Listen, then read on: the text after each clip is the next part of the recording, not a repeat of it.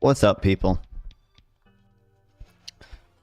I don't know why the chats they don't show up in the on the starting soon screen. Because I can see them in my little chat window, and you can see them here. But they weren't on a starting soon screen. I don't know. I'll have to look into it. But how you doing? Welcome back, Dylan.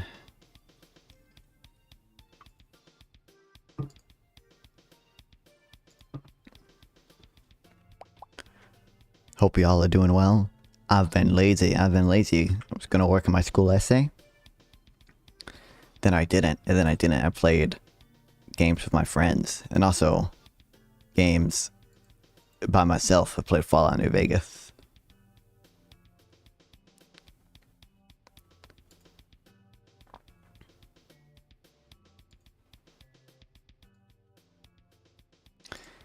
Rare earth metal compounds. I need another long holiday weekend for real. I'm on my I had a 3-day weekend. I go back to work tomorrow.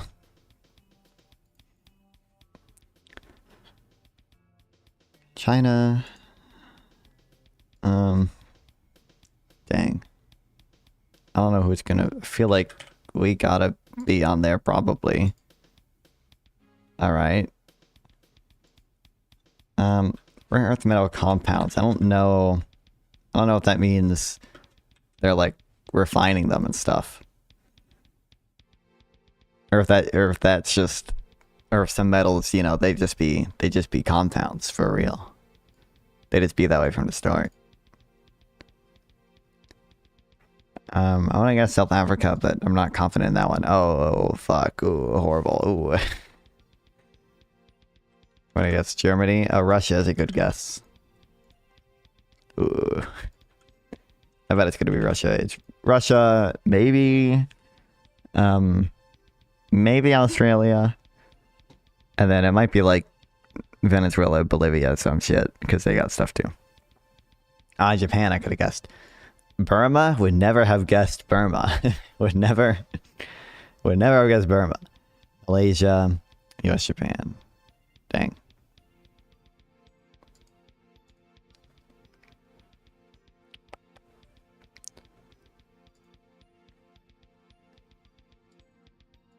Oh no. Oh fuck. Yeah, I don't know. What does WTG mean? I don't know what the hell they got going on. Well, I actually know probably what they got going on in Burma. Which is kind of makes it all the more surprising that they export a bunch of rare earth metal compounds. Way to go. That makes sense. I'm a Gen Zer. I'm a Zoomer. I use the internet. I know things. Fuck, this is just gonna be, I'm not gonna get it because it's just one of the islands, okay? Yep, it's a Pacific island. Marshall Islands. Nope. Fucking Christmas Island. Nope.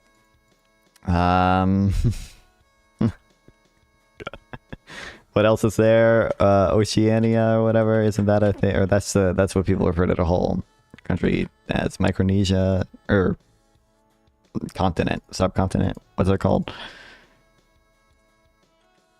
Oceania. A vast geographic region. Nauru. That's an island.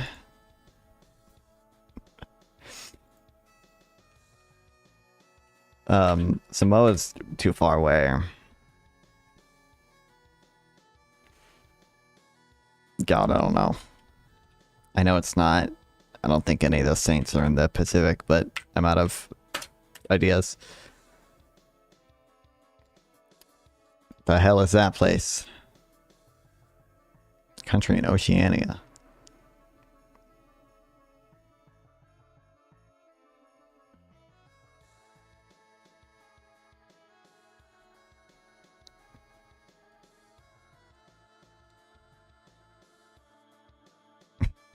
the 173rd safest investment destination in the world. Incredible. I gotta make some investments.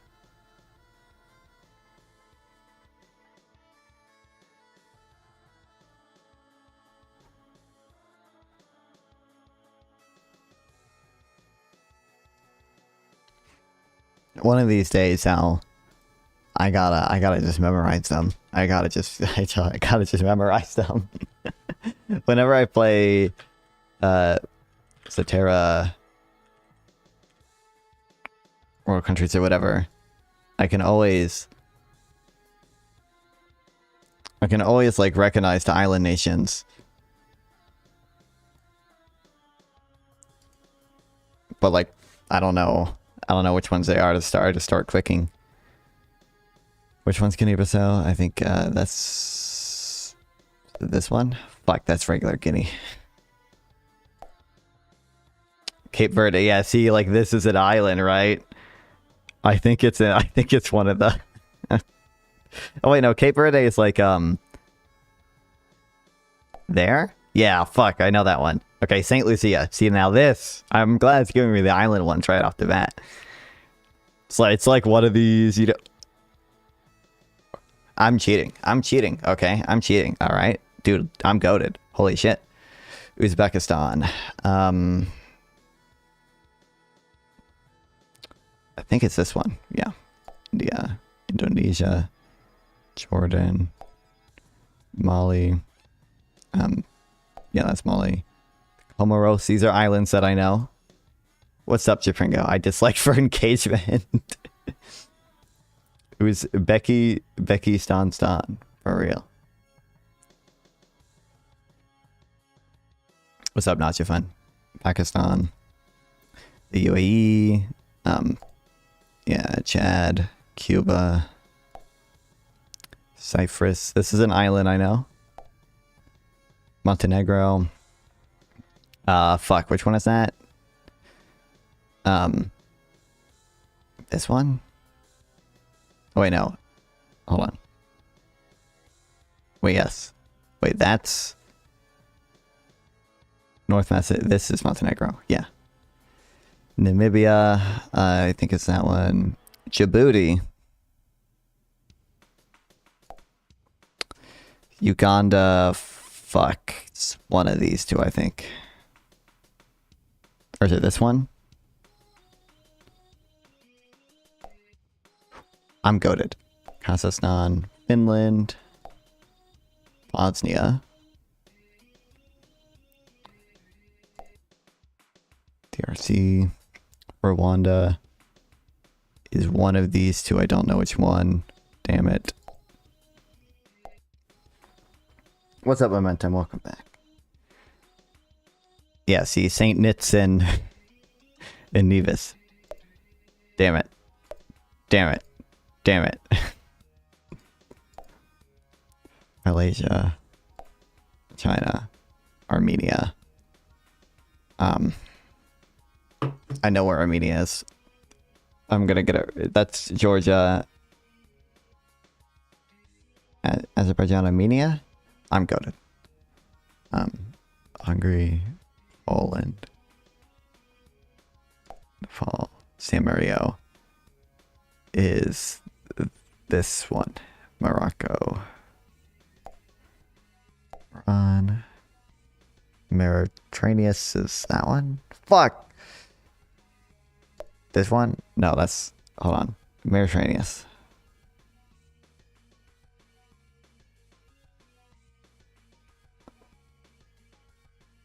I know what it says. How's the job going? I mean, I haven't worked in 3 days, but I mean, I've basically just done the training so far, but it's been pretty good. I feel pretty good about it. Thank you. I told this already, but the first the first day that was still training, but not like at the training store, at my actual store. My first practical day, they called it. the fucking one of like the higher ups was there. Adam Sheets, a member of the Sheets family.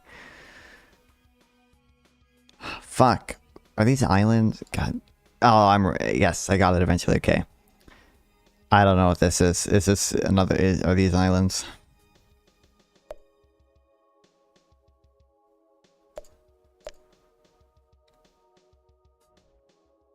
Wait, where is it? There. Damn.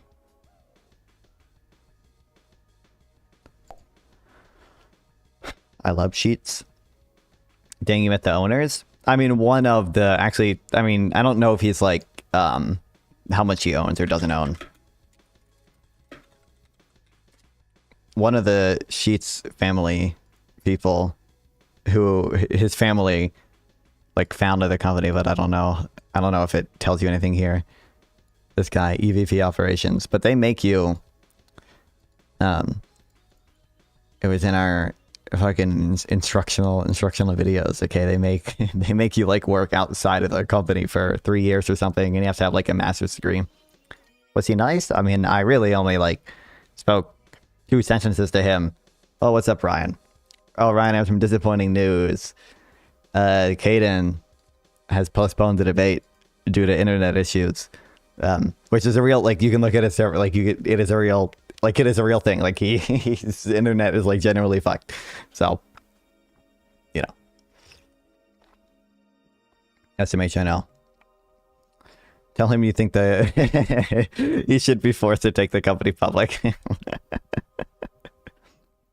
I think he should. I think I should be forced to have a equity share in it. They do actually have a employee stock ownership like plan. Like, it's not like, obviously it's not a fucking work co-op, but it is a they do you can get stock in a company.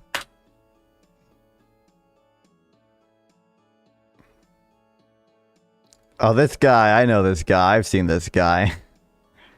He was saying that it's failing people, like capitalism in general. So just owning that fails people in general. Did you not make the claim about best gas station for food, bar none? It's true. I have to learn how to make so many different things. Any economic system, if you can even call capitalism an economic system? That's just a generalized term. It's like any economic system that people agree to is going to fail people in some way. There's no perfect solution. I would never claim there's a perfect solution. Somebody's going to be unhappy at some point. Actually, if you first welfare theorem, okay, in perfectly competitive markets, actually, it is Pareto efficient, and there are no more positive sum traits to be made.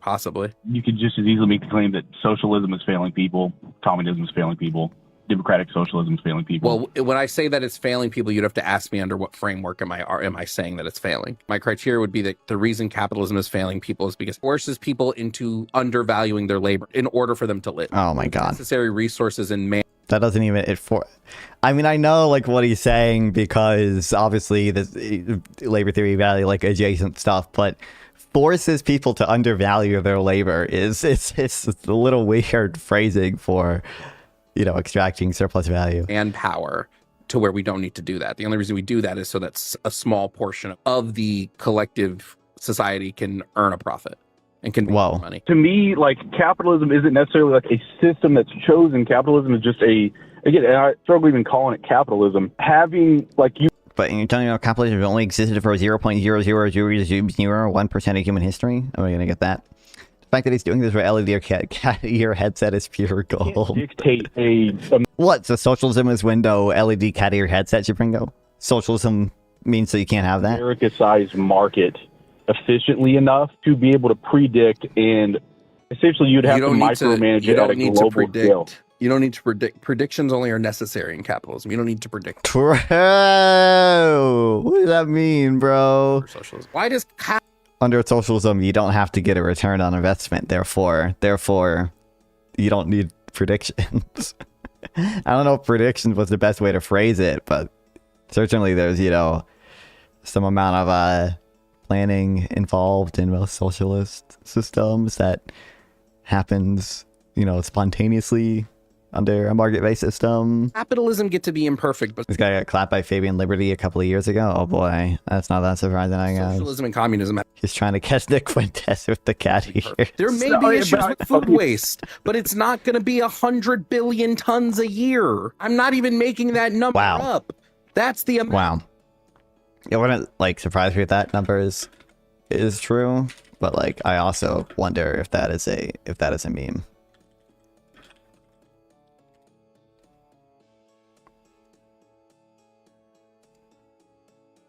Hold on, this is $100 billion problem.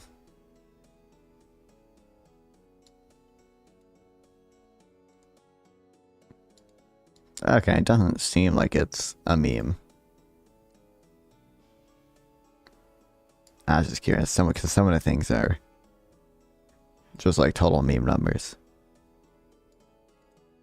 Don't. But I'm saying that can also equally happen in the other system. Like you're not No, it providing can't. a better Also, I said system. It 100 can't billion. I meant happen. 1 It's not billion. possible. How are we... So who is determining how much food to grow under a social system? Because either that's going to involve some prediction from like some government or public entity or various decentralized worker cooperatives. And we probably have reasons to believe that generally the like prediction they make is going to be better, both in the sense of probably more accurate and meets consumer preferences more closely under a market-based system with prices, as opposed to some system without prices or without a market-based system. You could have like worker co-ops, and there are a decent number of farms in the US that are co-ops that still operate like under a market system, or you just have the ownership somewhat socialized under like a sovereign wealth fund for farms. That'd be a little weird, but you know, there are ways of structuring socialism to avoid that problem. I think they run into other problems, but probably generally pretty good reason to believe why capitalism would be preferable here. No, not if we're only letting Oh no, what's this people theory? take what is needed. Oh, we just only let people take what's needed.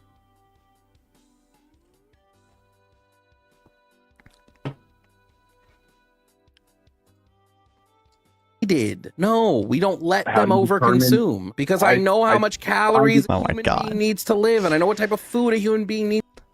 Their predictions are only needed under capitalism, but also we're not gonna let people overconsume. Who is enforcing that? Who is making the prediction for how many calories someone needs, bro? Like what? Just diet, so we don't So who let people decides? take. Who decides Me. what is the need? For the rest of life, whenever anyone asks this question, I do, because it's Wow. it's a silly question. It's not a silly question.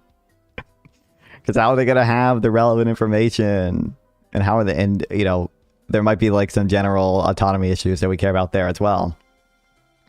You seen the new AYBV convo? Yeah, I did, and I read Bethany's Bulldogs blog post about it and some of the other things today. I do think that like Ask Yourself did better in that convo. Like I think he had a better argument and such. But some of the stuff against Bethany Bulldog that just seems kind of crazy. I don't know, kind of weird. We come together to figure it out, but right now the people that decide are 1% of the population. Decide for the rest of us, and the No, Chipringo, it only applies to food apparently. We don't let people take more food than they need. But everyone's entitled to at least one pair of LED cat ears. What was Ask Yourself's argument? I didn't get it. So I'm gonna butcher it because I don't know some of the philosophical terms. I felt Ask Yourself being really aggressive toward. Well, Ask Yourself definitely gets aggressive, and I can understand people don't like that, and there are times I don't like that, right? But that's just that's kind of, I don't know, built into my understanding of how any Ask Yourself debate is gonna go, I guess. But I do think he's obviously kind of being aggressive or whatever. How do we come together to determine it? Is it through perhaps markets, central planning? We will centrally plan all the LED cat ear production. Faunus excusing his MO. Ask Yourself's MO. I don't know. It's just like built into my like understanding of who Ask Yourself is. So I think it's a lot of it's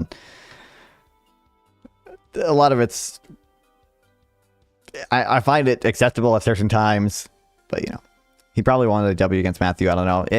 Yeah, I don't know. There were certain situations where I can understand ask yourself being aggressive, especially when it feels like someone's just not being clear and someone is just like not understanding certain things. But I don't know. So what I remember is Besson Bulldog and some other dude wrote a few things about like fine tuning basically, and there's I think what's it, awesome explanatory evidence or whatever. At one point there's I think Besson Bulldog's position was that it was essentially like an analogy saying you can't dismiss what was Besson Bulldog's position. It was like you can't dismiss exactly fuck, I'm gonna get it wrong.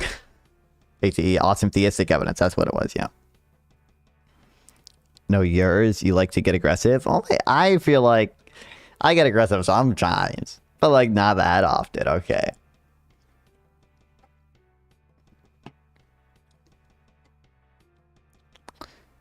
It was that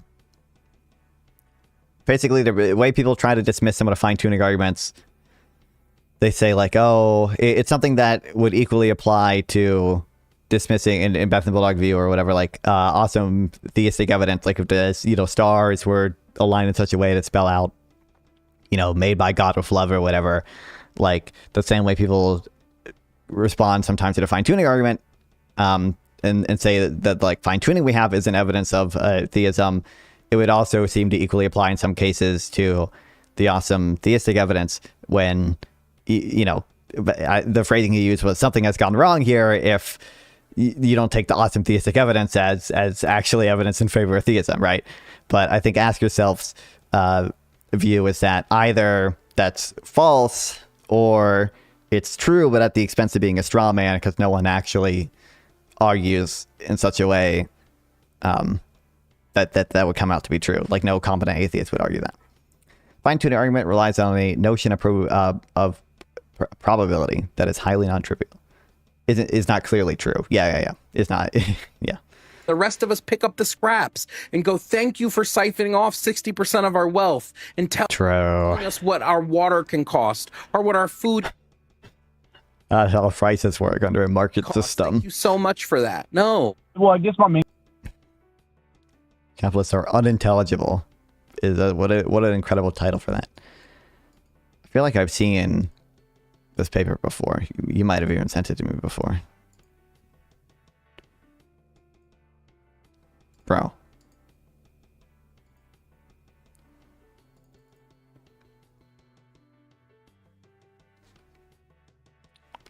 Is it even a fucking true fucking me, man? I know. I don't know why I ask yourself, it didn't just say it's a straw man, but just defended the first one of that dilemma. Yeah.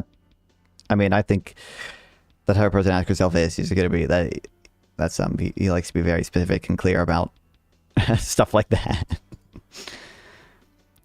What was ask yourself's reason for that dilemma, though? I didn't get why the dilemma would apply. I'm not going to remember everything exactly because I'm not in the older theism debate stuff. Okay, but basically it was.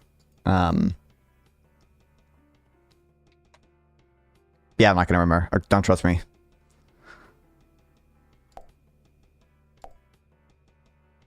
Hold on, I gotta finish this. Azerbaijan. Why am I forgetting where that is? I know where that is. This is Azerbaijan. Micronesia. I think that's the this one. Fuck this one. Fuck this one. Damn it. Sudan. Equatorial Guinea. Mozambique. Mongolia. Burkina Faso, Latvia,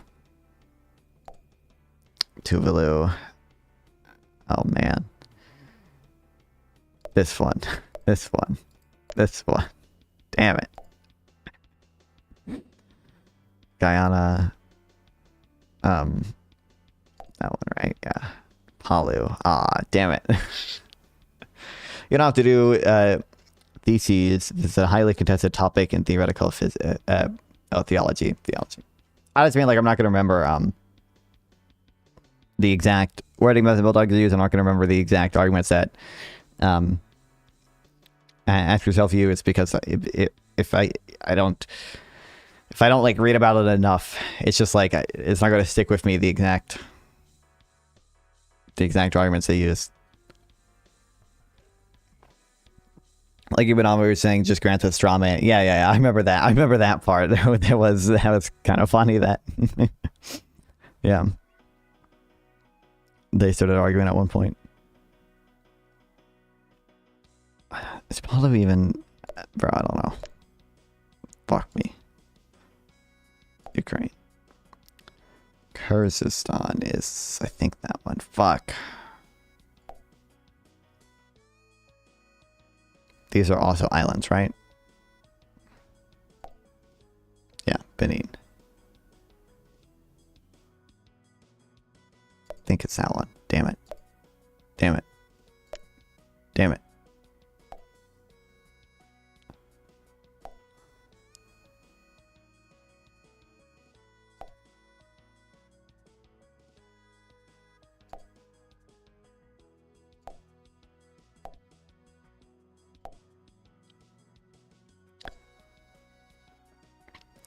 What gave off the impression that Ask Yourself did better than Matthew out of curiosity?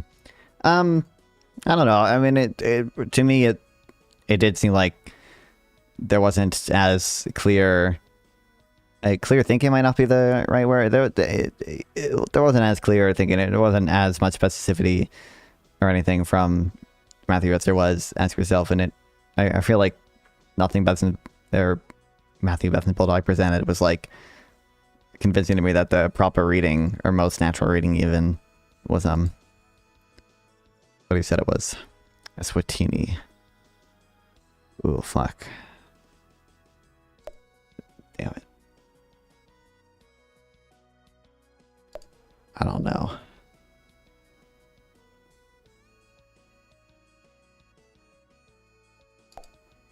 Oh, I do know. Damn, Nalfon's on a steady diet of white monster. I've been drinking a lot of white monsters. Oh, what's up, Cupid K? Nalfon is getting all these right as a joke, by the way. True. Thank you for having faith in me, Eleni. Did you guys hear about the Ukraine bombing an Iranian ship in the Caspian Sea? I did not hear about that. Can you give me a discount on a shrimp welfare costume? See, here's the... the person who reveals information first is at the disadvantage. It's like they've done like mock auctions, economists, and they've studied these things. Is like sometimes they only let buyers reveal what they're willing to pay, or the sellers what they're willing to sell like paintings for. And it's like whoever reveals the information first has the advantage. So do I want to reveal information first? It's a question. Do I want to be nice? Ryan Geddie debated Matt McManus. When was this? I think it was like 2 days ago. It wasn't necessarily a debate. It's like a podcasting. I think Matt McManus was debating someone else essentially, and Ryan Geddie is there as one of the host / moderator people.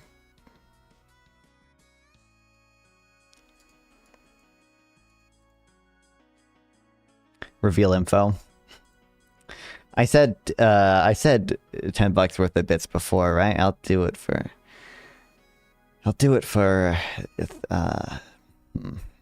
how about just like 300 bits? 300 bits, not that many. What's a debate topic about whether liberal socialism is a oxymoron? Can you be a liberal socialist? Liechtenstein. I think that's... Which one's Luxembourg? Which one? This is Liechtenstein, right? That one's Luxembourg, yeah. Ethiopia, Barbados. Oh, fuck. I know it.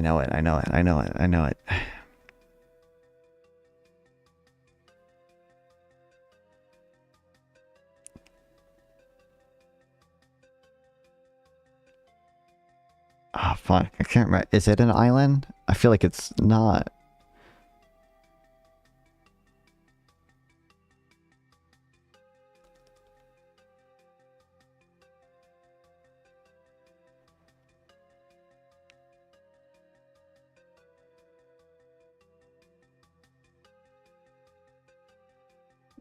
Damn, I don't know.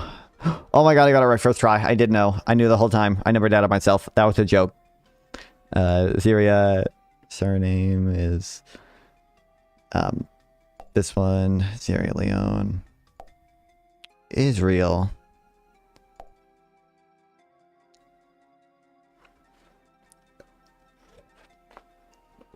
Rip what? I would support Palantir and SpaceX. Like, it was clear he had to go. He even told you that only. Oh. I was still trying to apply Matthew was running away at the end, which was uncharitable. I do. And maybe there's more of a pattern there that I don't know about. Because I think that's what Ask Yourself complained about. But it. You know, it was. It did seem like he. I don't know. Like, he probably just had things to do. You know, he was there for like 2 hours and. He's correct that, like, you don't literally get, you know, just credit for being there for a certain amount of time. But, I don't know. People will be busy. Why am I forgetting where Guatemala is? I know where Guatemala is. Which one is Belize? Which one's... I think this is Guatemala. That one, other one's Belize. Costa Rica. Portugal.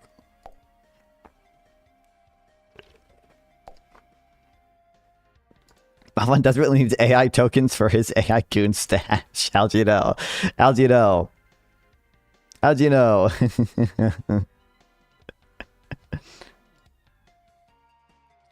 Accidentally posted that link. Oh. I was trying to click it, but then I would see gone when I clicked on YouTube. Libya is that one. Nigeria. Thanks for the follow. McAllister. Is that what that is? McAllister. Hey, I can share your stream. Oh, it's a bot. It's a bot.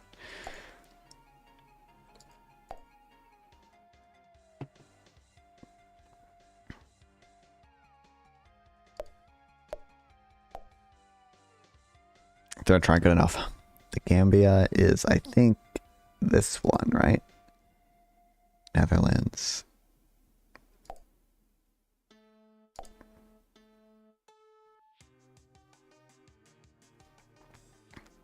I think that's Sicily's. Zambia. Oh, fuck. That one.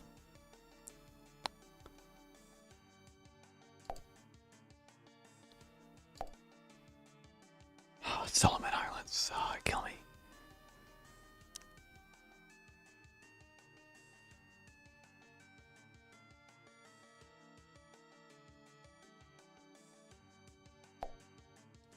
First try.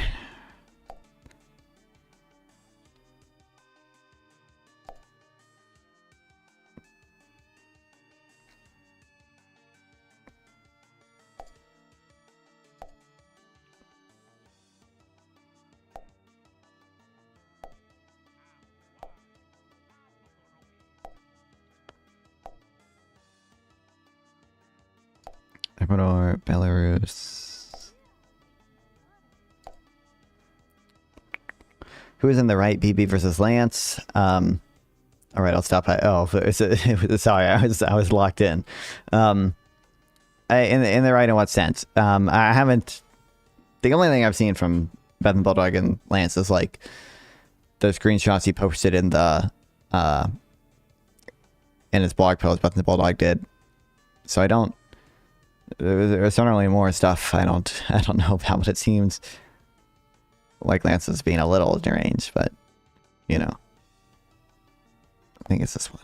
Central African Republic is that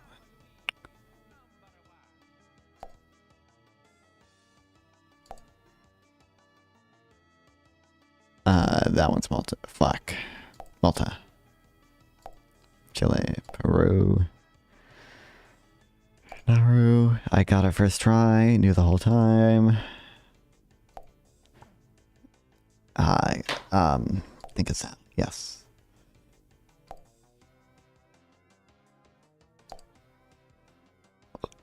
I know the Bahamas, those are the only islands I know.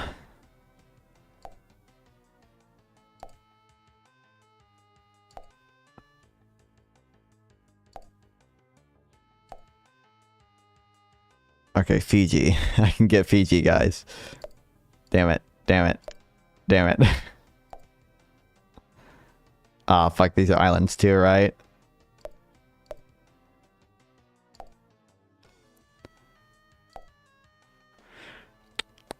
think if you think it's socialism is inherently communitarian, I think you're talking to Jipringo, right? Yeah, I was actually saying the entire combo that he had a hard out on limited time. It did seem uncharitable to me. Yeah, but it could be, like I said, I understand if it's a pattern or whatever, why they might be frustrated, but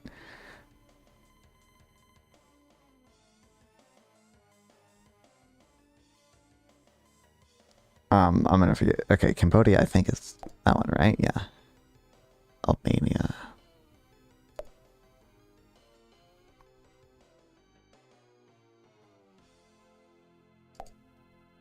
I knew where that is. Uruguay. Fuck, I just clicked the wrong thing. Belgium, East Timor.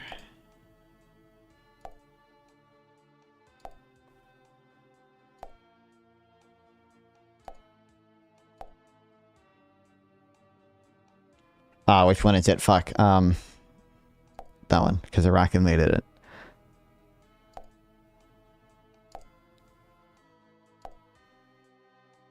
Grenada. I know where Grenada is. Because didn't we invade that?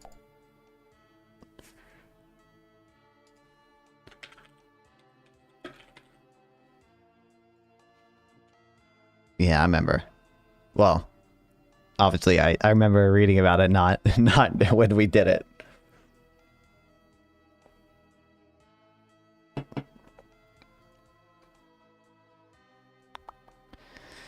This is a fucking island, but I don't know which one. Vietnam.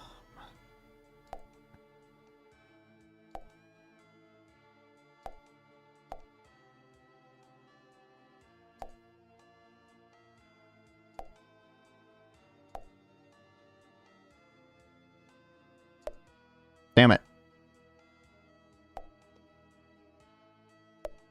Fuck.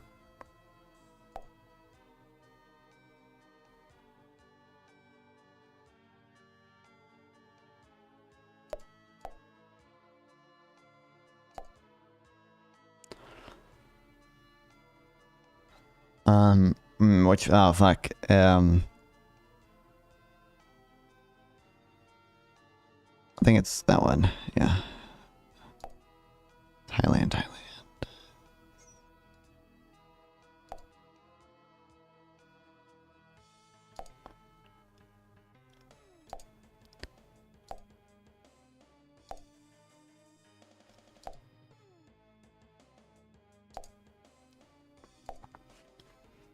Okay, it's easy now. It's easy now. I shouldn't have said that. I don't know where this is.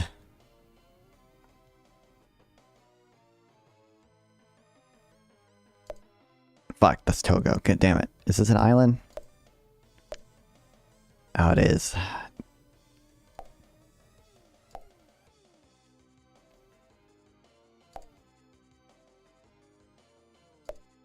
Fuck.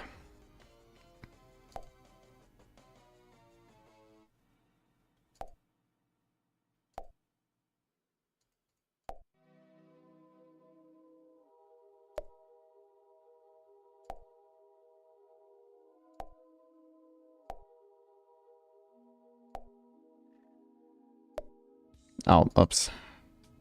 If I thought about that for more than 5 seconds, I could have gotten that right.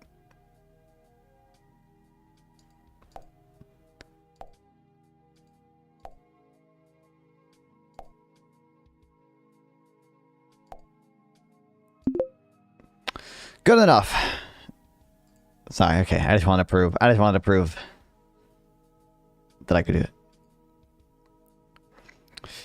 You know, locations by where we invaded, that's pretty based American Empire thinking, not gonna lie. I'm pretty sure I remember reading like some Noam Chomsky meme shit about this. I don't actually know if it's any if it was based or not. I have no clue really. I'm pretty sure it was because they were like foreign communists or whatever. Triggered by a strife within the People's Revolutionary Government, which led to the house arrest and execution of the previous leader and second prime minister of Grenada, Maurice Bishop, into the establishment of the Revolutionary Military Council. What are your thoughts on Ethan Muse? Not gonna lie, smart AF dude. He mugged James Forder and that Fatima debate, in my opinion. Can't say I recognize the name, but I might recognize if I see something of his.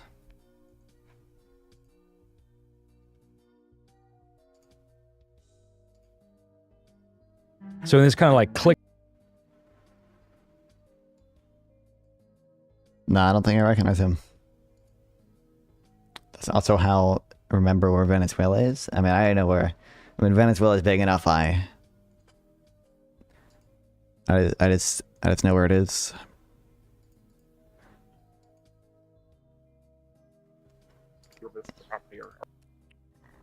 Okay, we're not gonna watch this whole thing or whatever. I think this is funny that it's happened, and they like talk about like capitalism and shit during part of this. I thought it was all gonna be like the snarker stuff, because if you don't know, North is and Westside Tyler have been involved in the whatever snark war Destiny stuff that's going on. I don't know what it. I don't know. I don't keep up with it. Okay, I don't keep up with it. Every Wick panel now is just random snarker v snarker stuff. But they like, I don't know where it is. Hopefully I can find it. They're like talking about capitalism and stuff in here. It's not this all cringe stuff. Like, you know, Subway, Jimmy John's on the bottom, a Target, and then apartments on top. Yeah, into the Target down. they'll all put in, so starting begin and end with the work. People live without working. Okay, so even what instead of other classes, because I feel like the working class is my idea is start socialist is probably the best way American to get social? Do to you describe yourself as like a Marxist-Leninist type or leftist, I guess, or how do you describe yourself? I'm an American socialist. Is probably the American best way to get socialist. to Okay, it. how do you define that? Okay, so basically it starts all of my. Is North doing digital ground game stuff? I don't know if he's officially involved with them or whatever, but it wouldn't surprise me if he was. My idea is starting begin and end with the working class. Okay. Even at the deficit of other classes, because I feel like the working class is What is defined as the working class? I'm curious. People that have to work for a living and do not have sufficient access to capital to live. Oh no, he's giving his Orhan answer. Oh no, oh no. Oh, you remember that Willis guy, a socialist dude who who I sent you Instagram reels about? He debated David. Oh, is he the one debating him in the? I think Sable Text told me about it. I didn't know it was the Willis talk to in this. No, but that is like the rate of profit to fall is going to force him to. No, it was paid by the Israeli government to go to Israel. No, it was facilitated by the IDF. No, it wasn't. Oh my god! Wait, I didn't know that was the Willis talk guy. Sample told me that he thought David did a really good job here, even though David like doesn't debate this type of stuff that often. I didn't know it was the Willis talk dude. Oh no. Oh wait, is there a non-Destiny reaction video to this? Because I want to watch at least some of that then. I guess it looks someone streaming on YouTube. I think David streams YouTube, but Wales talks Wills, WILLZ, I think it is. I couldn't find one with a Destiny reaction video. Yeah, damn.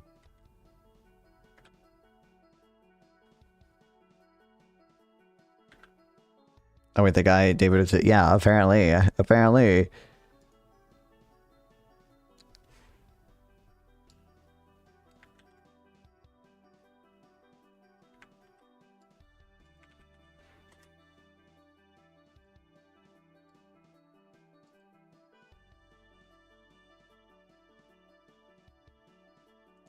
I think it's in this. So yeah, you can start collabing me. This is a VOD, so I don't know. That even means in this case, but okay. Against them acting on the basis of the authority. Let me just see falling rate of profit. And monopoly things like the invasion fair in one of the in terms of negative rights, anti-majoritarian institutions, democracy, accepting.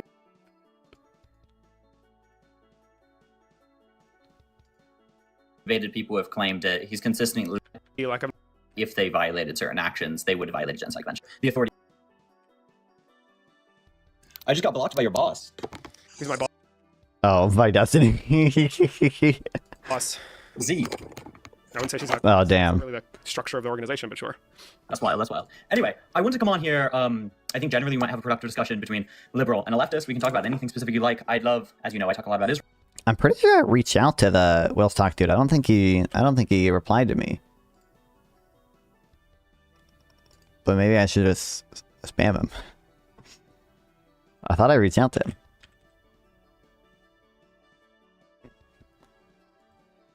I did message him over Instagram.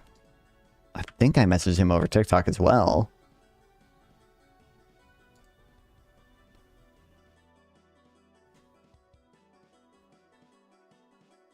I did, but he didn't reply to that either. He debated Kojo like an hour ago on the trans topic. Don't know who Kojo is on TikTok Live. Yeah. By the way, I think I might be able to set up a with that big Shakuna guy from TikTok Live. He was like, "Just also to kick me or whatever." I tried to get him to talk not via TikTok because that's just it's horrible, horrible format. But I think he doesn't want to do that. But hopefully, I can talk to him again and not have it be just like a 30-minute thing or I'm talked over the whole time. Problem with these socialist history stuff is that they can say stuff about history, but they won't give actual empirical evidence for their claims. I know. Like, do you have any evidence for that? Yeah. And also evidence for, you know, at least depending on when they talk about foreign policy stuff. Like the democratic peace, literature, just there is actually a decent amount of evidence for that. And it doesn't seem to be the case that all these capitalist countries, go to war all the time to help the big oil companies or help the big capitalist class or whatever. Seems like they're fairly peaceful both between each other, well, especially between each other and towards other non-democratic nations. Israel, and I'd be interested in what your position is, especially with an organization that you're affiliated with, Unfuck America, platforming a genocide denier. I'd be interested in what your thoughts on that. Oh man, I'm pretty sure David is pretty pro-Palestinian. I'm pretty sure he thinks it's a genocide even, but I could be wrong. Whether or not answering the question of genocide? Yeah, like whether it's acceptable to platform a genocide denier. Oh, like who's a genocide denier? Destiny. Well, I thought he was pretty critical last time. What was the last Has time? he recognized the genocide of Palestinians? Is that necessary to pass best policy? To not be a genocide denier, it is. Yeah. Like say for an individual that adheres to the rulings of international bodies that we recognize as having like some legitimacy. I don't think there's been a ruling on whether or not there's a genocide as of this moment, right? That isn't relevant to whether there is in fact a genocide. No, but I mean, it's just a question of somebody that rather appeal to like a higher authority, even if they recognize there being a huge humanitarian crisis in the area, and maybe even calling on Israel's accountability. I think all of those things are possible, and the position still being viable without having to call it a genocide. I mean, I call it one. That serves. Oh, okay. Yeah. So you recognize it as a genocide. You think it's important to recognize what international bodies have said. I think that's an odd argument to make, considering international bodies have consistently found that it's genocide, like the UN Commission, like the UN Special Rapporteur, like Amnesty International, and the ICJ preliminary injunction found that they. Oh no, the ICJ meme. I don't know what he's saying with the other UN body. That serves. Oh, okay. Importance. So you recognize it as a genocide. You think it's important to recognize what international bodies have said. I think that's an odd argument to make, considering international bodies have consistently found that it's genocide, like the UN Commission, like the UN Special Rapporteur. The UN Commission. Well, there's been a few UN commissions in Israel. I don't know which one quoting UN Special Rapporteur. That's just a dude, right? I could be wrong. Oh no. Is it a body? No, it is just a fucking dude. Yeah, it's a very crazy woman, yeah. I don't know what commission he's talking about either. There's been a lot of commissions into Israel. UN commissions. Israel. Like, I don't know. A lot of these dudes should try to debate Avi and I'm assuming you mean IV, yeah. I don't know when the last time Avi did a Israel debate was. I don't know if he's interested in just constantly talking to like crazy people on it. I'm assuming he's probably means this one.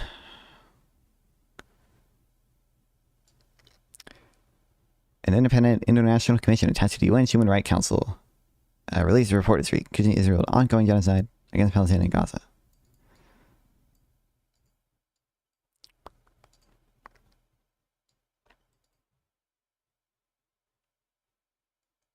As I don't think the UN commissions are like, first of all, I don't think there are any other things that are binding. Not that like really matters, just for a, it's just for like investigation into stuff or whatever. But I'm pretty, these are all just like bodies set up within the human rights thing, right? And I don't know how great they are.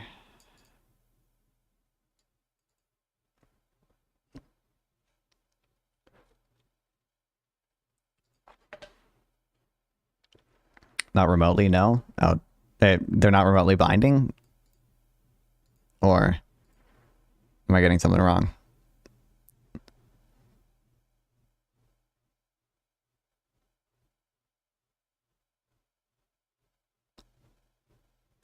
The UN stuff is there's too many UN things, bro.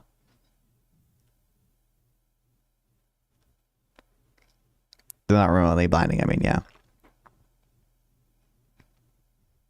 The only one I remember, I think there was a UN commission on the like 2010 flotilla raid.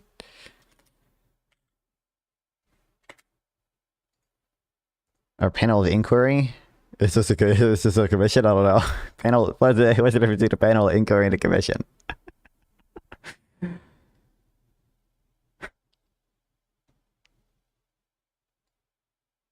UN Human Rights Council, independent international fact-finding mission. The incident of the flotilla. I remember reading some of this one, but I think that's it. Like Amnesty International and the ICJ preliminary injunction Yes, I found never that recall that. yeah, the preliminary injunction would find that they would violate the Genocide Convention if they invaded Rafah. Therefore, they've invaded Rafah. They violated the But I Genocide don't Convention. think. Wait, correct me if I'm wrong. I don't think That can't possibly. That can't. I think the judges were split on it or whatever. But I know some of the judges said they shouldn't go into Rafah and stuff or whatever. But it can't possibly be the case that just invading Rafah would be like the violation of the Genocide Conventions. That cannot possibly have been the standard. the ICJ has dropped a ruling on it yet, right? Well, do you know what a preliminary injunction does? Yeah, it's similar to a TRO. It like enjoy. But that can't be ICJ Rafah invasion.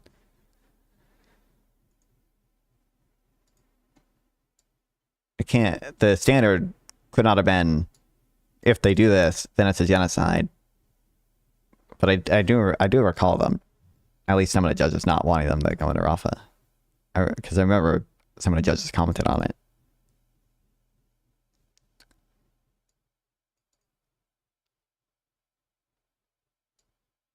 Israel must immediately halt its military offensive and any other action in the Rafah government, which could bring about. Oh wait, I remember this. Which could bring about the physical destruction of the Palestinians, because I think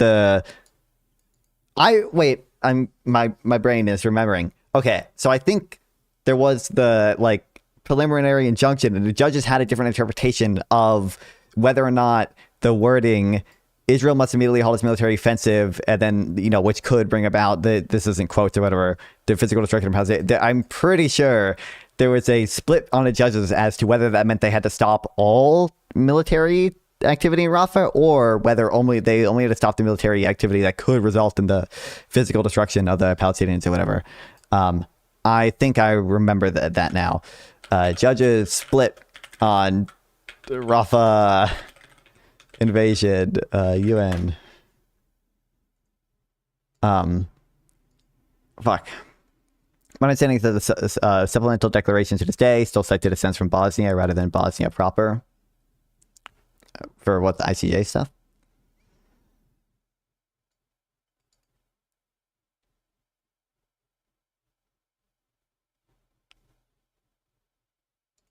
Oh, fuck. This. Hold on. How a single comma is allowing Israel to question ICJ Rafah ruling.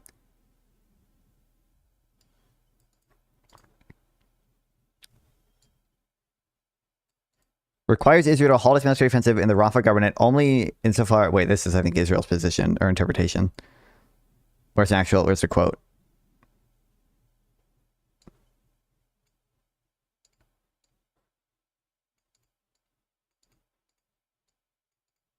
Immediately halt its military offensive, comma, and any other action in the Rafah government, comma, which may inflict on a Palestinians group in Gaza conditions of life that could bring about its physical destruction in whole or in part. So I think there was a split between, at least, the way Israel interpreted it, and I thought some of the judges as well, is whether they had to halt everything or only halt the stuff that would bring about the physical destruction in whole or in part. And they're definitely not saying that the genocide convention, like it would be a genocide if they just went into Rafah. Like that obviously cannot be the standard.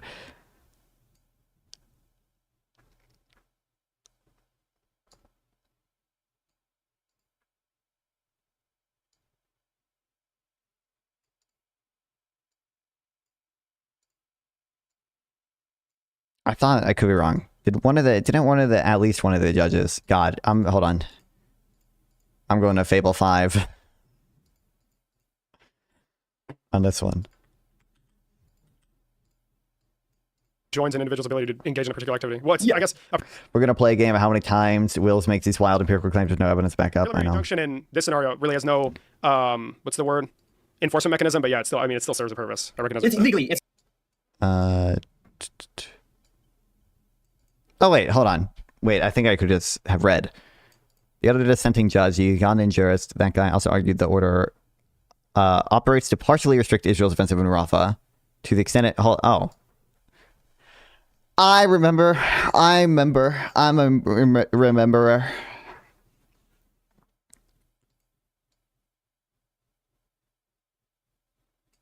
This was one of the dissenting judges. But I thought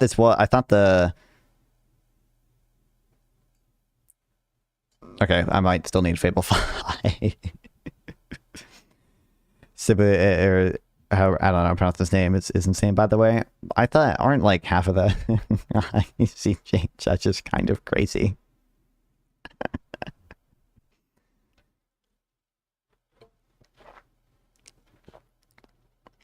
Pro-Israel bias.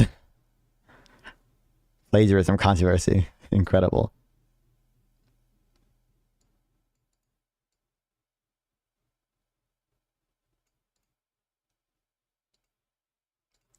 It's legally binding, right? It's just like a disposition to defend whatever Israel does. Okay, maybe.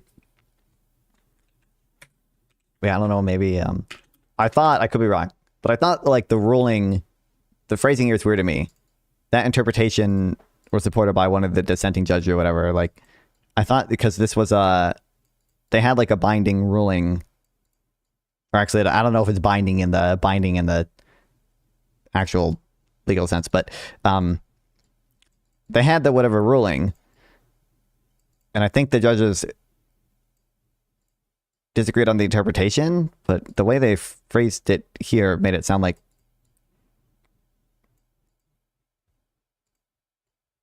maybe that's not the case.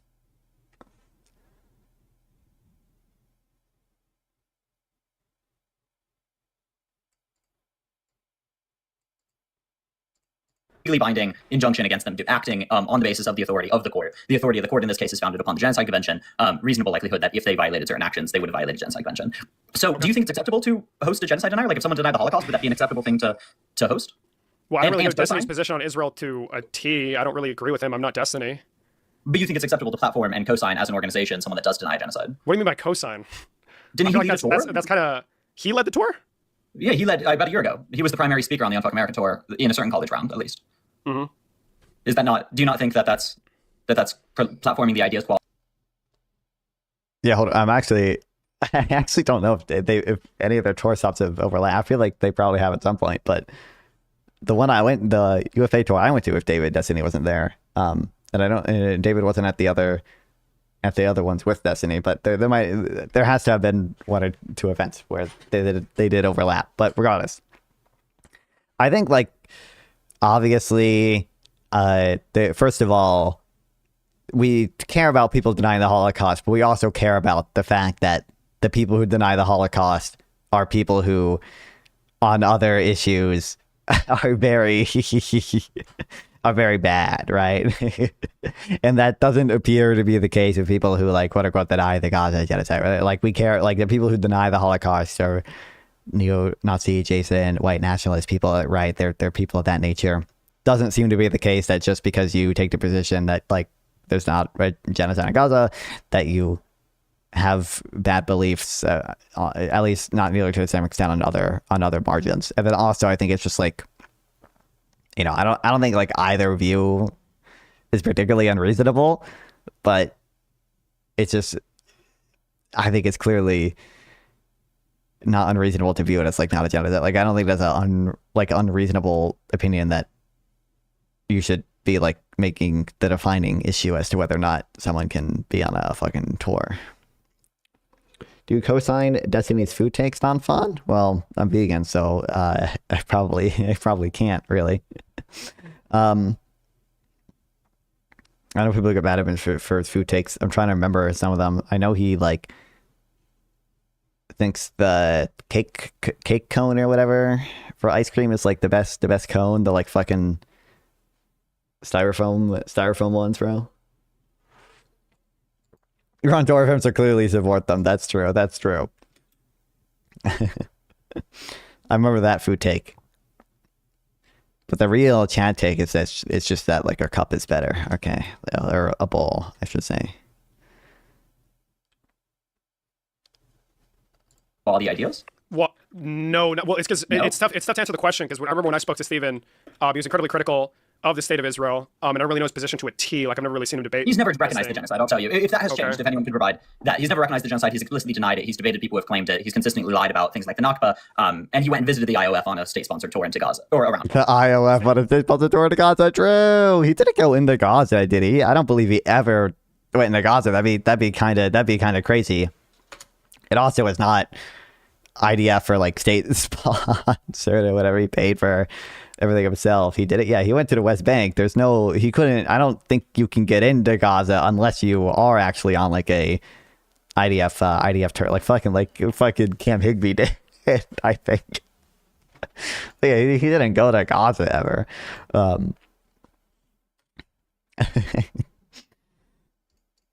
He was paid by the Israeli government to go to Israel? No, it was facilitated by the IDF. Really? What is facilitated by the IDF means?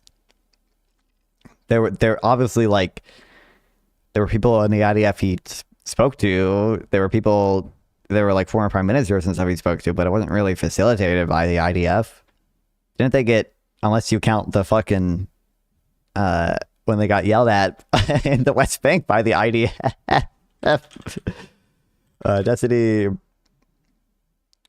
IDF West Bank. Didn't they? Or that's no.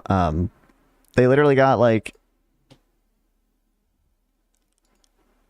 yelled at by some IDF people, right? They were in the West Bank, where they were like in Area A or wherever, where I think technically they didn't have permission to be, and they were like kicked out. Destiny kicked out by IDF.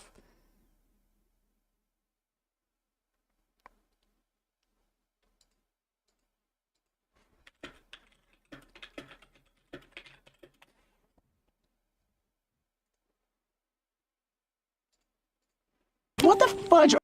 I remember he posted a clip on Twitter. I have to go like searching forever to find it though.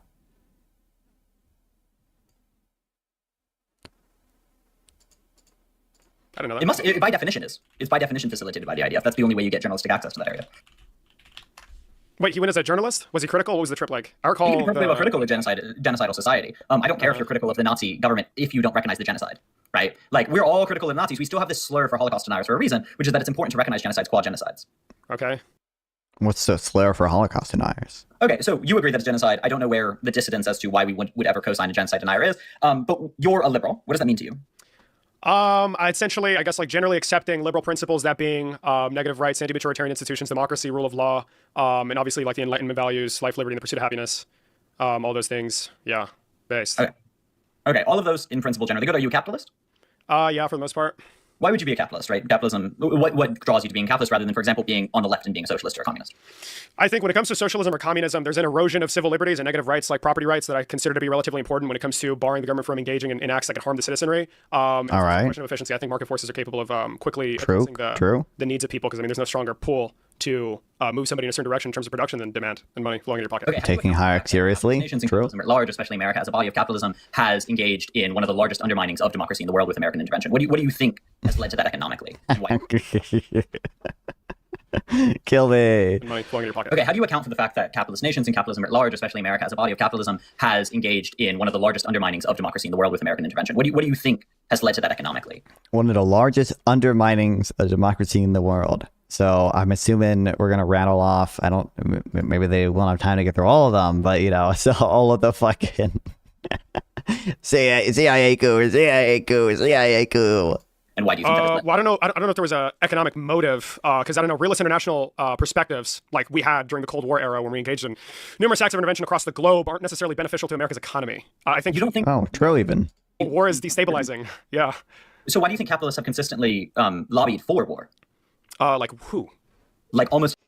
So like there are, I mean, first of all, even then they could be motivated by like ideological things or whatever. But there are individuals who can benefit from war, but it doesn't mean on net that the capital class is helped by them. Just that like there are, with anything that kind of has concentrated benefits and diffuse cost, the capital class as a whole is probably not helped by a tariff on sugar, but sugar companies are helped by a tariff on sugar. But there are a lot of other capitalists who would probably not prefer that they have to pay more for sugar in the U.S. Because that eats it. I mean, they end up substituting for corn syrup, right? But that's a whole other issue with the subsidies and stuff we give to corn. But that still hurts them, and they just don't necessarily have a big incentive to organize and lobby against it because it's a diffuse cost to all the other firms. Every single major corporation funding conservatives and funding warmongers and helping and being complicit in things like the Iraq War, where both sides supported the Iraq War with corporate funding. Both sides. Things like the invasion in Vietnam, which had unequivocal support from the corporate bodies. Wait, who are both sides? Are both sides the Democrats and Republicans? Both sides and funding warmongers and helping and being complicit in things like the Iraq War, where both sides supported the Iraq War with corporate funding. Things like the invasion in Vietnam, which had unequivocal support from the corporate bodies within America, and the genocide of the Palestinians. There has been no. If it was genuinely destabilizing, why is there not a corporate lobby against war? Well, in the case of Gaza, I feel like that's very concentrated. Well, at least not anymore, now that we launched a war on behalf of Israel into Iran. But in the case of Gaza, I feel like it's relatively concentrated. I just don't see what the economic benefit of leveling Gaza would be. Do you understand? I consider these things to be ideological, if I'm being honest with you. Do you understand why? Have you heard the leftist characterization of imperialism and its relation to capitalism? Or do we need to summarize? Oh my God. I'd rather have you summarize it because I don't think the people. Well, I'm gonna hold you to higher Cookie stuffers. Oh. level, considering the fact that you're like an influencer in the space. I don't think anybody that I've spoken to has done a good job at articulating themselves, so maybe you'll do a better job. Sure. So, well, if you read Lenin, imperialism, the highest form of capitalism, you'll understand that I'm behind. No, ship and go. You'll understand that if like I don't actually remember the exact argument he made in this book. We were evidence for capitalist peace. I know it's all gonna be like the theoretical like Marxist class dynamic claim stuff. Something as the rate of profit will fall domestically. They have to move overseas to extract stuff from the periphery nations and yada yada yada. As like 1 second. Generally, we view capitalism developing from free market forces into oligarchies and monopolies. Those monopolies then effectuate their economic power into political power. They, because of the falling rate of profit, have an infinite incentive to expand their domain of influence and control, and that leads into state force control, like expanding its access to new markets. That develops historically into classical imperialism and colonialism, right? Like the expansion of formal colonies and imperialized lands, and now into neocolonialism, and that enforced through the neocolonial organizations like the IMF, institutions of ISDS. Don't get on me about having not read theory, folks, okay? Never yell at me, alright? I got the theory. You precog that? I mean, kind of. That's just like what the general argument is. Okay, I got the sticky notes. I got the highlights. What did I highlight in here? Let's see. For example, by buying up mineral lands, oil fields, etc., colonial possessions alone gives complete guarantee of success to the monopolies against all the risk of the struggles with competitors, including the risk that the latter will defend themselves by means of a law establishing a state monopoly. The more capitalism develops, the more the need for raw materials arises, the more which, I mean, there's obviously like a Jevons effect, but like you also, you know, you probably tend to get more efficient at using less raw, like getting more productive, literally kind of by definition. You're using less raw materials for the same amount of stuff, although obviously depending on the good and the elasticity of, you know, income elasticity demand there, you end up using more resources for more stuff. But regardless, the more capital develops, more the need for raw material rises, the more bitter competition becomes, and the more feverishly the hunt for raw material proceeds throughout the whole world, the more desperate does the struggle become for the acquisition of colonies. True. Because like there's no positive sum trades to be made about, you know, people investing in new mines or new equipment to get more productive. It all has to be exploitative. Generally speaking, under capitalism, the ownership of capital is separate from the application of capital to production. Wow. Finance capital and the trust are aggravating instead of diminishing the differences in the rate of development. In the rate of development of various parts of the world economy. Oh, how could I ever highlight this? It's just not true. It's not true. All the evidence says the opposite. No. No. Old Nadva. No. When the relation of forces is change, how else under capitalism can the solution of contradictions be found except by resorting to violence? No. No. Oh, no. And American intervention. There was a new Tibor Reuter blog post like 2 days ago or something about that, about this very thing, guys. Just like not the case that, you know, the relative difference between countries is growing. And then you still have to prove a lot of this blog post is about, you know, even if it's not the case, which like this graph shows, like it seems to be coming to an end, which obviously also is somewhat associated with, you know, just an association, but the fact that countries seem to be moving in a less globalist direction right now. But, you know, regardless, there are alternative like Marx's explanation, like some of the deep roots explanations that he goes over here. When it is necessary.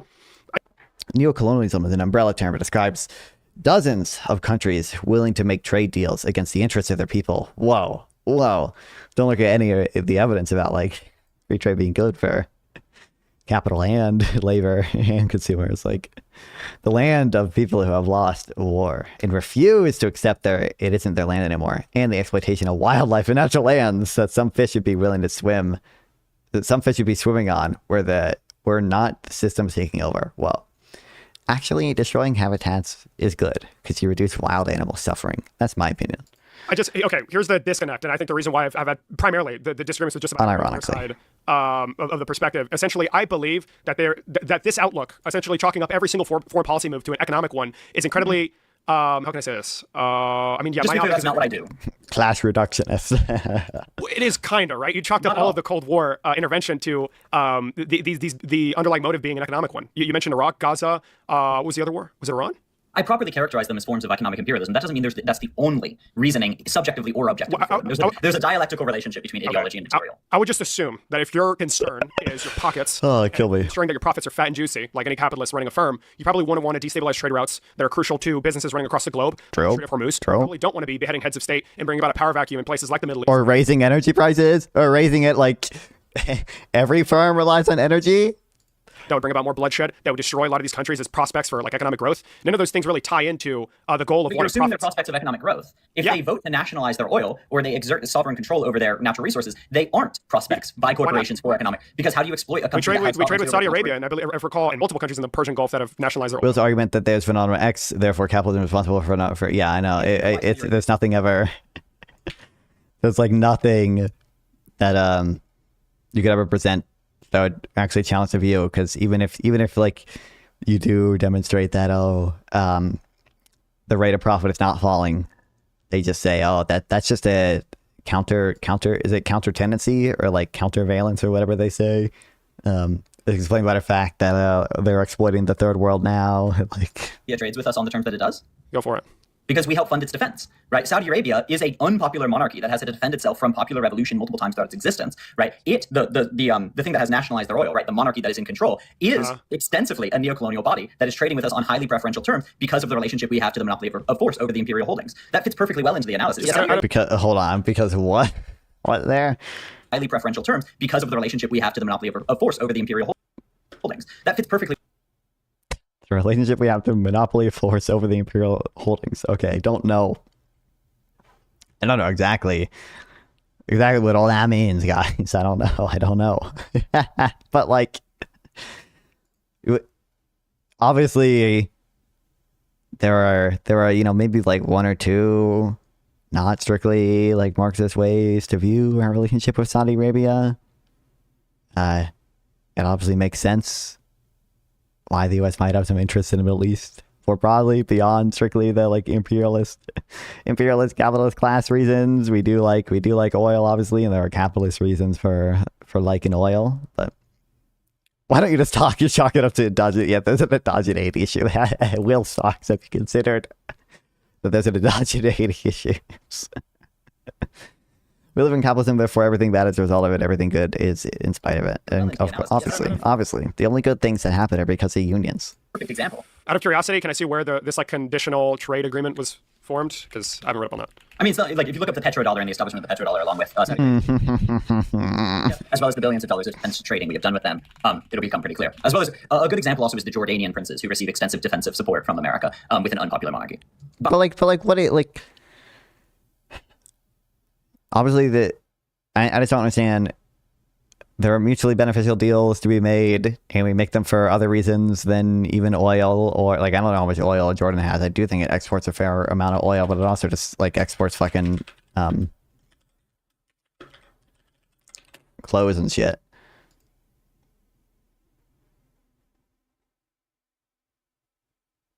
We are a fairly big trading partner. Where's yeah, fertilizers, sweaters. We had I don't know exactly when we made the US got super peaceful with Jordan, but a lot of times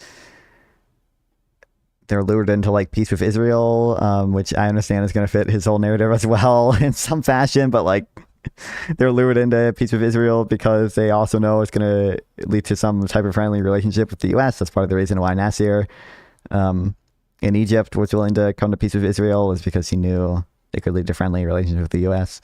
I think Jordan made peace with Israel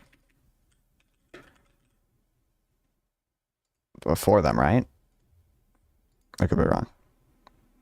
Oh no, this is 1994. What there had to be one before that? Maybe I'm going to think of the armistice lines.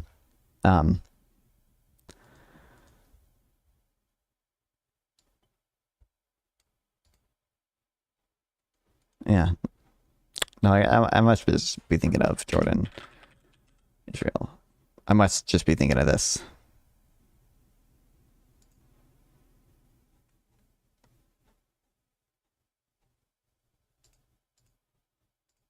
Bahrain is also a good example. Iran being a bad example, right? Because Iran does not open itself up to foreign intervention from. God, sorry, but you can tell he's intentionally making sure to pronounce it. Like the Iranian, native Iranian way or whatever, and he doesn't make the effort to do that for like Saudi Arabia and stuff. The petrodollar, along with Saudi Arabia, as well as the billions of dollars of defense trading we have done with them, it'll become pretty clear. As well as a good example also is the Jordanian princes who receive extensive defensive support from America. He doesn't even seem to do it for Jordan. With an unpopular monarchy. Bahrain is also a good example. But Iran, Bahrain, it sounds like he does. Because Iran does not open itself up to foreign intervention from the West or foreign investment from the West, and therefore is not a prospect for extensive economic growth. So you level it? Well, what do you do, right? So what do you do as a corporation if no one is allowed? If you're for example, ExxonMobil is a good example, or even for Iran, a better example being BP, British Petroleum. Do you know what British Petroleum's former name was? No. Don't you know 1960 or 1954 Iran coup? Hold on, guys. Hold on. Give me a second, guys. Company. Because if memory serves, I might be wrong on that specific point, but I'm pretty sure I'm right there. Someone check me. Because Iran, during its first popular revolution, which later ended up in Mossadegh taking control, nationalized or attempted to nationalize its oil over what was previously an extraordinarily bad oil deal for the Iranians that was extracted for what is now BP, right? And BP was complicit with the British Empire and at certain points the American Empire in undermining Mossadegh and yes, Well, let's see, guys. let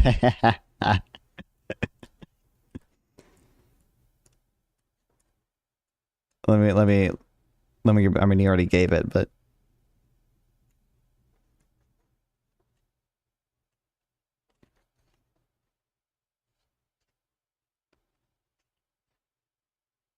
I highlighted too much stuff in here.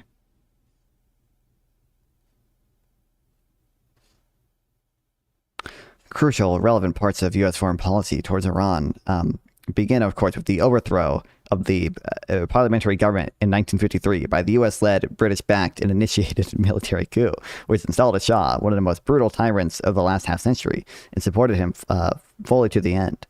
He was overthrown in 1979.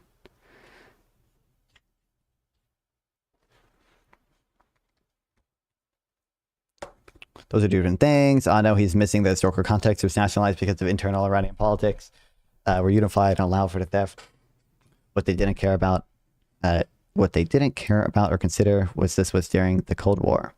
Yeah, I don't I don't know a ton of the history exactly. I guess I remember I read both of these. I read both of these books a few years ago, but I don't think some of the information in them was like particularly accurate or well sourced or like actually that meaningful. So obviously it is my belief that the US did plenty of not great things during the Cold War, but that usually the memes about just CIA overthrow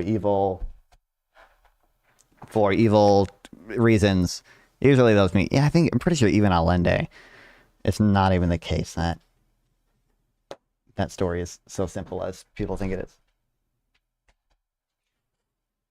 Destabilizing them for what became dictatorship passed by the Americas that continue to trade oil with America. And this cites No Money Climb, by the way. Oh, the foundation for the Iranian Revolution in 1979.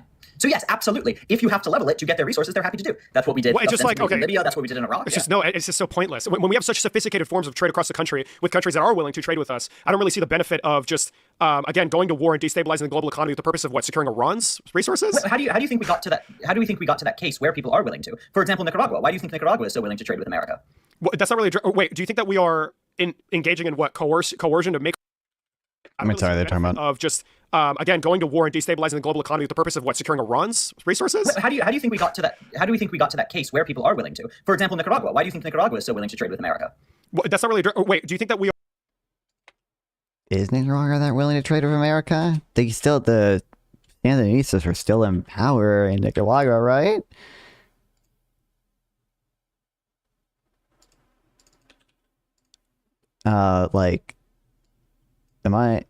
We kind of lost that one, right? Like we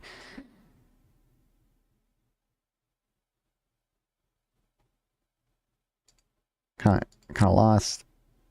Yeah.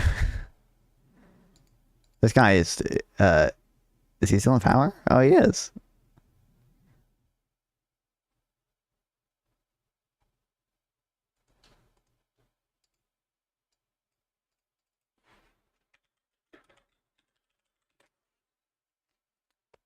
Americans hate craze with Ortega. Is that how you pronounce it? Aren't they crazy hating? Like crazy us hating, US hating. yeah, from my understanding, we did not like the Sandinistas. We tried our best to fund the Contras to get rid of them. It did not work out. And the Sandinistas are still in charge. I'm pretty sure we also go after this dude for like drug stuff a lot. I'm pretty sure he has like an indictment. Oh, does not face a formal actual criminal. Oh, damn. Has faced long-standing serious allegations of complicity in drug trafficking. So he doesn't have an indictment or anything. But people don't like him for that reason.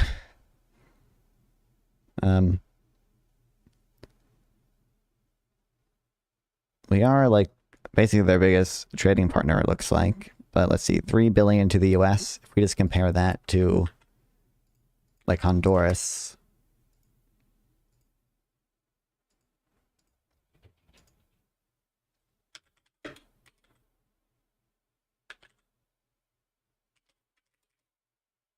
It's about Honduras.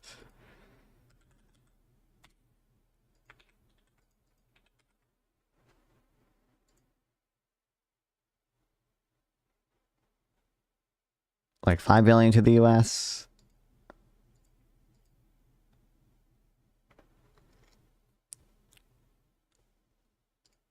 We are engaging in what, coercion to make Iran trade with us? I think we are engaging with coercion, at least historically and implicitly, with the majority of smaller countries that we are trading with. That's why I point to Nicaragua. Nicaragua once had a popular revolution, the Sandinistas, right, where they explicitly cut off foreign. And they won. They're still there, bro. But regardless, don't we think that one, there's plausibly other reasons why they might want to trade with us, like the fact that like it just seems like it's good for their economies. Like this just seems to be mutually beneficial, right? And then two, we have decent evidence that it's mutually beneficial. So the notion of like exploitation and stuff is just kind of a little weird, given that we have evidence of the like welfare effects of trade, and they tend to actually be bigger for smaller nations than for poorer nations. Like the U.S. probably does not benefit that much in aggregate from our trade of Nicaragua or Honduras or whatever, but that Nicaragua and Honduras do in aggregate probably benefit quite a bit from trade. Like I don't know if we have exact estimates of like the welfare effects of CAFTA, which I think Honduras is part of. Nicaragua is part of it too. I don't know if we have like estimates of the welfare effect of this, but I know we have evidence from NAFTA, the welfare effects of it, and they're like quite a bit larger for Mexico than they are for the US or Canada. Intervention and trade with America because it was extractive and abusive, right? They were a banana republic previously, and then America undermined explicitly. I'll ask Fable 5. Let me find the study about the welfare effects in NAFTA, then I'll ask Fable 5 if there's a similar thing for CAFTA. I don't feel like that's really addressing our organization called the Contras to undermine them. You're pointing to exactly you're pointing to history, but I'm asking you a specific question. Yeah, that's pretty bad faith. But that's how we do politics. I don't think politics is history. No. Historically, when was the last time we had a president? Politics history. Historically, I mean, it depends what you mean. Like, I think all of them have been war crimes. I think this is the study I'm thinking of. Question mark.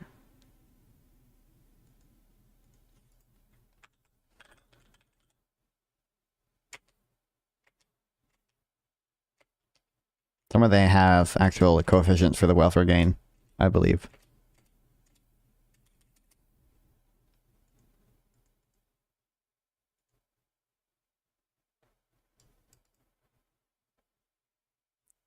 But there's got to be something similar for other countries. Criminals and imperialists. That's not, you know exactly what I mean. I think all the intelligence or everything that's been leaked from individuals close to the situation point to Donald Trump's fixation on opulence as being the driving factor to go on a war on Israel, go engage in war on Israel's behalf, not like an economic benefit. If anything, the economic disaster that has been the war in Iran is leading Donald Trump in pursuit of an off-ramp. That's why we're looking so hard. This. Replier model and use estimated elasticities to identify the effects of NAFTA's tariff reductions. We find that Mexico's welfare increased by 1.31%. The US's welfare increased by 0.08, so a lot smaller, and Canada's welfare declines by 0.06. We find that intra-block trade increased by 118% for Mexico, 11% for Canada, and 41% for the US. We show that welfare effects from tariff reductions are reduced when the structure of production does not take into account intermediate goods or input to output linkages. Our results highlight importance like sectoral heterogeneity, intermediate goods, and sectoral linkages for the quantification of the welfare. Yeah. Hard to get a ceasefire deal because gas is now at $4 a gallon, and we saw a 59% increase since the start of the year. I think it's clear. That hurts other capitalists. Oops. Like, especially with energy prices. That hurts them. And the trade routes, anything going through the Red Sea. Like, well, at least in this case, that actually, are the Houthis? Are they chilled out? Are they chilled out? These oligarchs are really driving or pushing the fucking needle, and it's rather just an incompetent administration looking to behead adversaries across the seas. I think we can have an interesting economic analysis of the Iran war. Let me take you back 10 minutes in this conversation. We were not specifically talking about the Iran war. We were talking about imperialism writ large. That's why I talked about history. I will agree with you 10%, which is that fascists act irrationally, right? Trump, as an open-out fascist, is not directly imposing the will of one-to-one of the oligarchs, but it is very clear that fascism writ large, historically and now, is in the benefit of the oligarchs. It benefits the oligarchs because oligarchs benefit from crisis. So, for example, there's a good book on this by Naomi Klein, Crisis Capitalism. Kill me. I was thinking of shock doctrine. Doesn't Deepa Rooter have a blog post about that one as well?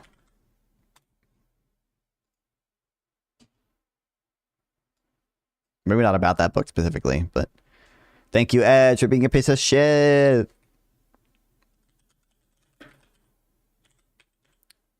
Yeah. I don't know if it's about, but I think this is her. Isn't this her book? How do you spell her name? Yeah, Crisis Capitalism.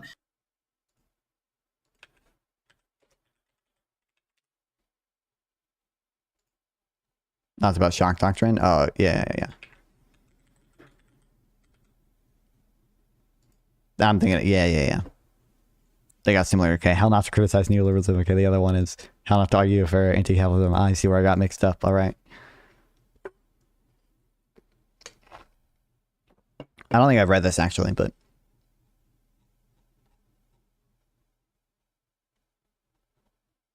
it's liked by Nicholas Hecker, so it's gotta be good. I should read it. I believe I've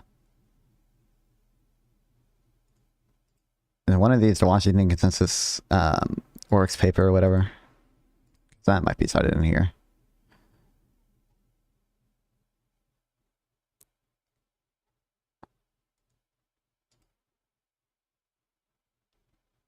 These are like economic freedom index things.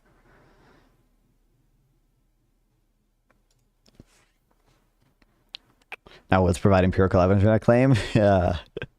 We'll provide you the best goddamn Marxist analysis out there. That's what he'll do. Is it by Naomi Klein? I think it's. What are your thoughts on Hegel? If you're asking me, I'm assuming you're asking me, but you might be talking to someone in chat. I don't. I have not read it like any primary Hegel. I think there are so many memes about Hegel out there that I don't trust anything I hear from anybody on him. Okay, so I don't really have strong opinions about him or his work. It is my understanding that people's interpretations of Hegel differ wildly, and it's well understood that nobody knows what the fuck he meant, what the fuck he means sometimes. So that's my understanding. I was thinking of shock doctrine. Yeah, shock. And Klein's book might just be some theory slop.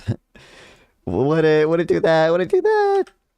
I bet there's some great papers cited in there that really do a lot to address any potential endogeneity issues. And Doctrine by Naomi Klein outlines this very clearly. Destabilization is actually incredibly beneficial to oligarchs because they are able then, if we, for example, destroy the Iranian regime, let's imagine we were successful in doing so, they would be able to make up for the vacuum of power by entering with billions of dollars of foreign investment, which would be extracted in beneficial oil fields. This is precisely...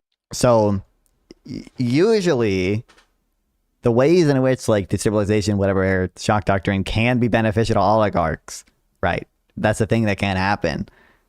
Usually that's because they are in some nature rent seeking and in some nature protected by like the state and such, which I understand why he might view that as like a feature of capitalism and such, right? But most capitalists don't, they don't think that's, maybe not thinking it's true capitalism is is a bit of a meme or whatever, but that's against like basic capitalist principles of being able to enter the market freely, of not having some strong connection between the state and these industries, right?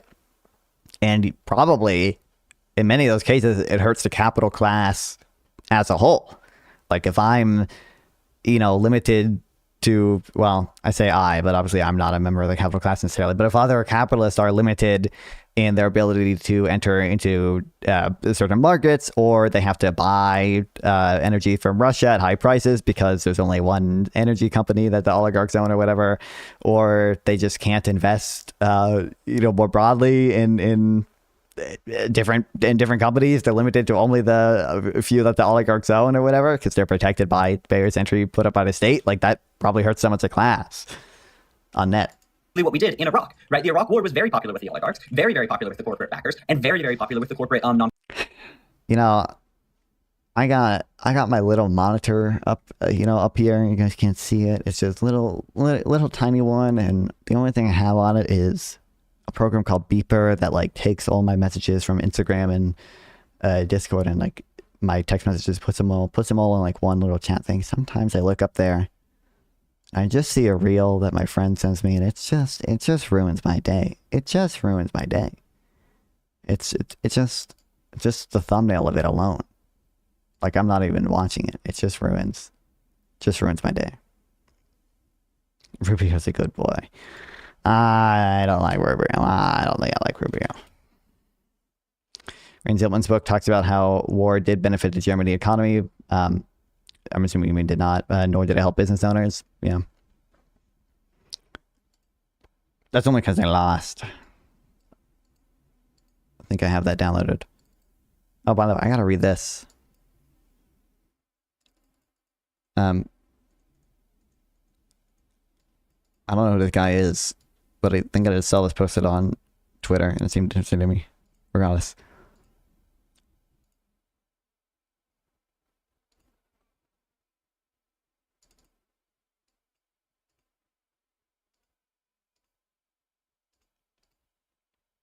Rubio was not real, for real.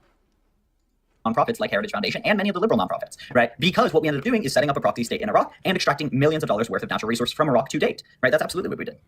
Okay, so just again, I'm looking at how firms and consumers are operating within the current economy. You have consumer sentiment at record lows. If you go by the Michigan stats, since they started recording it, they've never seen consumers so doubtful and fearful of the American economy. You have consumption going down. You have overall growth. That's true and all. But that's just a little bit of a meme because probably a lot of sentiment has to do with A, the way they survey people, and B, that just people are a lot more, the opinions are a lot more volatile now. They're a lot more susceptible to influences by party narratives and social media and such. On a quarterly basis, going down below the averages of the prior administration. I'm just curious to see where the economic benefit is being reflected as of this moment in the case of the Iran war. I can't really. The reason why I'm look at oil stocks going up. Harping on that point in particular is because I'm not really too in tune with the historical significance in terms of the economic benefits that firms have seen from, for example, like the war in Iraq or Vietnam. Please, can I intervene for a second? Because I think I get the spirit of what you're saying, which is I'm not saying that Trump is the best imperialist. I'm saying you as a liberal are promoting the system. Oh, okay. Oh, wait, by the way. The spirit of what you're saying, which he's like, so he's asking, I'm just not like not seeing the evidence for these economic benefits or whatever. And Will's response is, first of all, I'm not saying Trump is the best imperialist, okay? So like maybe there aren't economic benefits, but that's just because Trump is being silly, okay? Trump's just doing it badly, all right? Even though probably of all the people you should be concerned about, like billionaires' effects of democracy on, right? Like Trump is like the guy to be concerned about, right? Like I think that regime change book goes over a case where like they met with oil executives and they just asked them like, what regulations do you want repealed? And the oil people said stuff, and they just like were like, all right, well, let's do that. There's going to be a lot of mentions of the word oil in here, so I don't know if I could find it very easily. But regardless, then we just pivot to pivot is not even, well, I think it is a pivot. We say, as a liberal, you're promoting the evil imperialist or Vietnam. Evil imperialist classes. Because I think I get the spirit of what you're saying, which is I'm not saying that Trump is the best imperialist. I'm saying you as a liberal are promoting the system, imperialism and capitalism, that has incentivized the vast majority of imperialism across America's history and has led to the deaths of billions of people, or billions in total, but millions directly, of people, right? So that's why I'm talking about history here. I think the discussion of how fascism fits into imperialism and capitalism, I think, is complicated and typically one that is done between leftists, because you recognize the framework and then there's a complexity to the framework on how fascists are a tool of capitalism. Oh my God. Because you have to, be bought into the whole understanding of all the different proprietary terms we have for stuff and the entire mechanism for stuff. And then we can debate, analytical Marxism versus scientific Marxism. What I'm critiquing is your liberalism. And the Iraq War was done under liberals, right? The illegal invasion of Afghanistan was maintained under liberals. The Vietnam War was done under liberals, right? The Israel was maintained by liberals, right? So I'm asking you how your system isn't. Israel's maintained by liberals. I thought Israel. I guess he says maintained by, but I thought Israel was. They're all fascist. Fake democracy. I understand he probably doesn't think there's a big difference between liberals and fascists, but at fault for that. Or if it is, how you aim to correct that.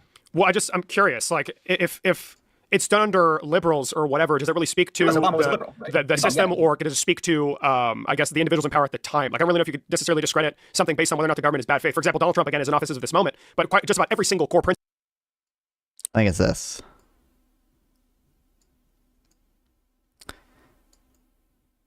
There was a consistency that Trump would move heaven and earth for. It was the executives in this room, Chevron, ConocoPhillips, ExxonMobil. From the moment the meeting began, the deference paid to the companies that would make good on Trump's baby drill promise was remarkable. Their wishes were Trump's command. There was no regulation he wouldn't overturn, no law he wouldn't challenge. If doing so would accelerate the pursuit of hydrocarbons. Even though the U.S. has been the world's top crude oil and liquefied natural gas producer for several years, on Inauguration Day, Trump had declared an energy emergency, saying we have something that no other manufacturing nation will ever have, the largest amount of oil and gas of any country on earth. We are going to use it. The administration was determined to use it now and place a premium on projects that would yield measurable results during the second term, delivering Trump to credit. There was no bigger evangelical gospel than familiar around the table. A complaint arose about the climate superfund bills that had passed in New York and Vermont, which aimed to hold major fossil fuels companies financially responsible for climate change-related damages. The executives considered it to be a tax on the industry for climate sins over the decades, and the room wasn't having it. It's just a new way to fund it's a new way to fund new social programs in New York City and Vermont, complained one executive, and we sued them as soon as they passed these laws last year. As they were speaking, Miller was already texting the Attorney General, Pam Bondi, asking her to sue Vermont. Bro, I don't even doubt, it probably is some type of, it viewed best as an implicit tax, at least, on the oil companies. Obviously, I think that's how you would view it economically. I don't doubt that, with a lot of things that Democrats kind of do, it does smuggle in, sometimes is maybe too harsh, but it does kind of smuggle in some progressive social and economic initiatives, like the Green New Deal. It's full of a bunch of stuff. In fairness, it has New Deal in the name, but it does kind of do that. But bro, we're meeting with all the oil executives. We're texting Pam Bondi to sue Vermont the moment they utter it. More than 6 weeks later, the administration would sue both states, seeking to block enforcement of the laws. Darren Woods, the CEO of ExxonMobil, raised a regulatory issue from the European Union. He wanted to know if anything could be done about a law called the Corporate Sustainability Due Diligence Directive, which mandated that big corporations detect, avert, and reduce negative environmental and human rights consequences across their entire global chain of activities, as if that were not enough of a red flag for an oil CEO. The law also required companies to develop a climate transition plan to align their business with the Paris Agreement. There would be penalties for non-compliance. We need to do something about this EU reg, said Woods, because it'll basically shut us down in the EU. Trump looked at Howard Lutnick and said, well, we'll just tariff them. Howard, add 10 more percent to whatever we're going to do to the EU. Actually, add 20%. Make it 20% more until they fix this regulation. The executives were incredulous. Cabinet room was like a fun house. Regulatory regimes could disappear at a simple request. And I think, J.D. Vance said this book was, had stuff in it that was so accurate. He thought there's a fucking like crazy leak in the White House. See if I can find the clip. Principle is antithetical to liberal principles, but at the end of the Take non-fun seriously as a smart person. So I assumed this convo was going to be legit. So I responded in good faith that seemingly they are not smart people. Wait, who are we talking about? These people talking here, or these people are not? Well, David's serious, but this Will Talks guy is not a serious dude. the day he runs a liberal country. So is what he's doing now, like bombing 10 countries in the span of the year, which is the most than any president in American history, or going on ground invasions of, well, Venezuela and then a war in Iran, or like encroaching on individual civil liberties at home. I just don't see how, first of all, destroying America, destroying the American Constitution, targeting citizens, killing people in the streets, going to war overseas is economically beneficial and going to grow the pockets of fucking oligarchs. When the country's on the brink of collapse, in what world would a billionaire want to be living in this current system? Once again, you're reiterating that fascists bring capitalism to the brink of crisis. They bring any country to a brink of crisis. Capitalism. Wait, so fascists have taken over following the recesses of imperialism. Can there not be fascist individuals in a communist society? Fascism is a political ideology, yes, but more importantly, a form of politics, right? It is a political, let's say it's a political system, right? Yeah. So when we think of fascists, we think of Vichy France, we think of Nazi Germany, we think of Mussolini Italy, we think of Spain, we think of Portugal under Salazar, and Spain under Franco. All of those were serving the oligarchs. So Spain under Franco massively massively benefited the oligarchs by cracking down on communists who wanted to redistribute the profits of the oligarchs to the working people. They cracked down on union organizers. Oh, I think it's Vance legitimately worried. Situation Room tapes given to the New York Times. I think this was about I think this is about the book. Yeah.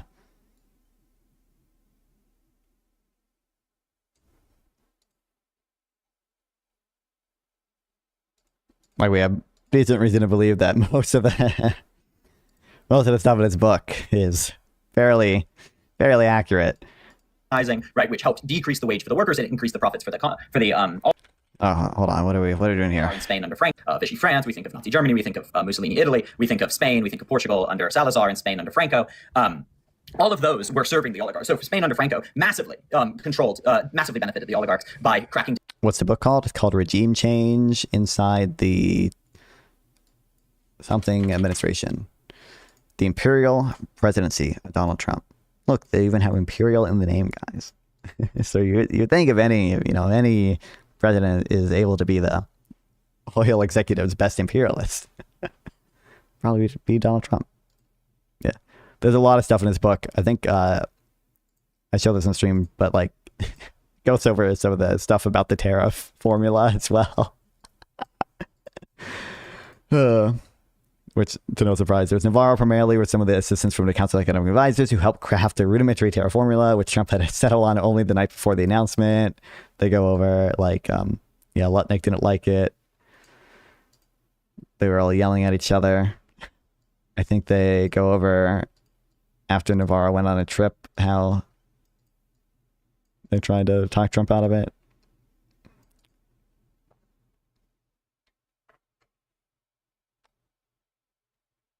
You used to be a killer, Howard, the president would say. I remember when you were 35, you were a killer. And now you've got your beautiful wife and your big house and you're soft and you're a pussy. You know what you are? You're a pussy.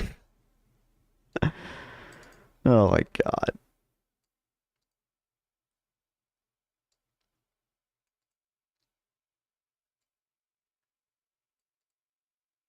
Down on communists who wanted to redistribute the profits of the oligarchs to the working people. They cracked down on. Okay, I keep missing. Benefited the oligarchs by cracking down on communists who wanted to redistribute the profits of the oligarchs to the working people. They cracked down on union. A pussy? I know. Can you believe Trump would say such a thing? Organizing, right, which helped decrease the wage for the workers and increase the profits for the unions. That's what it was. True. Oligarchs. It helped militarize the society. So if you're talking historically about fascists, that's what's his strength. You're also just not answering my question, which is how are you as a liberal? I'm trying to. The question that was asked was how are you as a liberal not complicit for the imperialism that was promoted by. I don't support these things, and I think, again, destabilizing the globe is a natural consequence of what you It's not, though. That's the thing. A lot of these things are, the Iran wars.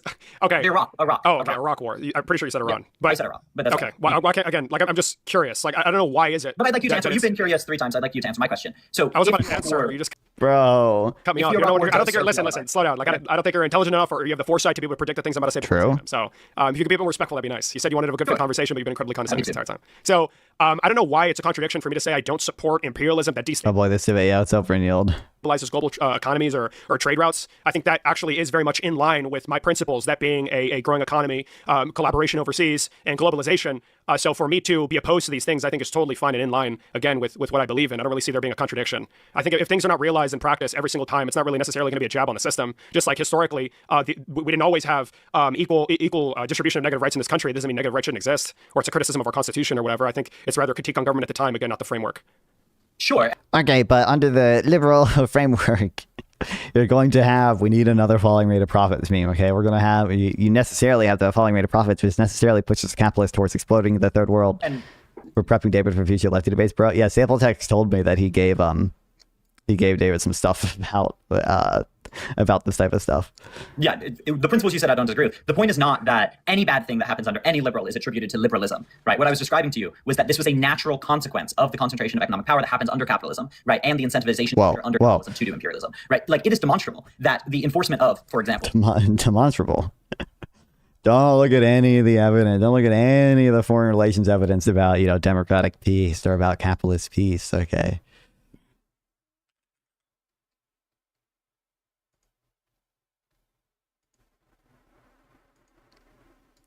Isn't there I think it's one called, like, if you want peace, prepare for neoliberalism or whatever.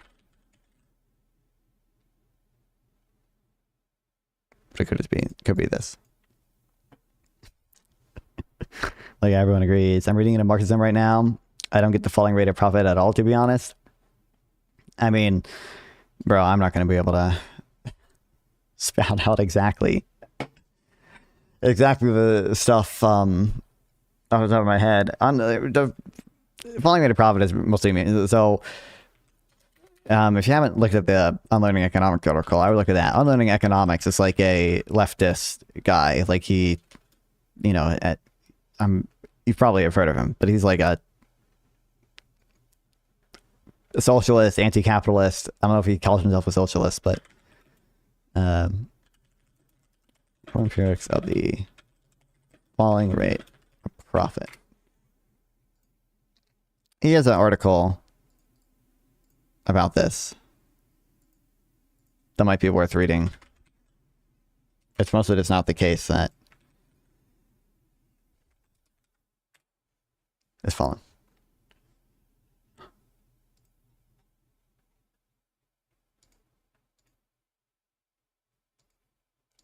Banana republics across Middle and South America. OMG, the S word. Was massively beneficial to the American capitalist class. Wait, oh, socialism? Right, and to the natural hierarchy that developed from American capitalism. Right, you as a capitalist, I don't see how you can, in good faith, say, okay, we should have this system that results in oligarchs, and these oligarchs do end up pressuring our government to engage in actions that are profitable to them, and then we condemn the actions that are naturally consequential of my system. Where do we draw there? Well, again, and there'd be no reason to suspect there'd be some type of rent seeking under socialism. No reason to believe that. Don't see how an oligarch would want to destroy the Persian Gulf and go to Iran. Use the examples I set out. Why would I? I'm not really too. Because that's the argument I made. Yeah, because an argument is one. You're not engaging with it either. I don't even. Also, your entire argument is based on is not based on a few specific countries. It's a mechanism that you think exists in every liberal democracy because of the innate class structure. Like it was broader than just a few examples you gave.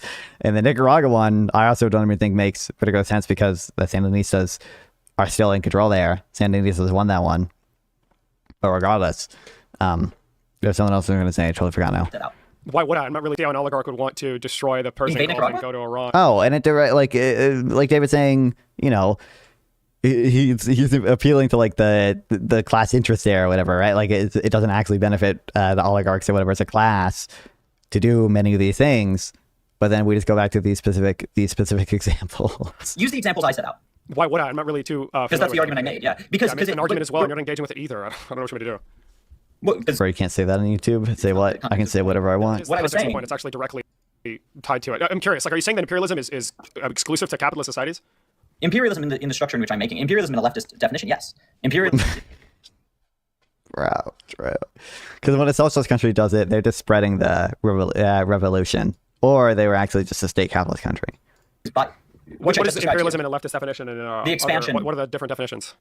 Well, there's a liberal definition, which, in my opinion, amounts to generally just any country invading another country, which fine, countries invade each other. The point I'm making specifically is that there's a tendency of capitalism, right, to concentrate economic and political power in a set of oligarchs, right, and then it is in the incentive structure of those oligarchs, due to the falling rate of profit, to seek out further markets for exploitation. That leads to economic imperialism, like we saw across the Middle East. Yes, in.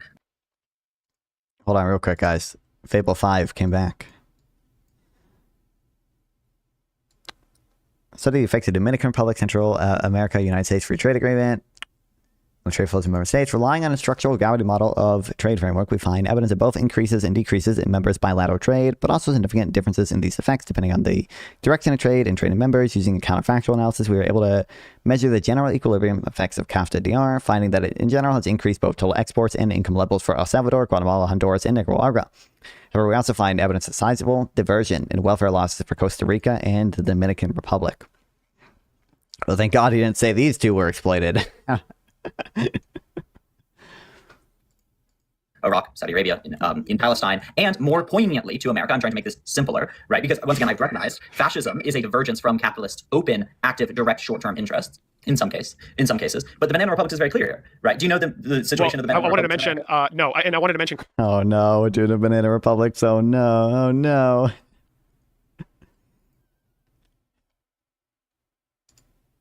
Quickly, I think it's important to recognize, I disagree with the principle that the rate of profit is going to fall to zero. I think that hinges on everything. The claim isn't that it's going to fall to zero. No, but that is, like, the rate of profit to fall is going to force him to... No, okay, then explain it to me. I must be unaware.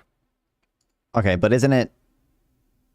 It's the tendency of the rate of profit to fall, and the point is that creates a internal contradiction in capitalism that inevitably results in the... in the abolition of capitalism, right?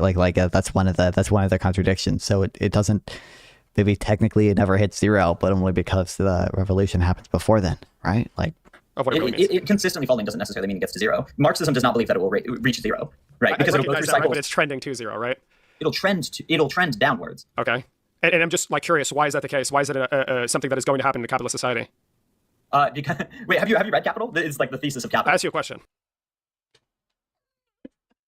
Have you read Capital? Have you read Capital?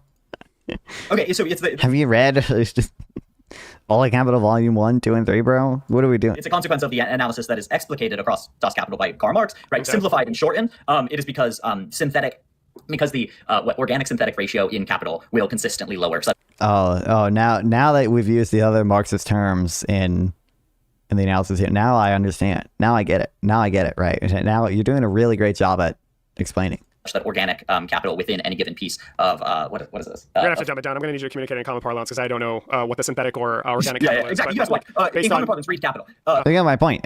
You don't know the Marxist definition of all these terms. In simple definitions. As we get more technology, I don't know actually how to explain this as simply as possible. First of all, it's a historical.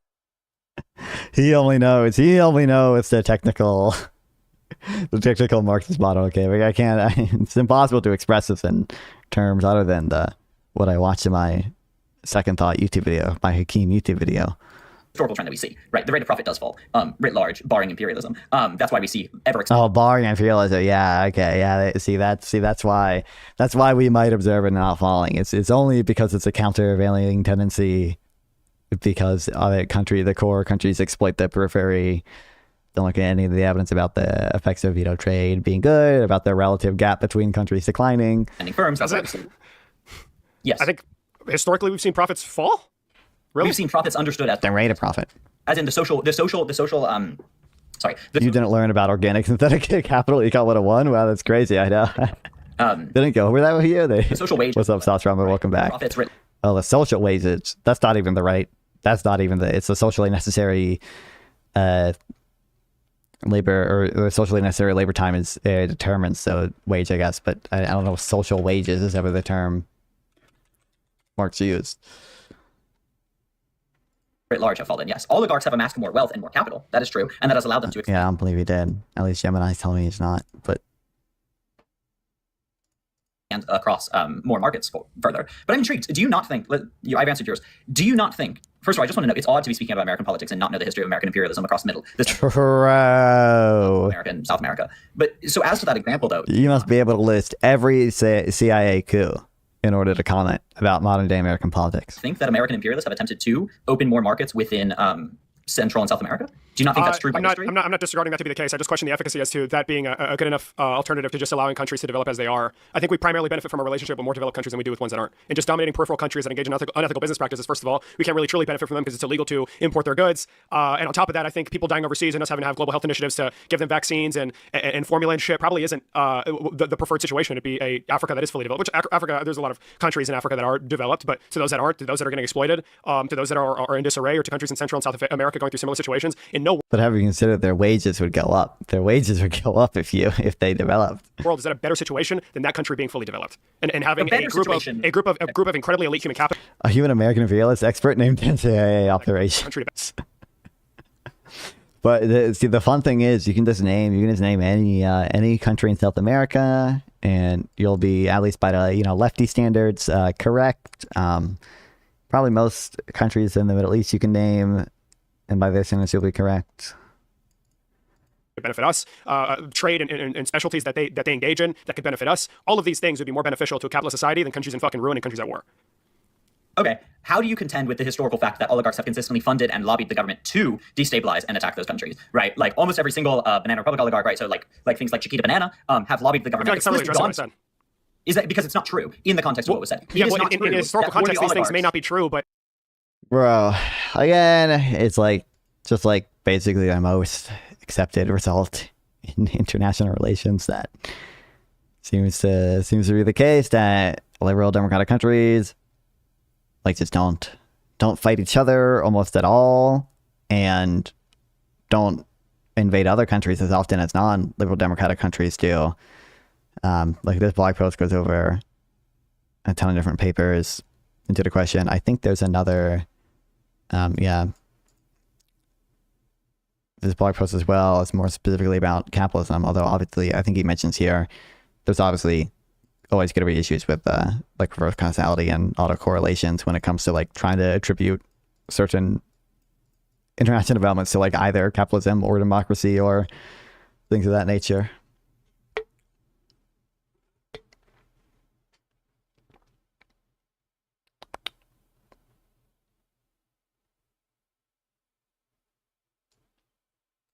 Our willingness to fight, I think, goes down as you become more democratic.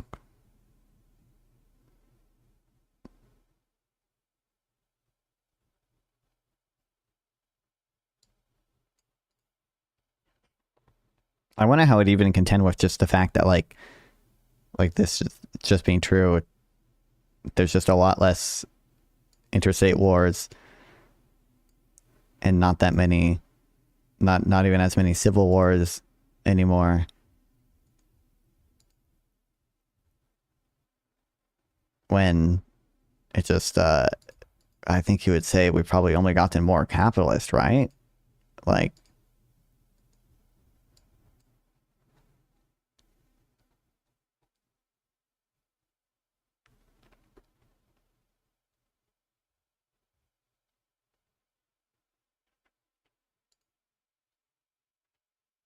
I don't know, violent deaths is including, that's got to be including probably a bunch of murders and stuff too. But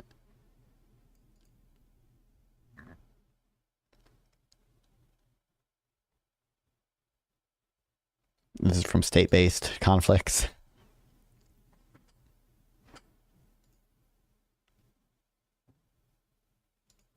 I'd argue that there's probably more at play, but sadly I cannot speak to it with the utmost detail. If you want, like, we can cut this short. I will do research on it and we can get back to it. We can just continue the conversation as is.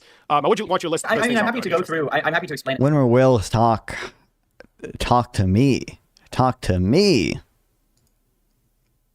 So like I said, I DM'd him over Instagram and TikTok to see if he wanted to talk before this happened. He didn't reply to either of them. So I don't know if how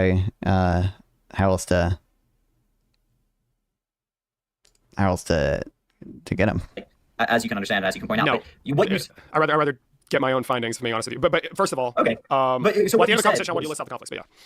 Yeah, so what you said was that it is not overarchingly good that they do this imperialism. Sure, I agree. In no world, no. I mean, in an economic sense, not just in a moral one. In no world would you rather. It's not, I would agree. It's in an economic sense. It's also not good. Yeah. For In what world? in what world would a Taiwan invaded or a Iran destroyed or a Ukraine invaded? Yeah, I had no idea that we live in Pakistan. or South American and Central American countries destroyed, how would that be beneficial to a ever expanding market that wants more goods and services? Because it allows further monopolization of that capital by the capitalists who are able to engage in imperialism against it. So you are viewing, like that's what I've explained. You are viewing. So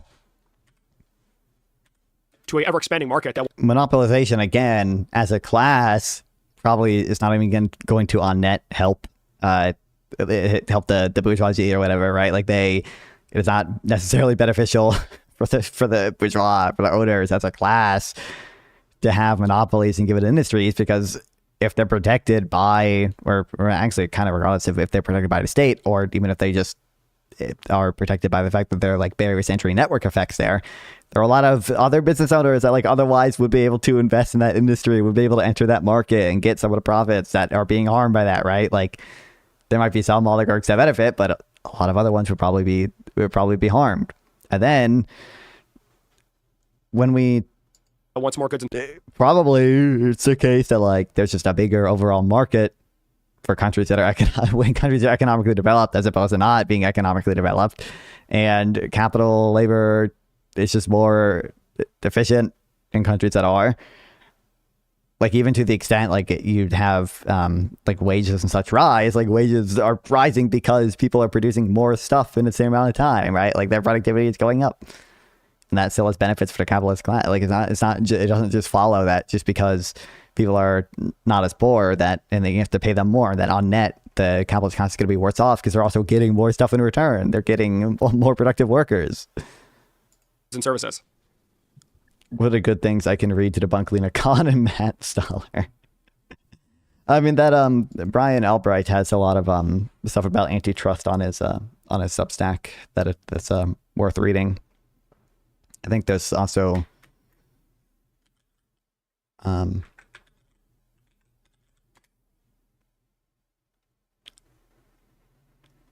website that I probably found through him.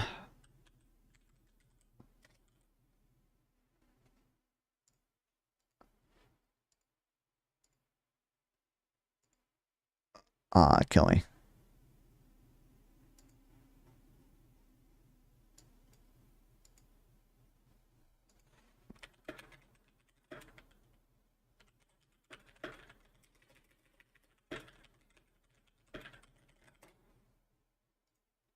This is a like blog post that goes over specifically some of Lena Khan's like work just as a student or whatever, like her thesis, the Amazon antitrust paradox thing, which like some of this stuff, like the actual like data here is going to be like kind of outdated now just because it's talking about the 2017 time period when she wrote it. It was written in 2019, but it's still relevant for her, the exact claims and stuff she was making. I bet you could update or just get a lot of the data that this has pretty easily. It's probably available because they probably have to share all of it to their shareholders. Because it allows further monopolization of that capital by the capitalists who are able to engage in imperialism against it. So you are viewing, like that's what I've explained, you are viewing this purely within the context of overextensive force. Okay, you got Claude to do it for me. You know what Claude's doing for me right now? It came up with some research plan or whatever for I just asked if there are any studies about the effects of CAFTA, and I gave it one example, one about the effects of NAFTA. I gave some studies here, and then it had a suggested research thing, and it's doing research right now. It's thinking real hard. The context of like well-regulated force within liberals, right, which is still not well-regulated. It's still direct imperialism. So this is why I point to examples, right? If we look at the imperialism of Hawaii, right, that was specifically lobbied to America by the Dole Fruit Company, specifically to increase the scale of market and production by the Dole Corporation to take fruits from Hawaii. They undermined a sovereign country there, right, the Queendom of Hawaii, right, and that clearly benefited American oligarchs. Are you telling me, like? And it's also just. Like, it's also probably by his standards imperialism or a neo-imperialism. Just if we were to sign a like free trade deal with Hawaii, like if they were their own like democratic country, we just like later signed a free trade deal. Like, I don't know what wouldn't fall under. It seems like even if it was like a mutually beneficial deal, like most trade deals probably are, it would also be by his standards some type of like neo-imperialist thing. And it makes sense why that would benefit oligarchs, even oligarchs on net, in the case of like a mutually beneficial deal. But that's also by nature of it helping the countries on net as well, and the laborers and workers in the country on net as well. Like, I would love it. Like, if you don't know this is fine, right? But just from what I've said, do you not think, if you know anything about the story, like Dole, right, the company, do you not if your think that was characterization is massively correct, by all profitable for means, Dole? that is terrible, yeah. And it is contradictory to what I believe in. I think something that's very important and integral to liberalism is the idea of sovereignty and being able to govern over your borders, which is why, again, I'm so against invading Venezuela or invading Iran or striking 10 different countries in the span of a year. So, my point is that that's contradictory with the natural outcome of your belief. it's Right? not, I agree. right? I think even you'd agree that in a theoretical sense, all of these things are probably not beneficial to maximizing outcomes in a capitalist society. So if my desired outcome is... What do you mean in a capitalist society? As in a country where the mode of production is one in which private citizens are allowed to engage in the specialization of any particular good or service, of any particular good or service with little to no government intervention.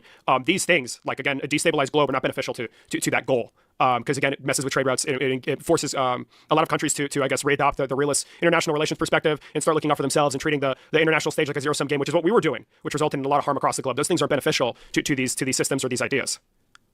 Once again, like, this is a basic contention that leftists have, right? Which is there's these set of ideas that capitalists subjectively hold about their system, right? And then there's the natural outcome of capitalism, qua capitalism, right? And this is why I think history is so... that's not what David was appealing to. He wasn't appealing to the subjective ability of these people. Some game, which is what we were doing, which resulted in a lot of harm across the globe. Those things are beneficial to these systems or these ideas. He's saying it's not actually like factually the case that the types of imperialism that you're describing or whatever are beneficial to like capitalist nations or the capitalist class as a whole. Once again, like, this is a basic contention that leftists have, right? Which is there's these set of ideas that... But now he's just reiterating this is a basic contention that leftists have, which is that your ideas aren't the natural result of your philosophy. But are we gonna like actually provide evidence that that's the case? I feel like he gave a pretty plausible account of all that stuff. Like, capitalists subjectively hold about their system, right? And then there's the natural outcome of capitalism, qua capitalism, right? And this is why I think history is so important. But yeah, I agree. Yeah, like when we were engaging in intervention throughout the Cold War, don't you think there was more at play than just capitalism? I feel like it was. There's always more at play than just the economic system. Yes, it's probably not a good idea just reduce it down to that. But the Cold War isn't the only context of American imperialism, and also capitalism did have a lot to play in the Cold War. No, it was expansion of our biggest adversary's sphere of influence in places like the Middle East, Africa, places in Europe, or South America, Central America. I think that is just, again, it being born from a realist international perspective, one that America, at least I thought, didn't carry up until the Trump administration got back in office. But they were pretty open. It was explicitly about the expansion of, quote, free market capitalism into those areas, right? They're like, that's imperialism in the name of capitalism. But is it a move to preserve your country or preserve its influence or fight an adversary, or is it just because you want to keep your oligarchs rich or whatever? So from my view, which is that America is like the primary mode of political power within America is oligarchy, right? I don't see a massive... Yeah, of course, yeah. Between those two. I think you can cognitively talk about, once again, a dialectical relationship between ideology of prior material conditions. I think it's part ideology, part realism. Well, I know. So I think you're right that there is more than just the... Well, he might mean realism and is there a Marxist instead of the word realist? Oligarchs within the Cold War. Once again, you're pushing this solely to the context of the Cold War, which American imperialism is not solely to. Yeah. But we still hold colonial assets like Hawaii, right? We still have coercive... Bro. Okay, we could have said like Puerto Rico or Guam. Okay, but you know, Hawaii's they're a state now. I understand you can call what we did in past imperialism or whatever, and I don't think that's a necessarily totally inaccurate characterization of what we did in Hawaii, but like there, or do you want us to get rid of Hawaii, bro? Just by nature of them, of us acquiring them in a colonial nature. I mean, that might be something he does support, but like, I feel like we're, I don't want to say, wholly rectified the situation, but Hawaii is not treated like a colonial asset today. It is a full-fledged U.S. state. Relationships like we do in Central America, and we still have coercive relationships like we established. What are the coercive relationships we have in Central America right now? Sandinista is again, won there, not direct war or whatever, but the conflict that was there. I guess we got rid of Manuel Noriega in like the 90s. What have we done since then? I don't know. Through the Cold War, but even prior to that, across the Middle East, Israel being one of them, right? That is still clearly a neocolonial relationship we hold with them. So I True. can explain, like, the reason I point to previous examples of colonialism is because they're the most clear, right? Hawaii is a very clear example of the oligarchs clearly being interested in colonizing this area. Do you have an accounting for that? Like, how does your system not produce that? If it naturally produces oligarchs who are naturally interested in expanding markets, right, and naturally profit off of the use of state force to expand those markets, I can bring it to the modern day now with things like ISDS, where we, threaten countries or countries that we do invade, like the Sandinistas in Nicaragua, we force them to join ISDS forms, which is investor-state dispute resolution. I can't really speak. I could be wrong. Isn't this literally like I don't know if it's part of the WTO, but this is like most countries are like sign these. It's just like a part of trade agreements. And I'm open to the idea of them being like bad. But it doesn't seem like on the whole that these trade agreements are bad.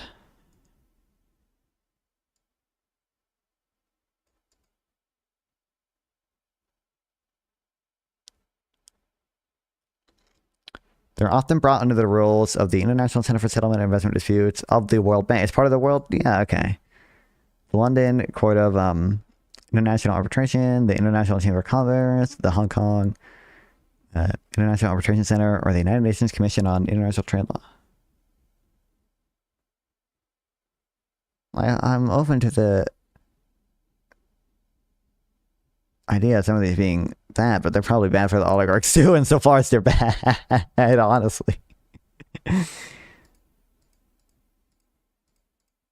writing them down every single time you mention it, so I'm going to do research after stream. But again, I mean, if the oligarch... Not fun. I see you on my front page. Is that new? I mean, it's probably not crazy that I'm on like your front page because you watch me quite a bit, Wampa Stompa.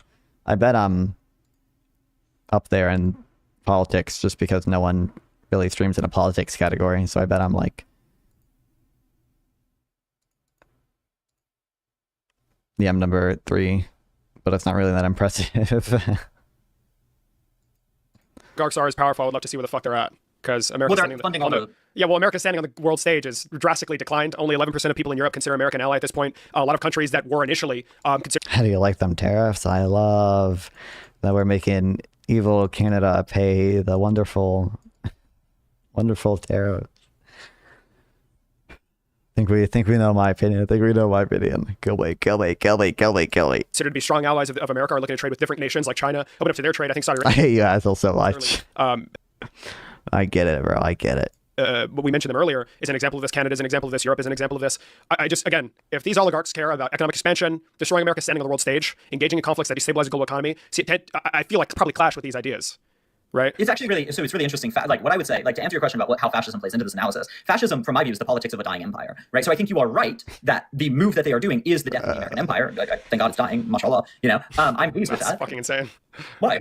Because millions of people are going to die as a result of this. That's probably not something I'd celebrate personally. No, millions of people died because of the expansion of the That's not really, that's kind of ignoring everything I just said. So USAID was responsible for saving, I believe it's 90 Oh, no, USAID was doing all the imperialist shit too, bro. people since its inception. After the year 2000, tens of millions of people. One program alone, PEPFAR, saved, I believe, 25 million fucking people. That's gone now.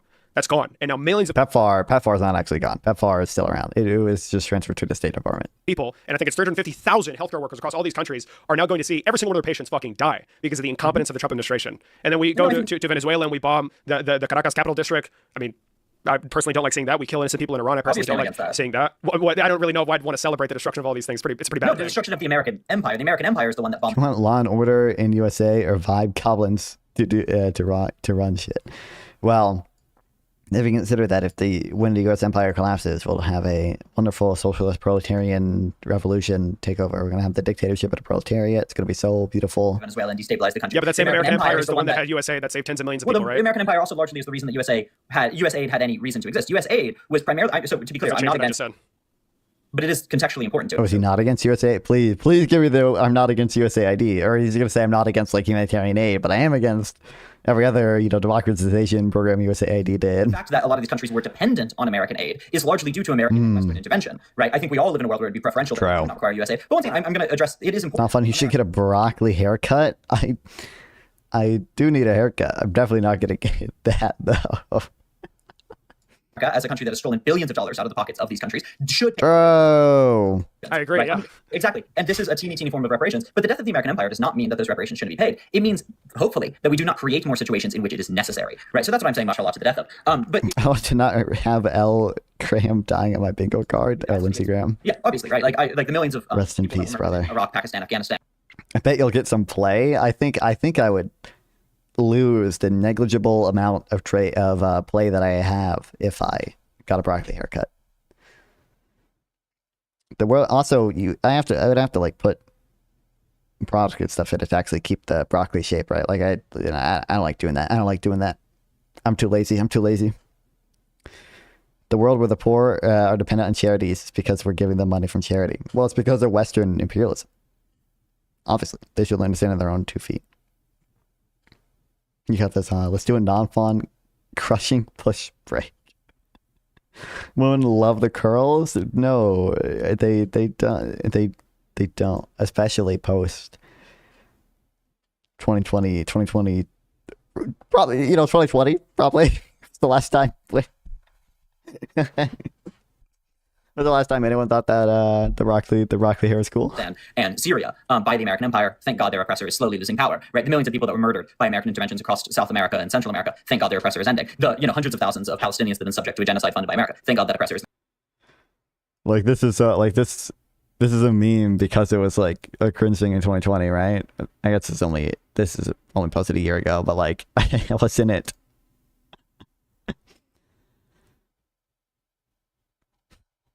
I don't feel like it.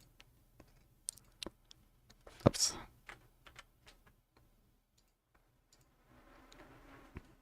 This is what you need, brother. No, it's not. And also, I'd be too lazy to actually maintain it in any way if I actually did get it. I simply cannot understand women being into that. I mean, I don't think anyone is anymore, but I think it was like popular 2020. Excuse me, what is the update? Update with what? With the non-fawn Blitz break? There hasn't been any updates since the Mouthcast girl was reposting Bill Gates vegan tick conspiracies, and I lost interest. Losing power. That's what I'm talking about. And I hope you would celebrate that as well. Hold on, I'm responding to a text. Can you repeat the question? Would you also celebrate like the lessening power of America insofar as it lessens the power of the oppressor of the Iraqis, the Palestinians, the Lebanese, the Yemenis, the Syrians? I don't think that the collapse of America is something to celebrate. It can be a very apocalyptic thing considering the scale of influence that they have in this country. If America descends further and further into fascism and our economy collapses, the entire fucking globe is in for one hell of a time. It's gonna fucking suck. Same lady, I stay true. So I do not want. Wait, what? Same lady? Want Israel to continue. And I mentioned it on stream before, but it was a while ago. The people in the Gaza Strip or expand. But it's big because the men decide to get it, and women have to choose among people who've largely gotten it, or because women actually like it. I think it was just it was just a trend. I think it was mostly men driving it. I don't think women. I don't think women liked it. I think it was just a trend that mostly men did. And it's done now, right? Like it's been done, right? That's why everyone shits on it. Ending settlements in the West Bank or into Lebanon. I don't like those things, of course. I don't want abusive governments. I don't agree with them. That's why I currently don't like. No, it's not done. I don't believe you. I just don't know why we're asking these questions. I feel like it's a given, right? You know my position on these things. I think I'd celebrate the lessening power of the oppression of the Iraqis. I think that's really important. Okay. Well, I'd be pleased with that. Just like I celebrated the end of the British Empire, right? It caused some harms, right, later, but we all look back in history. what do you mean the end of the British Empire? They still hold colonial assets like the Falklands and some other, the British Virgin Islands, and Canada is still in the Commonwealth. Australia and New Zealand are still in the Commonwealth. So, history and go, yeah, thank God that ended. Ended the German Empire. That was a fantastic thing as well. I think it would be really odd to not be pro the end of the German Empire. What is hot right now is lesbians getting it. They are going wild. It's secret. That I definitely don't believe. Not fine. Just don't let it grow as long as it's a chap and you'll be fine. Does the chap have the broccoli haircut? What the hell? I've only seen his like little mushroom dude. Pro the end of the British Empire. Well, even though at the time people were saying the exact same thing. Following the, I don't know. I think it's important to recognize that if Donald Trump manages to do what he wants to do, which is inevitably just suspend the contest in America for how we elect representatives. Nice hairstyle. Your hairstyle with wavelength there. Oh damn. Yeah, I literally have like haircut written down on my Notion to-do list because I do need one. Counterpoint not fun, grow your hair down to your waist. My hair did used to be long. You guys go to my Instagram. Exclamation point Instagram in the chat. You can see some pictures of me with long hair.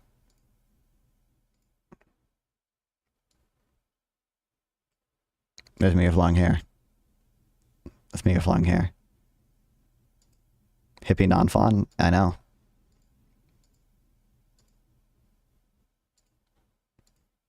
I think this is like really old. It's 2022, but me with long hair.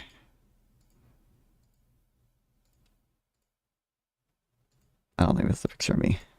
Yeah. Don't want to mention, say the big word because TikTok's going to label me for Rooster Girl, that's one of my mods. It's Ness. misinformation. We're fucked. Like everything is fucked. And I feel like that's severely downplayed. Like we're going to experience Within the same United kind of States, totally agree. And the places. wait, you don't think the global economy hinges on the United States existing? Mod love. What the fuck, you lost monetization? No.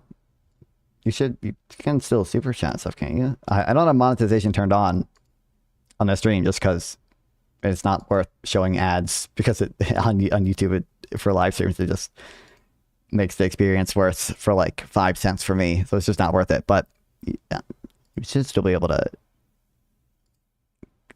do membership and stuff. At least I still see that. And welcome back, Gregory Patrol. I think that. What, there are mods here? Well, not that often. Not that often. That would just be like she's my friend. The context in which any of you guys would be aware for this. One of my mods, Real Gumball Watterson, I think, on Twitch. Might have been a lot more true about 15 years ago, as you were pointing to. Y'all have read Freakonomics from a long time ago. So Yo, fans are now fondlers. Fond fans have always been fondlers. Thanks for the $20, Patrol. I appreciate it. Let's go, brother. We've always been the fondler army. We've been fondling since day one. Right, the oligarchs are shifting their capital towards the east. $20 sheesh. Bro doesn't know the lore. Bro doesn't know the Gregory Albright, aka Patrol lore. Investment in China and shifts in Saudi Arabia and Korea, etc. I don't think that's as true since the 2008 financial crisis. No, not new. Okay, I got distracted. What are they at now? Like everything is fucked. And I feel like that's severely downplayed. Like we're going That makes me the #1 fondler. It does, at least for this stream. Within the United States, totally agree. And $20 equals shrimp welfare cut. Well, he didn't like tell me to do, like he didn't like say to do that. He just, it's just what Patrol does. That's just, like he didn't like specify. And, it would have to be like a new donation specifying it. It's not like retroactive. It doesn't apply like retroactively. You got to like make a new one and have it like in the donation message. You can't just, you can't like ask a question and then retroactively go back to the question. Okay. I have time to pay. I have to pay to post or you guys will ban me. That's not true. I wouldn't ban you. I am, in fact, drinking White Monster. I've been drinking a lot of White Monster. I got a 12-pack of White Monster off to my side. Whenever I run out, I buy a new 12-pack. and wait, you don't think the global economy hinges on the United States existing? I think that might have been a lot more true about 15 years ago, as you were pointing to, right? The oligarchs are shifting. Obviously, a lot of bad things would happen if the United States ceased to exist, or even ceased to be just like an intermediary. But I didn't see this until oh, you once did it a little bit ago.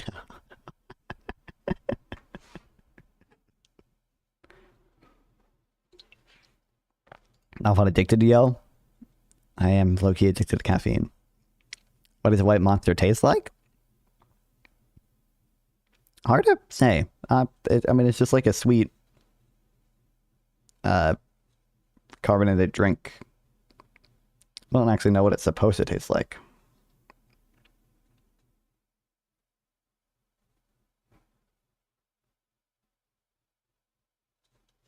Trans juice. That is what it's. Is it vanilla? No, it's like it's like I don't think they say anything here, but like glacier or whatever flavor stuff. I wouldn't say it tastes like white Gatorade, but like, white Gatorade is not like vanilla. It's like supposed to be like refreshing. Transcontinental, yeah. As in, all the femboys using Linux on a ThinkPad with a shark. They all have White Monster.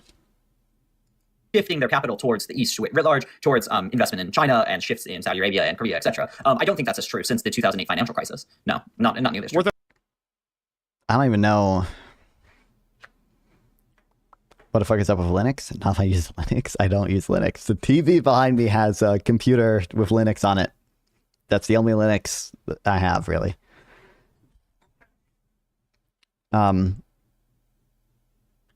Free operating system. That is true. I think if you just look at like the share of international reserves held in USD, I'm pretty sure that's been like fairly stable, question mark. Like, well, I guess this only goes back to 2024. Should non-fun update you to an open weight agent? Nah bro, that sounds cooked as hell. You really wanna get replaced by some open source shrimp that can run locally? Pass. Bro, I already spent the $10 on Grok API credits, so no point in going back.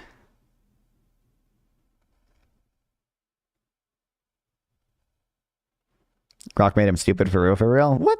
Grok he's the same. In terms of like quality responses, I feel like he's basically the same. It's just that like now he can say bad words.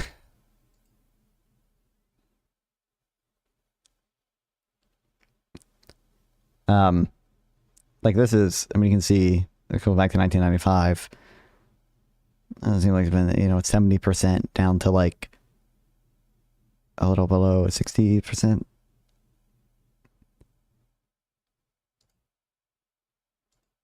There's just a fucking Wikipedia chart of the...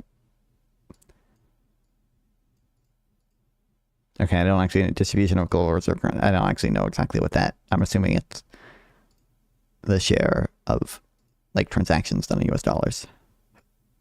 Or the share of international reserves in US dollars.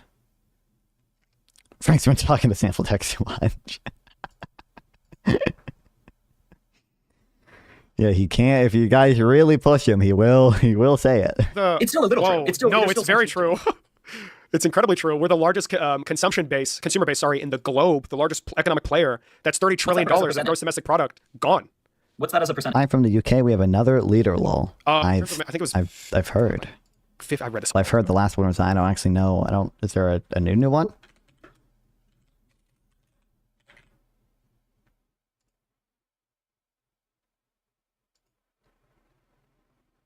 This guy is just the replacement from Steimer, right?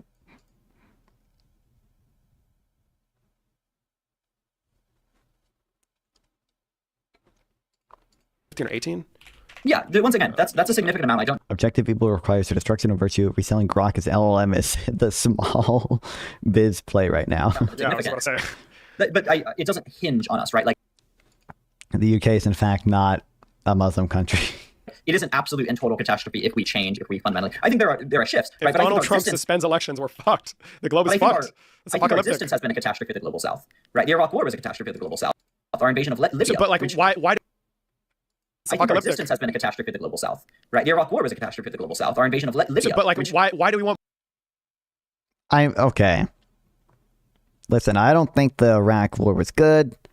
I don't really think I know enough to commit strongly to saying the stuff in Libya was like good or bad. Some of the stuff like just having like a no-fly zone, strikes me as being good, but maybe overall the intervention was bad, right? I'm not certain.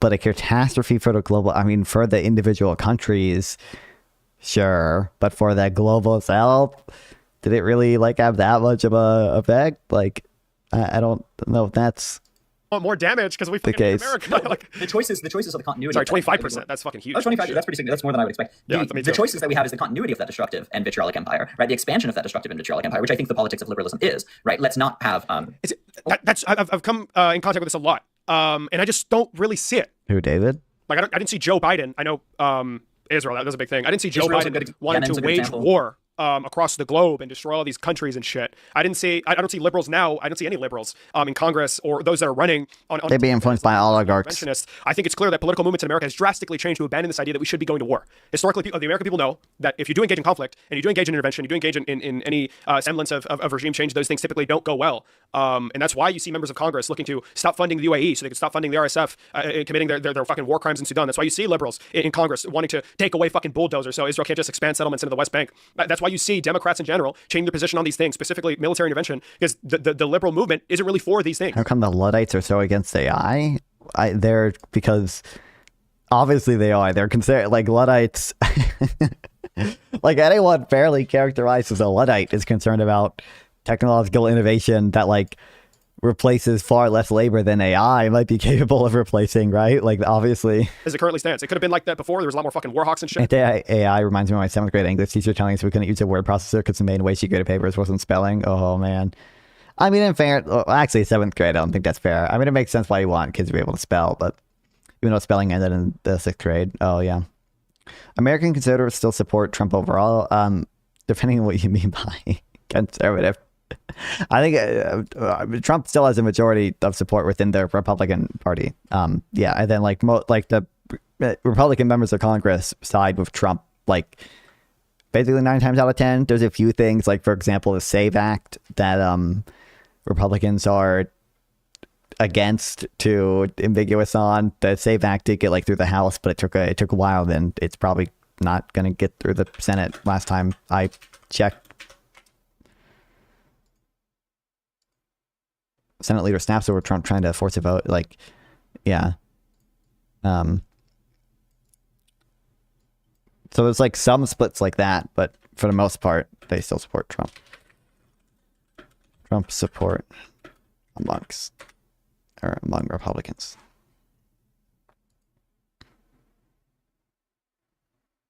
This is Trump favorability, Republican.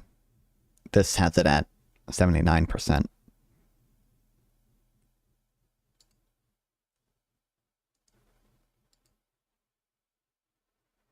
This is overall, where's by, do they have it by party? I don't know if they separate it by party. But overall, it still seems like they do. I don't disregard that as being the case, and I don't really agree with those people either. Thanks for the answer. I agree with quantum traveling. Thanks for the question. Trump still has big support. Most of his critics appear to be foreigners, especially can't. I mean, obviously, Trump has a lot of domestic critics. On net, like his favorability overall, it's negative right now. Nor was I allowed to ever speak out against their abuse, but I just domestically don't see these principles reflected in, I guess, the current Democrat zeitgeist. Sure. I might try to reframe, because I agree with the ethos of what you're saying, which is that liberals have become less fervently pro-intervention, right? If we go back to Obama or even Joe Biden as a vice president, he was clearly pro-intervention of, Libya, famously, Yemen. The shrimp will never be a real prawn. True. Agree. What you're describing is a general shift in liberalism. And what I would say is that it's a shift. What's up, Echo Shy? In strategy of how to maintain it. Shay. Right. We're not seeing any of them call for the destruction of NATO. Right. We're not seeing for any of them to call in. Why don't liberals call for the destruction of NATO? True. The IMF. Right. We're not seeing anyone call for shifting the fundamental like ISDS structures, investor state dispute resolution structures. We're not seeing for anyone calling for reparations for the Iraqis. Right. So I would agree that they are slowing down on the expansion, the expansive. Which like you can see here, like him mentioning the IMF. Shifting. I don't know what wouldn't be imperialism, because it's imperialism when we invade a country. It's imperialism when the IMF gives the country a loan or some structural adjustment program. That's neo imperialism at the very least. The fundamental. Is there there like any deal? Yeah, that's my shrimp costume. ISDS structures, investor state dispute resolution structures. We're not seeing for anyone calling for reparations for the Iraqis, right? So I would agree that they are slowing down. I feel like I said 10.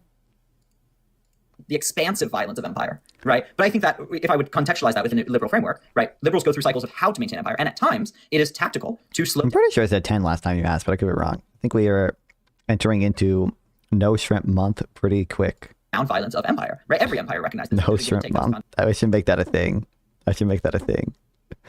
No shrimp September.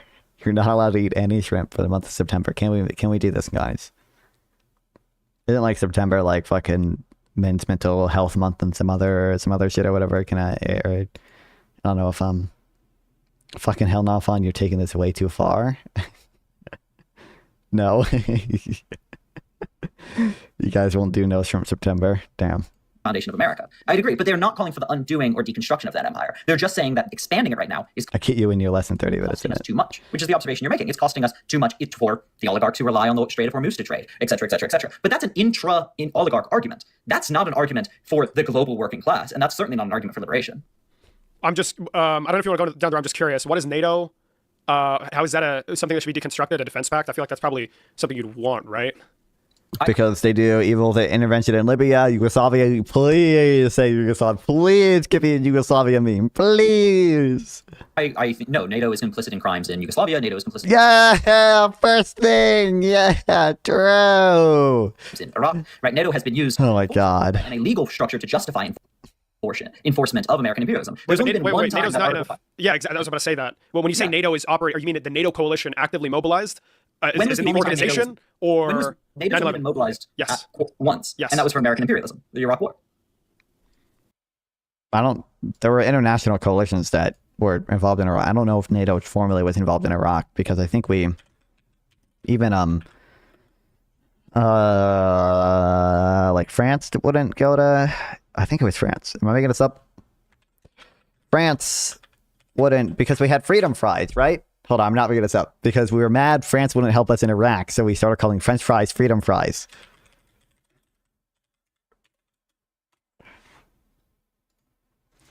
Freedom fries is politically motivated renaming of French fries in the United States. The term was coined in February 2003 in North Carolina restaurant. It was widely publicized a month later when the Republican chairman of the House Committee, Bob Neve, renamed the menu item in 3 congressional cafeterias. The politician's reframing occurred in the context of France's opposition to the proposed invasion of Iraq. Maybe France did eventually go in, but I think they... I think they did not like it.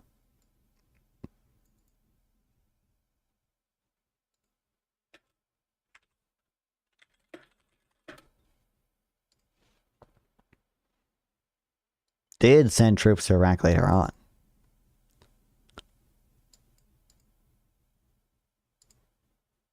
That's Iraq-Iran war. And Iraq 2003 wasn't a great war. That is my opinion too.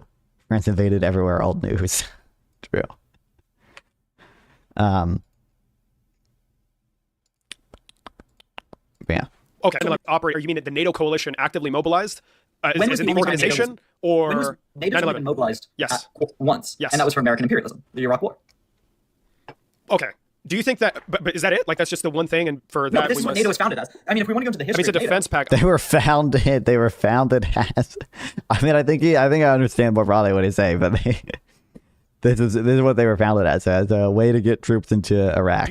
But is that it? Like that's just the one thing, and for that, this is what NATO was founded as. I mean, if we want to go into the history, it's a defense pact. I'm just curious to see because you're kind of painting it's a pact of imperialists. No, I feel like it served as a pretty good deterrent against global instability. Served a pretty, no, it enabled instability. Really? A coalition of the willing built out of the NATO coalition, built through former structures of NATO, bombed Libya. Do you think the bombing of Libya was good for the global coalition? Because countries within NATO. I'm actually not. So I'm not sure if the intervention in Libya as a whole was good, but I don't think it's like. I don't think it's unambiguous that it, at least, like the NATO, because NATO did the no-fly zone, right, in Libya.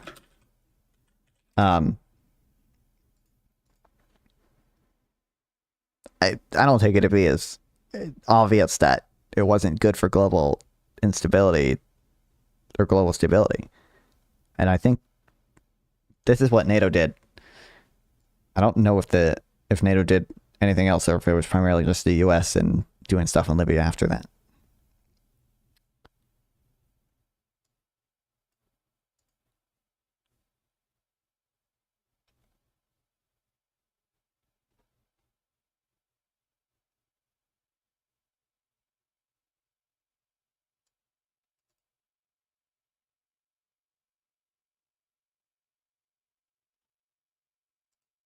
bombed Libya. No, they did it as NATO.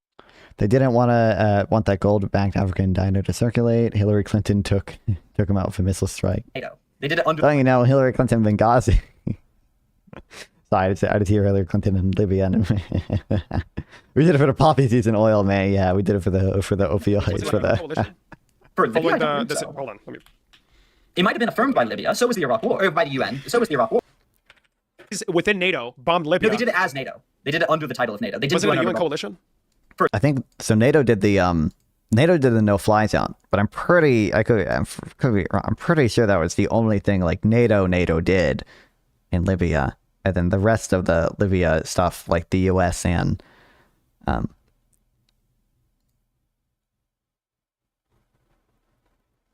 the U.S. and other countries did, but.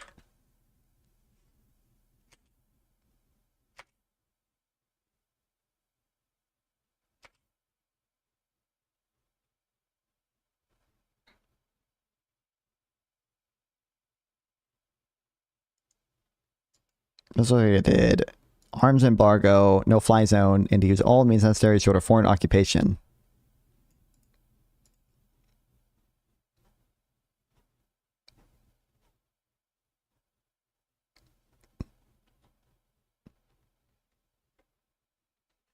Only 8 nations participated in strikes. What's up, politically active teenager? I mean, yeah, even like NATO.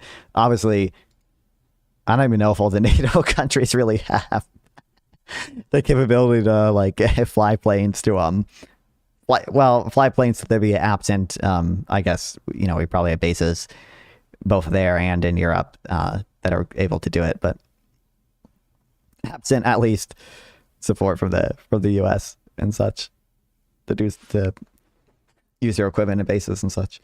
But like that was actually like NATO. NATO wasn't just like NATO nations. They were under the banner of NATO. But I'm pretty sure that's the only thing NATO did in Libya. Hold on. Let me. Can we watch the video of George Bush dodging a sandal? It might have been affirmed by Libya. So was the Iraq War, or by the UN. So was the Iraq War. The Iraq War was also under a Security Council resolution. Incorrectly, but that's the claim. Wait, this could just be a misread.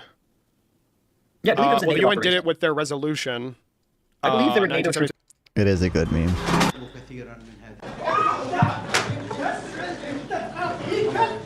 Mr. President, second sandal is about to hit.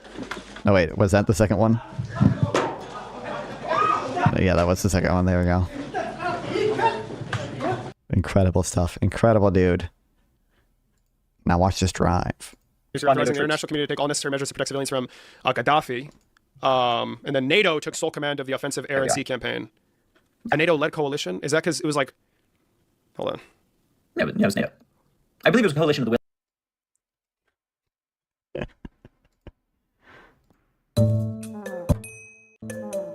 Go back in time and kill baby Hitler, would you? I need to know. And Hell yeah, I would. even if he was really cute. No, look, you gotta step up, man. I mean, that would be key. Problem with going back in history and doing that is, as we know, did George Bush ever answer the would he kill baby Hitler question? Willing within NATO, but it was NATO-led and through the NATO. You gotta step up, man. Structure. Okay. Yeah. So what NATO is it's a coalition of imperialists that have used their coalition to enforce their will across the global south. That's what they did in Libya. True. What they did in Libya, what they did in Iraq. I don't even know if NATO did anything in Iraq. NATO nations did, but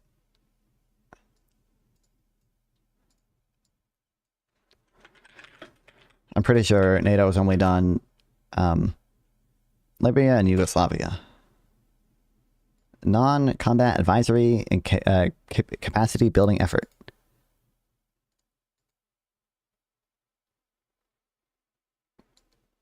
Training, advice, and mentoring. So I guess NATO trained some of the Iraqi forces people, and there's a lot of NATO countries that obviously helped out in Iraq. I think, again... Did NATO help at all in the first Iraq war? NATO 1991 Iraq. No, they weren't involved at all. Or not directly at all. There's a coalition, but not NATO.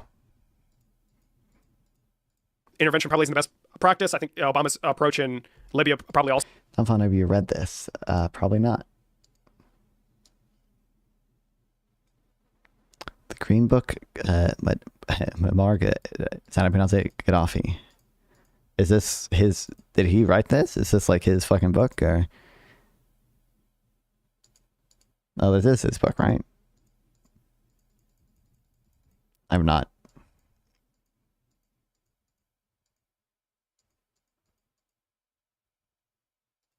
Also, I guess just serves as another example of that. They very hands-off, resulted in obviously the power vacuum, and then it's descended to further instability. I'm just like, I don't really know how that's an argument when the general. I just made it. When no, hold on. When the general like international consensus was that Gaddafi was an abusive leader, they needed some way to put him in check. If a NATO-led coalition participated. Well, I just don't really see how that's a shot against the org. What's up, FGKJWRTYKRTWKY? Well, the fact that we obviously all look back on Libya and see it was an utter failure and helped enable. Yeah, it was a failure. I agree. It was a failure. But it was a failure for its stated aim. I think it was a success for its actual aim, which I am Tim Flo. Oh, what's up? How are you? How do we benefit from Welcome back. slave trade?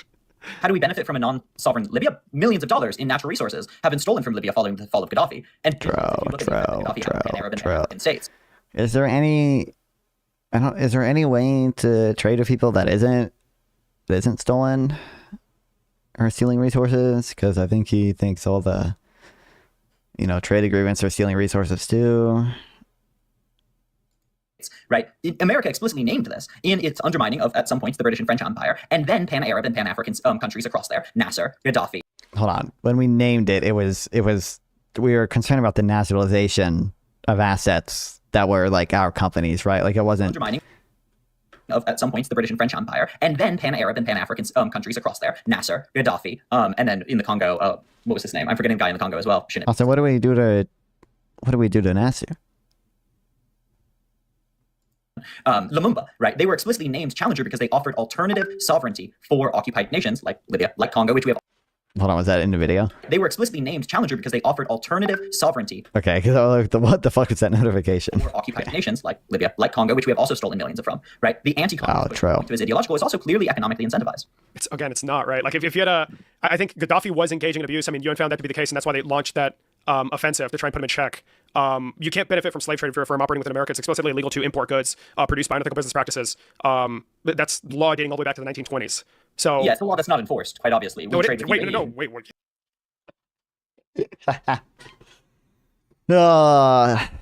me. Every single year, hold on. It is I imagine the standard, maybe either the standard he has for like slavery is quite low, or he's just gonna say because it's and there's some truth to the fact that like if you could establish plausible enough deniability, there are cases where you can get goods from like artisanal miners or whatever, right? Or it's there are a bunch of informal mines operating in the Congo and such, and there's just no way to trace the supply chain back all the way to those mines once a good is far enough in production. But are you claiming, for example, cobalt coming out of Congo, right, has net totaled something like hundreds of millions of dollars for firms like Apple and firms like Microsoft, right? Do you not think they've benefited from the trade with the Congo in that case? Hold on. Hold on. I think it's pretty clear we've benefited from the billions of dollars we've stolen. Well, it's because here's the thing. Stolen. What you need to call for is general, like global, a coalition to address this issue instead of primarily targeting America. There's only so much you can do from a legal perspective because these things do seep we're the global hegemon into global trade routes, which is how supply chains, which is how the ones we fall, China will take over and they won't do any exploitation. We fall into the hands of companies like Apple or other ones that depend on it. Like I want to address this 100%. Like I'm against those things, but yeah. This isn't a discussion of how to purify our capitalist trade routes. No, it's a discussion of like painting America out as a country that wants to enslave people so they could use their unethical business practices to get cheap labor overseas. It's not their unethical business. It's primarily their natural resources, I'd say. Primarily the natural resources, like in Congo, stolen of course, of cobalt from them, right? Like in Sudan, where the UAE is trading still with America, as you point to, and have stolen millions of dollars worth of gold from Sudan through the RSF, right? We can draw. And there's no Democrat in office that is looking to not pass policy to stop us from supplying the UAE with arms. Like I just don't think that's the general position to be benefiting off of slave trade. That's not my position. Again, I don't think that's contradictory to what I believe. Wait, but it has nothing to do with it. I'm not talking. Of course it does. Like you're saying that. No, it does, because you're saying that everything I believe in is essentially contradictory. Because in practice, we're going to continue pushing for slave trade. We're going to continue destabilizing countries overseas. In no world is that reflected. He's got to do UFA. Yeah. He's involved. Yeah. But in history, it's history. I wonder why the left has a reputation of hating America and Americans. Well, when you say the left, both these people are maybe the you on the left, but one of them very much doesn't do that. Okay, wait, I'm curious. Do you think John Ossoff is the same as the Democrats in office during the war in Iraq or during the war in Vietnam? Or are these people drastically different in terms of their desired policy? They're both held captive by the same corporate influences. John Ossoff would not launch a war in Iraq. But wait, answer the question as asked. Do you think he's a fan of Obama? That's a bad faith question. No, well, okay, everybody's a fan of Obama. Nobody's. Obama didn't even lie. Obama tried to withdraw from Iraq, right? And then we kind of went back in when ISIS started being an issue. But that war criminal. I'm not a fan of Obama. Not everybody is going to be as well read in the Iraq war as you are. Yeah. But you notice how you just continue to cut me off because you know that I'm getting to a point that is relatively significant in the conversation. That being that no individual that's currently in the Liberal Party is represented by the actions of former Democrats dating back to like fucking all these pieces of shit that launched wars overseas or engaged in intervention during the Cold War era. Again, these things are not represented in the current Democratic Party. It's not antithetical to the Democratic Party to be against these things. Do you think Obama's a piece of shit? I think Obama was not the best president. No, I think he was pretty bad. Would you condemn him as a war criminal? Oh my god, bro! Yeah, I think the legal conflicts in Libya. Don't wait, can't we get a Noam Chomsky meme? Every U.S. president would be hanged if they were at the Nuremberg trials, bro. I'm pretty sure he had AMF for Iraq, most 100%. But yeah, I think he did a lot of bad shit, especially in terms of immigration. Yeah. Disagree with him. And here's a rhetorical question you can answer if you want. Could you find me that doesn't really address what I just said. You asked me a question in response to my point. Is that obviously they do represent a continuity? No, I mean, if you're not assaulting Obama and calling him a fucking war criminal whenever you see him, because not how American politics works. No one suggested to be assaulting. Okay, yeah, sorry. If John Ossoff, it's base, yeah, put him in the Hague, true. That's just like ridiculous, right? In no world, now, let me explain it to you. In no world, in a society that is considered to be operating at a very high standard, where politicians are not expected to be violent, and calling for former presidents to be thrown in the fucking Hague, like Obama, who didn't go out and insurrect. I'm not done talking, right? Obama didn't try and insurrect the Capitol or try and call for us beating the shit out of half the American electorate. Obama domestically didn't engage in practices that were so crazy to where his image has forever been tainted. Obama, in the eyes of the citizenry, is not a war criminal. So if you're John Ossoff, if you're any Democrat, it's not going to be the most tactical thing in the world to be like, fuck you, Obama, you're a piece of shit, when he sells a lot of pool in the party because of the political capital that he garnered. Can't be war criminal if your ultra pure candidates never actually win the presidency. That's true. That's true. Still, at least in part, beholden to war criminals like Barack Obama. No, bro. Oh my God. I'm curious. If John Ossoff is not saying throw Obama in the fucking Hague, does that mean that John Ossoff is identical to Obama? No one claimed that. I agree, right? So no, that again is not an argument against what I'm saying. It's just like a pedantic observation, that being. Honestly, no clue. But the day he does is when the markets finally price in meme volatility at the presidential level. True. That John Ossoff is not cussing Obama out whenever he sees him, right? I don't agree with Obama. I think his immigration policy is fucking terrible, incredibly inhumane. I don't like mass deportations. It's very, very bad. I'm Mexican. That's just me being a radical Mexican immigrant. Okay, but I don't see how you can expect this conduct from a party that is held to a high standard, is expected to be civilized, that is expected to have decorum. That's just really an argument against the point that I'm making. That being that the Democratic Party is not the same as it was under Obama. It's not calling for wars in Iraq. It's calling for the opposite. It's calling for an end to the war in Iran. It's advocating openly in Congress by introducing policy and voting on policy to stop funding the UAE, to stop funding the RSF, to stop funding Israel. This is not a sign of a party. And I guess we'll only really find out when they get back into power that is looking to expand America's sphere of influence by dominating peripheral countries in our hemisphere and obviously in the Middle East and Africa. Sure. So my point with Obama was not that they were the exact same. That's like an obvious kind of silly straw man to say they're the exact same. No one said that. No one's done. Yeah, you agree with what I said. That's a concession. It's not because I didn't say the opposite. It's not a concession because it's not an argument I made. I'm conceding to the straw man you made of me, but that's it.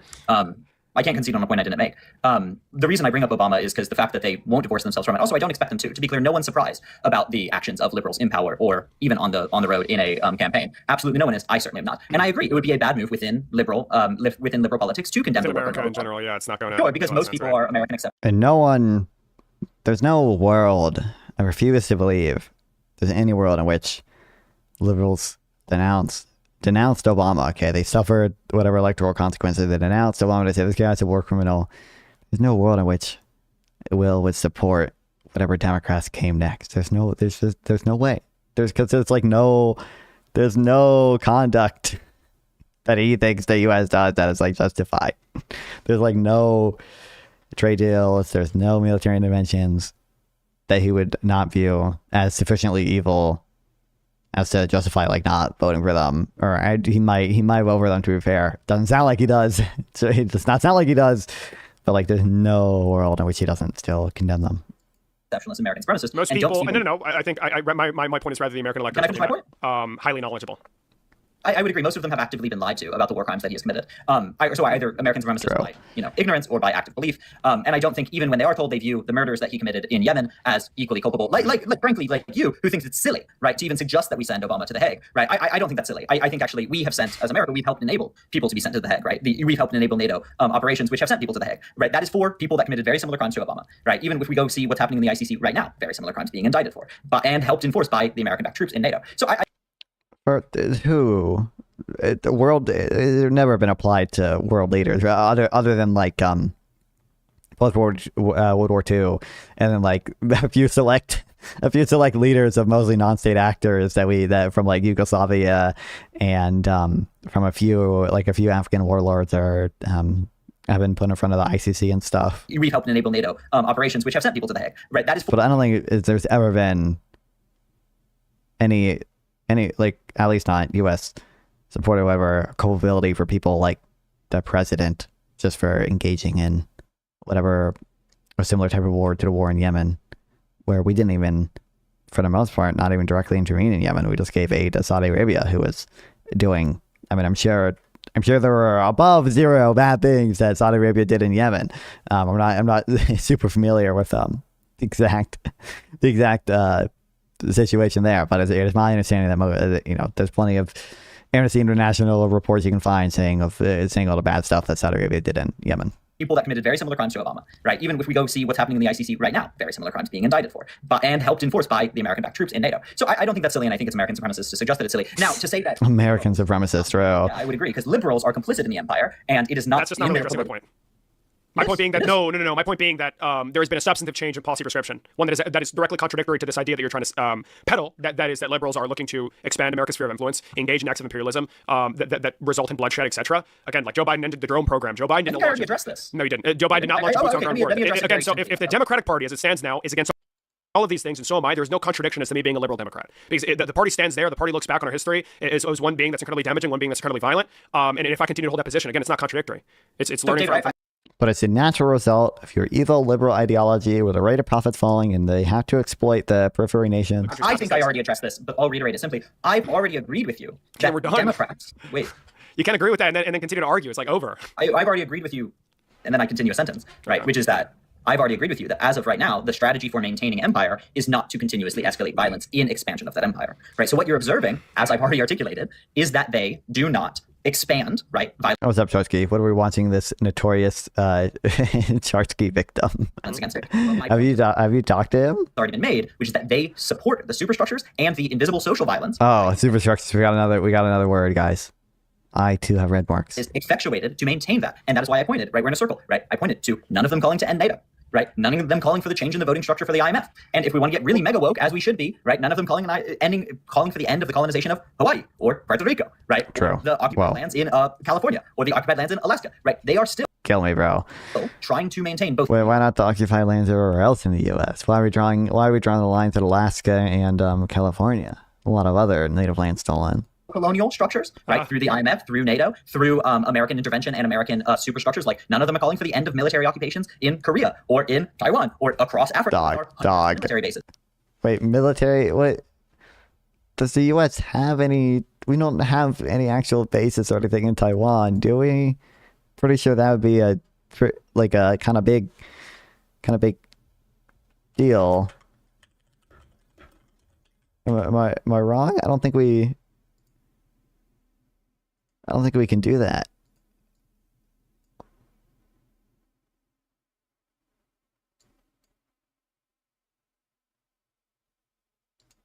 Hold on, if we just Google it, the Gemini summary does not have any official permanent military bases in Taiwan due to diplomatic agreements and strategic policies. However, there is a confirmed, openly acknowledged presence of approximately 500 U.S. military personnel and defense trainers operating on the island. So we got like some people training people. So yeah, I don't think by nature of the, one China policy we have here, it's not really we can't even have an embassy with Taiwan, right? Much less like an actual military base. We're calling for the end of military occupations in Korea or in. Yeah, I get my funny argument from logical long-term externalities, which I think is plausible responses, but tricky. But he responded by biting a bunch of anti-long-termist bullets. Cringe.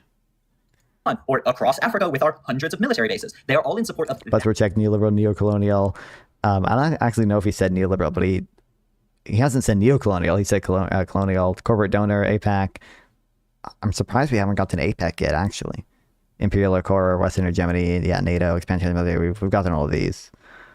That imperial violence, right? And then so until they start condensing the American empire and not just arguing with fascists about how to effectively maintain it or expand. USA doesn't recognize Taiwan as their own country and as part of China still. Yeah, we have this ambiguity there, strategic ambiguity. Having a military base in Taiwan would be like having military, we obviously still rent Guantanamo Bay, but yeah, we can't.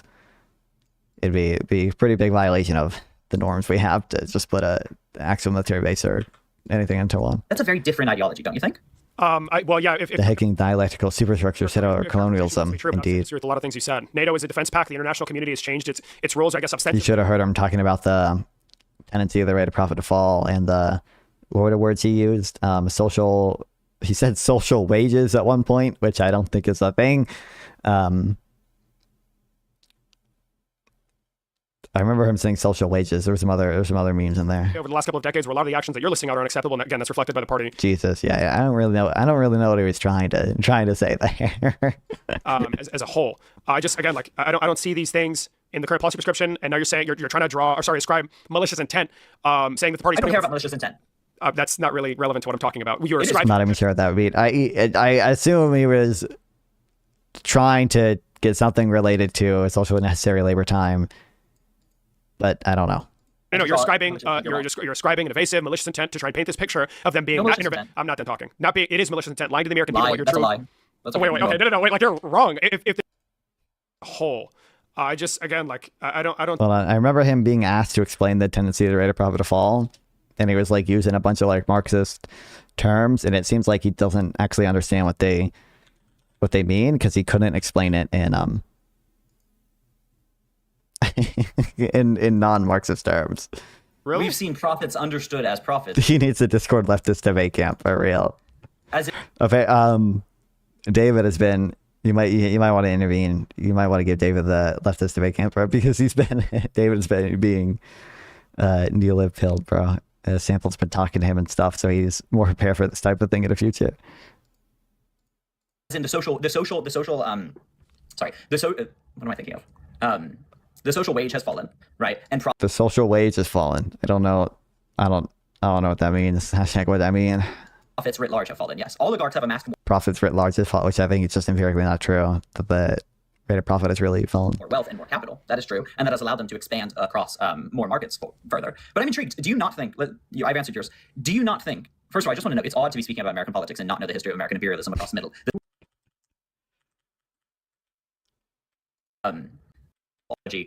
Karl Marx, right? Okay. Simplified and shortened. It is because the synthetic and organic consistently lower, such that organic capital within any given piece of what is this? You're gonna have to dumb it down. I'm gonna need you to communicate in common parlance because I don't know what the synthetic or organic capital is. Exactly. You guys like in common parlance, read capital. But in simple definitions, as we get more technology, I don't know actually how to explain this as simply as possible. First of all, it's a historical trend that we see, right? The rate of profit does fall, writ large, barring imperialism. That's why we see ever expanding firms. That's why we see synthetic capital. I'm assuming that one is actually a term that Marx used, but I don't actually know for certain.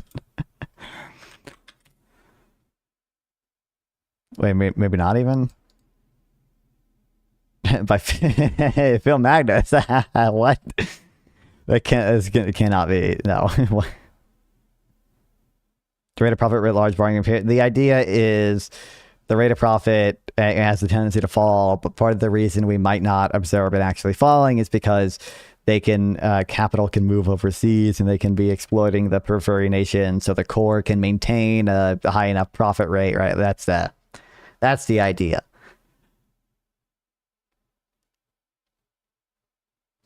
Like F. Ben Shapiro, like FIDF. I agree, brother. I don't actually know if synthetic capital is a term then.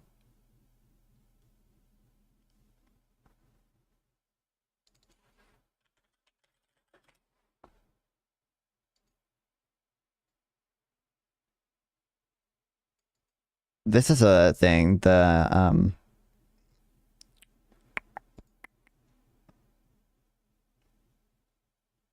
know there's the ratio of constant capital to variable capital. I've seen some of these memes.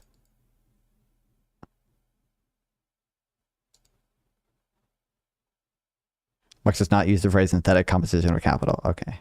Good to know, Chomsky. If the Democratic Party is lying to the American people about what they really stand for, that being continuing to expand America through imperialism and violence, that is malicious intent. They are actively lying to the electorate to try and sell them this picture that they do want to expand social safety nets, that they don't want to engage in acts of conflict. That is malicious intent. Oh no, don't don't tempt him. He's gonna agree. No, I think a lot of I can. Say Nafon was the great and total leader of the lost states of America. What do you do to help the economy? I mean, I do zoning reform to the extent possible. I get rid of any of the like Trump tariffs that we have in place. I do I don't know, amount of things. And GDP targeting. Mods clip this. True. American Great Reform Forward. True. Zoning reform forward. Cash transfers. Yeah. Fix the earned income tax credit to not have a weird like phase-in thing. Try to fix all the existing welfare cliffs as much as possible. I think a lot of Democrats subjectively don't view imperial actions as imperial. Like you, I don't think they view maintaining American military bases on illegally occupied land as imperial. I do, right? Is there any land that he wouldn't view as illegally occupied? We don't have to have malicious intent. 50% of the budget is USAID. Everyone is going vegan. We're mandating that. They don't have to have malicious intent to maintain empire tactically. In fact, we're nationalizing all food production, and we're only growing soy. And you will drink the Soylent. Functionally. Soylent. Have malicious intent to be wrong about their own ideology. I think they misunderstand what the effect of their ideology is. And as I said, and I'll ask a direct question, which Democrats are calling for the end of the hundreds of military bases that we held across the world? Well, first of all, I don't really think it's going to be a conversation in Congress every single moment as there are other issues that are actively going on in the country to address. But you can go try and interview one of these people to find out their position on the matter. I don't personally support the idea of having military. Do not drink soy. I drink so much soy. I'm explicitly okay with it. If there's agreement by the government, then. Oh my God, I love my phytoestrogens. That's still a maintenance of empire, but regardless. Why? What's the issue? If they want an American, if the country itself, if the government's okay with a military installation, what's the issue? What's the invasion of sovereignty? Well, like the eminent domain castle grazing farms to build housing. I would definitely end the corn ethanol subsidy stuff. Not all program has that. That can go. Series of points here. It's not the mere existence. There's only one communist country and only one non-colonial country is left. Base, right? But it's the economic, social, and political context. Dude, do we have a military? It wouldn't surprise me if we did have a military base. I doubt in Laos because I don't think they like us. But do we have one in Vietnam?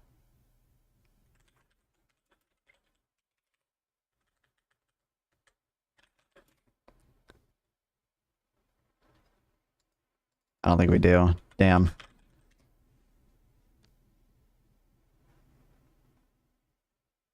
Of it. So Nicaragua is a great example of this. We have military installations across Central America, right? So for example, there was a popular uprising. I'll go back to examples if we want. No, you just give me an example of a country where the government is not okay with these things, and us continue to have a military installation there. Palestine. Okay, we have a military installation in Palestine. It's called Israel. Israel. Yes. Israel's.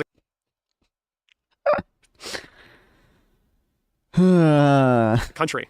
No, it's not. It is a country. It's not a valid country at the very least. Okay, well, you can say that. That's okay. I don't like Israel. How many valid countries would there be to this guy? Couldn't be that many. I don't. What do you say? The U.S. is a valid country, even like. Either, but at the end of the day, it is a country. Yes, this is kind of my point. There can be governments, right? No, it is internationally recognized as a country. Like that is how sovereignty is granted. It's by international recognition. So, like, there really isn't an example of a military base in existence that is against the wishes of the government. Wait, why do I care what do you care what governments say, or do you care what people say? I care about reality, and the reality is that Israel is recognized as a state. Wait, do you think sovereignty is held by the people or the government? Sovereignty is primarily legitimized via recognition of the international community. International law grants a right to a people. That's not really addressing what I just said. The international community. Maybe I'm mistaken. A lot of like the UN Charter and such does talk in terms of like states, and not just there's like a right of the people to self-determinations, and there like are various like human rights and such, but like like article through that. I'm pretty sure this is the self-defense one. Like this is like all about states and such.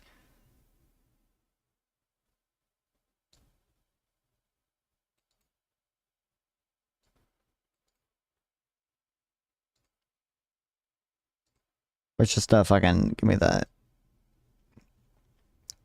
The inherent right of individual or collective self-defense if armed attack occurs against a member of the United Nations. Here's where most of the stuff speaks of states and such. Israel is evil not because it's not enough of a real country, but because it has to do infinite Palestinian suffering to continue to exist. Well, here to say it. Well, actually, I don't think you would say that they're an illegitimate country in nature, by nature of that or whatever, really, because I think he would say, because I think he would just care about if there's almost any like Palestinian history of suffering, even if they didn't have to do any continued suffering, even if it was utility maximizing for Israel to continue to exist in the manner it does. I think he would care about the colonial history, neo-colonial, blah, blah, blah, blah, blah. Community legitimizes sovereignty. That's why Israel has been a respected state, and that's another reason why Gaza, for example, Palestine is not recognized as a country. Most of the world does not recognize Israel, just to be clear. Most of the world's population, most of the world's states don't. But second of all, international law... And do most of the world's states... I thought most of the world's states do. I don't know if most of the world's population does. What's up, Curly Bear? The House passes the NDAA, joining Israel's military to ours. If it passes the Senate, we will no longer be a sovereign country. Well, I doubt it'll pass the Senate, but I think we would still be a sovereign country.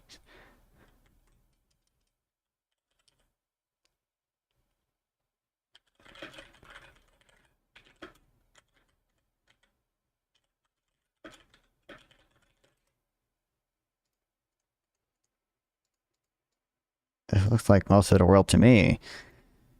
Countries that recognize Israel are in green.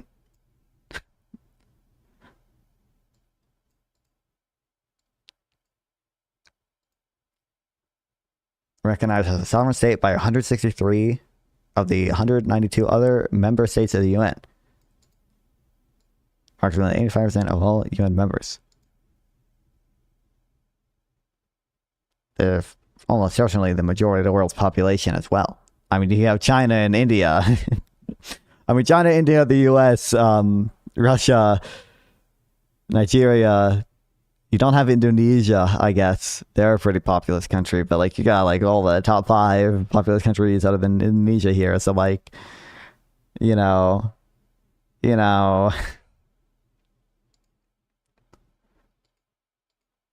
Recognize a right to a people, to a state. We North Carolina here. We smoke Delta 9. True. I think Israel is doing bad things, but it's not a military. Brave. It's a country. I mean, it can call itself whatever it wants, and other people can call it whatever it wants. The accurate material contradiction within Israel is that, and Israel's a good example because the people on that land, the Palestinians who have a right to rule that land, right, are in opposition to that military installation. Even if you think it's also a country, you recognize there's military installations in Israel that are unpopular with Palestinian people, right? I care about the sovereignty of the natives. I don't really care about the sovereignty of the Israeli settlers. Do you? Okay. Why do you think it's acceptable if we bring enough settlers to a certain place? Then they vote magically. It legitimizes. Well, America didn't bring the settlers there. That's born from that's stating all the. Well, don't know the British. Back to the fucking British mandate following the collapse of the Ottoman Empire, but that's like not really the topic of the conversation. I'm mainly just even the British at various times opposed Jewish immigration to Israel. That's just not a military installation, and you really have no evidence of there being one against the wishes of the government. I don't, as I said, I don't care about the government, and it is against the wishes of the relevant government. It's against the wishes of the Palestinians, right, and their representation. I don't care about the government. You're right. I don't care about. No, you're just trying to continue the center the conversation on Israel Gaza to try to pay me out as a fucking Zionist. But it's just like it's not. You are Zionist. You recognize Israel as a country. Well, it's like. Oh my God, that's the standard. That's the standard. If you recognize Israel as a country. Curious. Do you think that the best move forward is to dismantle Israel as a country? Yes. Okay. If there is a dismantling of a country of individuals that is filled with a population that has very high tensions within a group of people, what is likely to happen there? It depends on the context in which it was probably like internal conflict, destabilization. That's probably not true, right? Conflict. I agree, and it'll further exacerbate the issue. True. Wait, can I just wait? You're making a pragmatic. I don't want Israel to exist as a Jewish state. I want it to exist as a state with equal rights, where every single person is granted equal recognition by the state. Oh, we got Zoran Mondami here. Equal ability to participate. Then what does it mean to be called Israel? What do you mean? What does it mean to be called Israel? Why is it not? Why would you not dismantle the Israeli state and just install a Palestinian state? Because again, that would bring it. Isn't he? Okay. I don't think David would be principally opposed, even. You know, with what he's saying here, to a one-state solution, even if it was not called Israel or whatever. But he was just saying empirically, like Israel is, like he was just descriptively saying, like right now, your analysis doesn't really work because Israel like is a country, not literally just a military installation. Its constitution and are granted equal ability to not beating thought accusations. What do you mean? What are we? Why is it not valid? Why would you not dismantle? Recognizing Israel is, I don't think just saying Israel is a country is like, should be the standard for Zionist. And just install it. Because I think by like any reasonable definition, it is factually a country. Because again, that would bring about like destabilization. Wait, so this is the issue. Like, here's the problem. No, it's not an issue. It directly ties back into what I just. Well, yeah, but I know he said he's I forget who he's, but he's someone I know from the Boston server like way back. I forget who it was. Fuck. But they said they were. Said you have to do what's pragmatic. Tim Fluff, yeah. Israel was established in not the best way. They took a lot of advantage. They were incredibly subversive. They engaged in a lot of crazy shit, getting all the way back to following the well, you know the fucking history. I don't need to explain it to you. Yes, I do. But it's just a question of if there is a state that. Oh wait, I read that. I totally forgot. Are you? I feel like you were the boss viewer as well, right? It's Israel, and there's Israelis in it. If the international community were to say this is Palestine, I think a government that is known to historically be violent, oppressive, very erratic, is probably going to just resort to its primal tendencies. So if you don't want bloodshed, if you care about Palestinian people, you have to.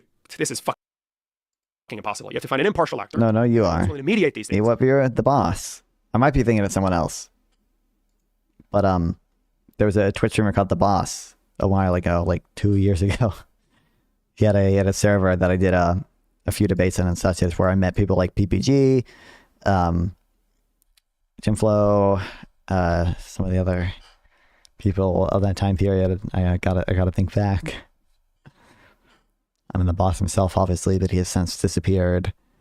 What's the name of PPG's little tanky frenemy dude who was like crazy turbo? And hopefully build up, obviously, grant Palestine its recognition, give them land. But you need to find a way to build up, I guess, a strong enough relation to where there won't be heightened tensions. It's fucking impossible, though. That shit's Fred. So might I suggest that historically? Turbo, yeah. Right? Oh, Girly Bear was from that community too. Skade. Oh, he's Skade, yeah. 2 or 3 maybe primary examples. I mean, Skade was popular and stuff on its own right. Yeah, but yeah, he's associated with them, yeah. Right. The denazification process that happened following Nazi Germany, right? Where I was there once. I've been in Twitch politics in 2019, so I got some history. You might have been. I feel like it's got to be someone else with an H name. That's just a viewer that I got from there. Explicitly go in. I was here before Hippy Dippy. Right, Damn. Nazi state apparatus. Right. We fired all of this. Like to me before Hippy Dippy, or just Twitch politics. We destroyed the Nazi state apparatus, right? We criminalized Nazis, and we. Do you like the Jews back to Poland state solution? No, I think that'd probably be bad. For certain of them, I don't think they went far enough. To be clear, I don't think anyone who knows the history of that thinks they went far enough, right? But that was a fundamental destruction of the state. Another example is the end of Rhodesia. There was the Bush War, and then the natives won, right? The natives won with Rhodesia with help from the international community and international condemnations and sanctions. America. Shit, I was here before the Destiny ban, actually. Oh, you just finished Twitch politics. Yeah, I was here when Mindwave was the only panel. Story, right? Very similar to Israel. That also resolved with the destruction of the Rhodesian state apparatus and the construction. What about the de-Jewing of the immigrant into America? And why are there so many Catholics that look like Jews in the USA? I don't know what to tell you, dog. I just, that is a sentence I just don't know how to handle. You might have a good argument how Mugabe happened, right? But I don't think any of us think that it should be called Rhodesia still, and I don't think any of us think that Rhodesia should have maintained as Rhodesia. So I think all of history would tell you that the only way you effectively denazify a country, which is what you're referencing, right, is war. No, I think we're already at war. We're not at war with Israel. But no, Palestinians are. You mean that the United States should launch an offensive, or the international community should launch an offensive? How are they going to get Israel to? Well, I think that we should engage in coercive diplomacy, and maybe that would try and get them to the table. But that would be more than enough, by the way. So if Israel stopped, I don't know. But I have no issue with. I have no issue if America suddenly became not Israel, right? Like America and Israel are materially the same body, right? America is. Okay. Do I? They're going to keep talking about Israel. Well, there's the PA, right, which is Thor. Okay, so you'd be okay with recognizing the Palestinian Authority as a governing body? We already do. That's already the international law. No, but I mean in the situation of granting them. Well, the U.S. doesn't. weapons in exchange look, for we their gave them defense. nukes and F-35s. Yeah, I'd be why is that ridiculous? Israel has Nukes? F-35s and nukes. Yeah, Israel look at the has shit nukes. they're doing.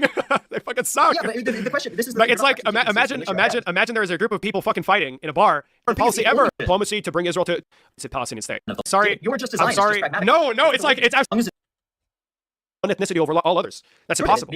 If you don't want to give the PA F-35 to nukes, you're a Zionist. from every single piece of that land, right? Yes. So in the case that they, For the most part. if they actually recognize the international legal right of those Palestinians to return to the land that they were expelled from, right? Palestine is that things like the construction or race or belief struggle and with a thing called Israel, right? That is a right. Zionist contradiction. But Right. I get why the state of Israel. immigrants or individuals could be a state where long period already international obligation in Palestinian organization that has legitimacy in the Palestinians. Yeah, bro, give me more Marxist memes. I don't care about this anymore. They're just gonna keep talking about it. So it's just gonna be this. Oh, Gaddafi.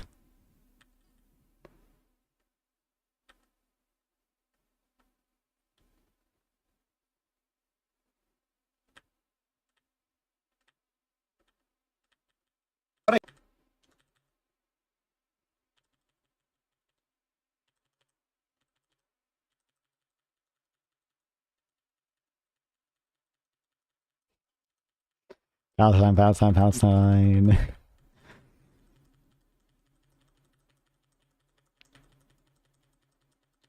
Hamas, Israel, Palestine.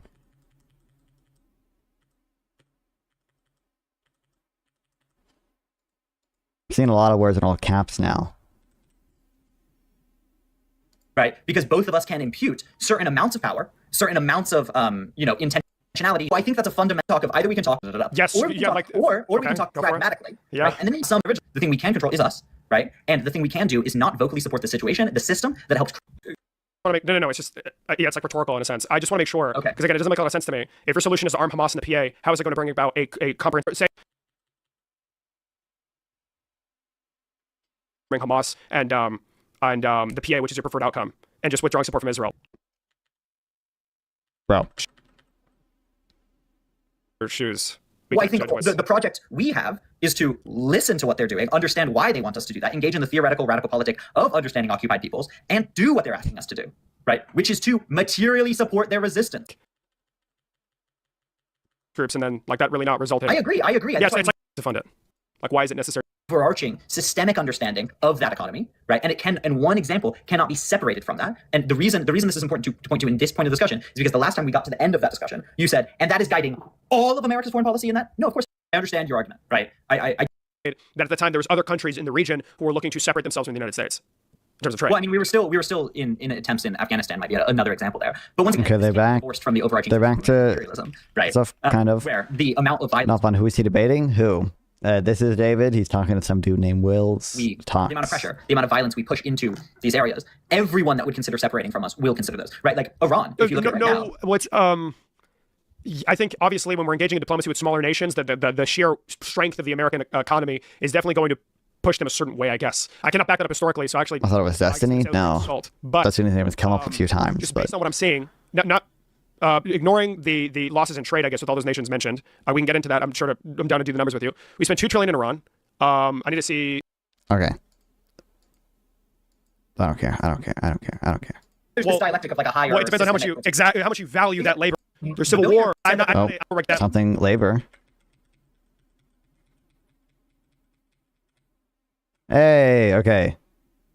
They're talking about stuff. They're talking about stuff that I care about more. To pay their...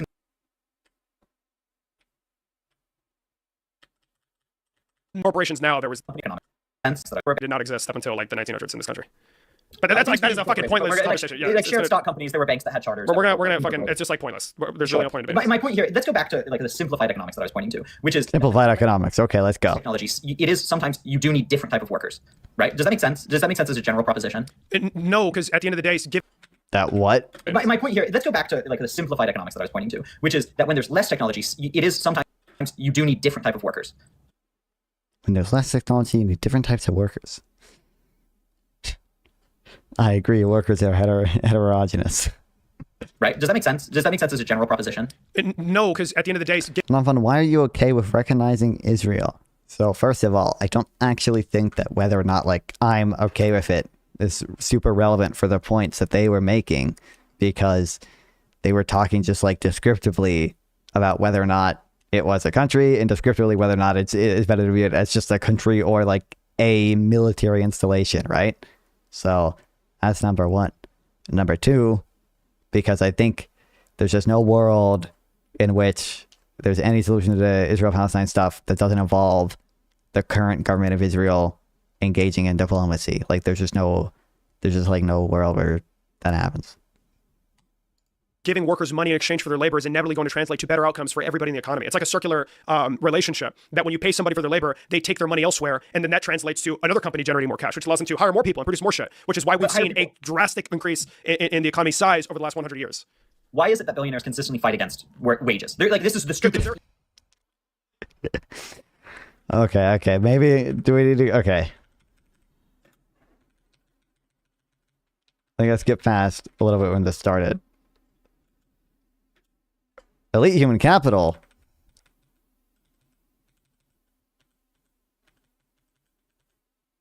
Single firm, on every single country, like Donald Trump, for example, just implemented another 50% fucking tariff on Brazil for no reason. That is directly going to negatively impact firms' ability to hire, firms' ability to purchase, firms' ability to True. The idea of getting a stake.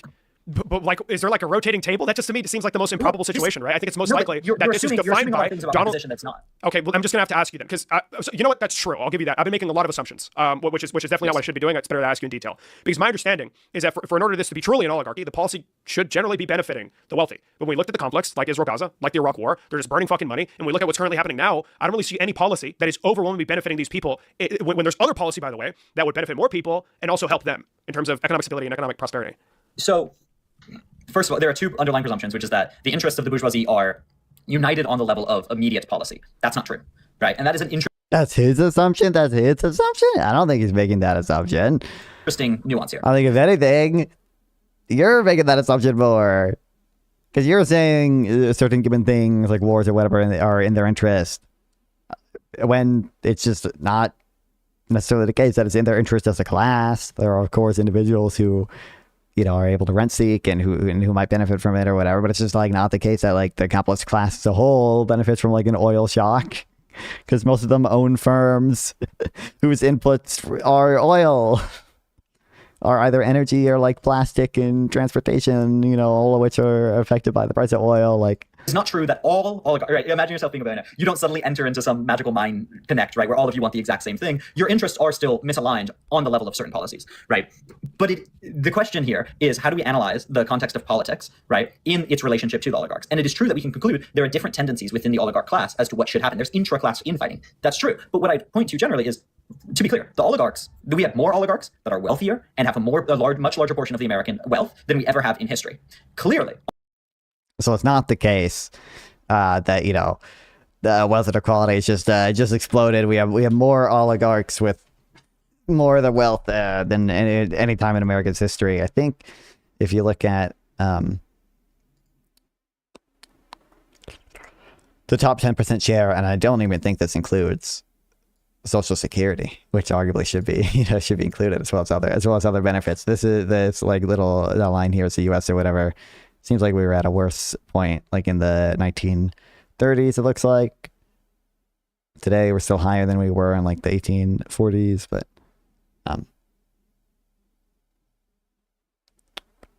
yeah, this is the income share of the richest 10%, which is fairly high today. But I bet this is also, like, I don't know exactly. The estimates for wealth and income inequality are going to vary quite a bit on the assumptions you make about the like distribution of unreported income and what type of transfers you do or don't count as income and such. So like it's not a very clear measurement either way. On the net, right? If we want to talk about this overall, Nafan, should you stand on principles and not sacrifice them for diplomacy? I think you should do things that are good, and sometimes, quote unquote, sticking to your principles, if that is just like refusing to acknowledge reality, will end up in worse outcomes than if you didn't, stick, quote unquote, stick or stand on your principles. I've got to throw this away. Give me 1 second. Is benefiting them to some extent and at the cost of the American working class, right? I think that's obvious. Really? So when the majority of those profits are going to be made during moments of rapid development. While I agree for a big portion of this country's history, it hasn't been primarily focused on the benefits of the lower to the middle class and lower class American. Benefiting their lives as well would also directly benefit the pockets of the most wealthy. If you can increase the I don't know if increase is the right term, but create elite human capital, that helps them. It helps them directly. If there was more educated Americans that can fill specialized work roles, like in technology, like in complex manufacturing jobs, like in finance, like in essentially all the service jobs that the economy directly benefits from, that would be more beneficial for billionaires. But that's not what's being passed, because policy is defined by more than just. It's just important to recognize that like there are positive sum trades, like the same thing I was saying earlier about like when a country's wages grow, like they're growing for a reason. They're growing because it's there's a some actual productivity increase happening there. Typically, it's not just like a pure transfer from the owners to the workers, right? The owners are getting more because the workers are more productive.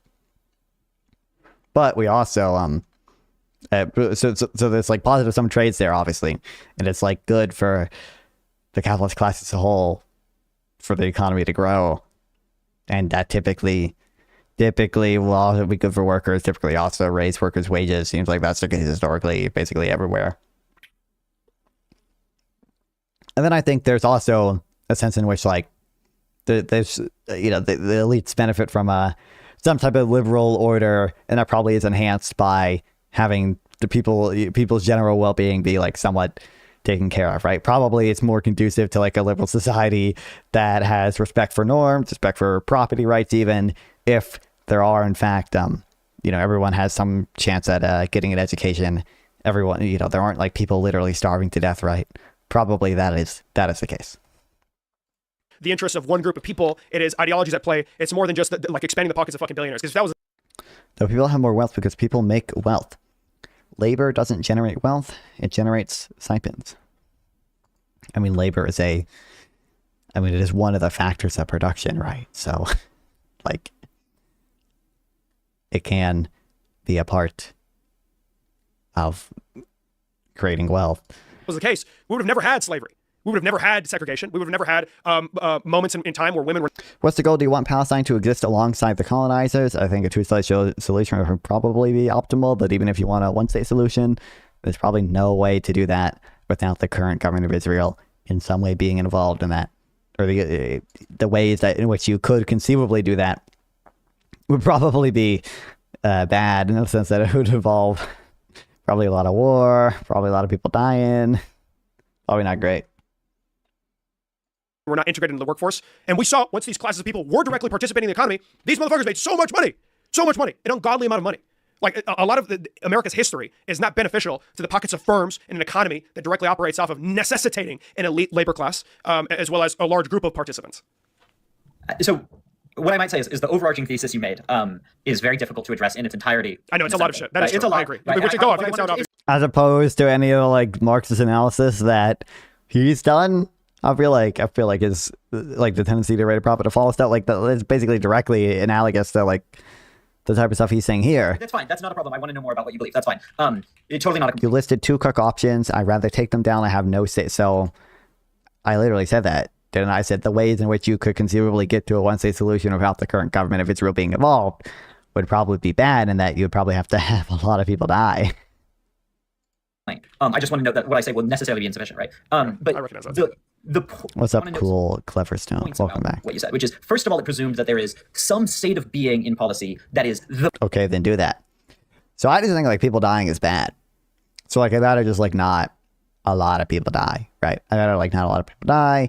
I think probably whatever type of government system that came out of that would not be very likely to respect the rights of individuals on whatever opposite side wins, right? Like I think if Jewish factions were to win in the context of of like an all-out war, probably that government would not be very good at respecting the rights of Palestinians, even to a greater extent than they don't right now, right? And conversely, there was a Palestinian government that came in afterwards, especially again in the context of just having like this all-out war. I don't think it'd be very likely that they would respect the rights of Jewish people, right? So I think probably not only would there be like a one-time cost of a bunch of people dying and stuff, probably a lot of infrastructure destroyed, like the economic cost would probably be fairly big in that sense too, but also you just would not create a healthy society afterwards. Would you rather be cucked than have death? Don't know how to answer that. I would rather literally, yeah, like I would literally rather be cucked than die. If that like, and I think there are analogous situations where it is better to be quote unquote cucked than to quote unquote die, right? Like I think certain things are like bad and you should avoid doing bad things. Then you have no honor. Okay, that's great. I will be alive, the world will be happy, and someone will be telling me I have no honor, right? Like I think there are useful principles to have. I don't even find it absurd to say that like certain principles are like intrinsically valuable or something, right? Like I think that's not totally implausible, even if I don't personally believe that. But like I think there are clearly thresholds, and I think this would be a case where there's clearly a threshold. The best for oligarchs as a class, or the wealthy as a class, as a permanent class, which is not what we have in reality. That's why I point to, and it also presumes that our labor market always demands ever specializing, increasing fields, which is true within the empire, not true outside of the empire necessarily. It goes back to something Marx wrote about. That's what the synthetic distinction between capital is. So like if you imagine a certain amount of product being made, like say 100 loaves of bread, right? 200 years ago, we needed 100 workers, right, in an hour to make 100 loaves of bread, whatever, right? And now we just need one guy clicking buttons on a machine, right? So we have a shift from we need a permanent underclass of workers that are working and hammering shit, right, to people on a machine. It's the permanent underclass. With technology. And that is because drastically more, right? Like, you don't own her, it's just your turn. Exactly. So the needs of the wealthy, right? If I want to make profit from selling bread, right? If I'm 200 years ago, where there's no technology, right? I need 100 workers, right? And I don't need them paid. I don't need them educated. Maybe I need slaves, right? Maybe slavery is a productive form of labor for me. It is. No. If every single Black American. Wait, I don't understand what Will's point here is. I need 100 workers. This seems like a good thing. It seems like it's good that we've got them more productive. I think the fact that we've got them more productive has had benefits for workers as well as the ownership class. Like, right? And I don't think this is overwhelmingly a good thing. If every single Black American was given money in exchange for their labor, you would have seen the owners of plantations fucking triple their profits because the blanket's a stupid fucking word. The number of consumers would drastically increase. But as you saw, which was, by the way, the boiling point of this war. Do you think slaves didn't consume food? No, you're missing. So obviously there's a meaningful sense in which slaves were not consumers by nature of them not being paid for their labor, and most of the decisions about what food they would get, what shelter they would live in, being made by their owners, right? Like that is I don't think it's necessarily the case that like the individual plantation owners would get more profits or whatever from having slaves, right? Like it's probably rational in a strict economic sense for many of them to own slaves as individuals. But there's a broader reason there for thinking why it might not be economically efficient overall, which like David said, is because they weren't consumers and they weren't able to switch between firms, right? So not only were they not in any sense providing a consumption base, they were not able to buy, freely participate in the goods market. They're also restricted from participating freely in the factors market, right? They couldn't sell their labor between firms. There was no competition for firms competing over their labor. Obviously they could be, like slaves could be bought by different plantation owners in a sense, but they weren't freely participating in a factors market. Saying if slaves had money, that is millions of people with more cash that can purchase their goods. But the issue is that would drastically increase the consumer base, which inevitably would translate to better profits for these firms. That's hold on, wait, let me change what I just said. They're not fucking firms. That is not a corporation. That is a fucking illegal criminal enterprise. Sorry. Can I say it was legally a firm? It was legally a corporation. No, there wasn't corporations in America until like the fucking 1900s. But yeah, sure. They weren't what? As we know, corporations now they did not exist up until like the 1900s in this country. But that is a fucking pointless conversation. Yeah. I mean, I don't know if plantations were like legally, if many of them were like legally corporations or not. I assume many of them weren't. Some of them probably were integrated into some conglomerate of a bunch of plantations. There were stock companies, there were banks that had charters. We're gonna fucking, it's just like pointless. There's really no point in it. My point here, let's go back to like the simplified economics that I was pointing to, which is that when there's less technology, it is sometimes you do need different type of workers, right? Does that make sense? Does that make sense as a general proposition?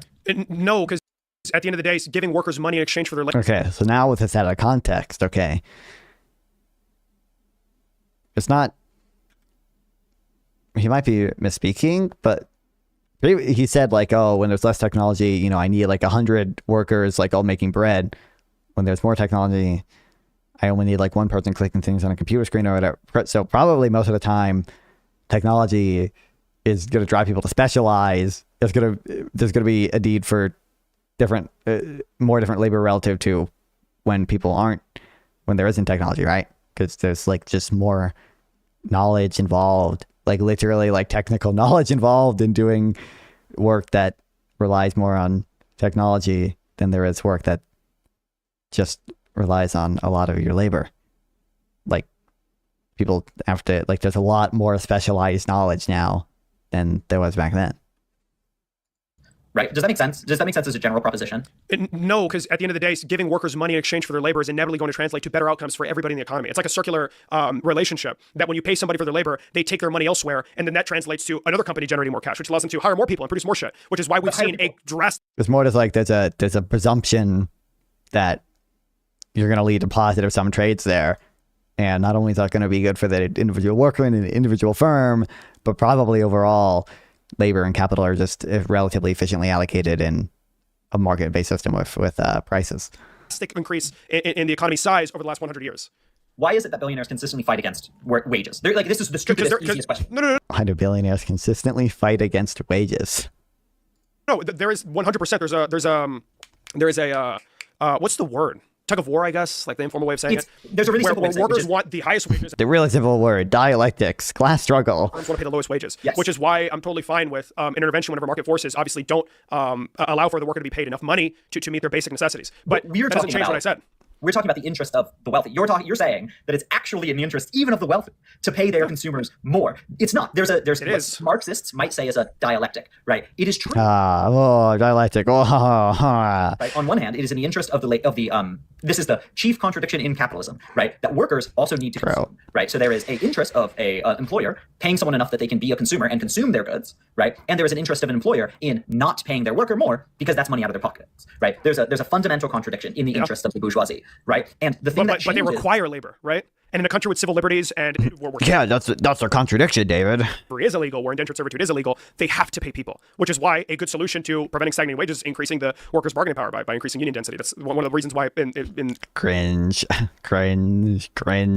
history we saw a stagnation of general wages because the density of unions began to decline. You probably know this as well. So, cringe. I'm like mostly like at least 20% memeing when I'm talking about cringe, union density or whatever, but it also is just not the case that like the decline in unions is responsible for stagnating wages by nature of the fact that one, wages haven't really or at least incomes haven't like really stagnated, and then two, a lot of the decline in unions is also in part the fact that workers are just being reallocated to firms that are in industries that are much less likely to unionize, but those are typically more productive industries. Those typically are industries like software development, stuff that has higher wages. Like, yeah, and who lobbied against the unions, and who lobbied for the cops to go? That doesn't change. The Pinkertons. People were paid. We're talking about the interests of the wealthy. Yeah, but the wealthy don't always advocate for their best interests. The wealthy are not always going to be the most intellectual, like individuals with foresight who are capable of seeing the future. If they paid people better wages, they would see benefits. So like. Obviously, there are a lot of rich people, whatever, who lobby against things that David might view as not good, like increasing union density or whatever, increasing some amount of workers' rights, because it probably is negative for them, or at least they view it as negative. I think it is likely true that it is negative for them. I also think it's the case that a lot of those policies are likely net negative overall, right? There are real costs to rigid labor markets, okay? There are real costs to those types of regulations or to government procurement or allocation of certain goods and such, right? But, regardless of that, I think it clearly is like true that like, I don't know what I'm gonna say already, but like, capitalists as a class will benefit from positive sum trades in the labor market. They're, by nature of them being positive sum, right? There's probably some reason to believe that there's going to be positive sum trades in the factors market, even if there are two classes of people, owners and workers, and that not only are those generally good for the individuals, but they lead to labor and capital being allocated towards areas where they are, productive, which has a lot of spillover benefits for the rest of society as well. And those are things that a lot of times governments would struggle to replicate, or even collectively owned firms would struggle to replicate.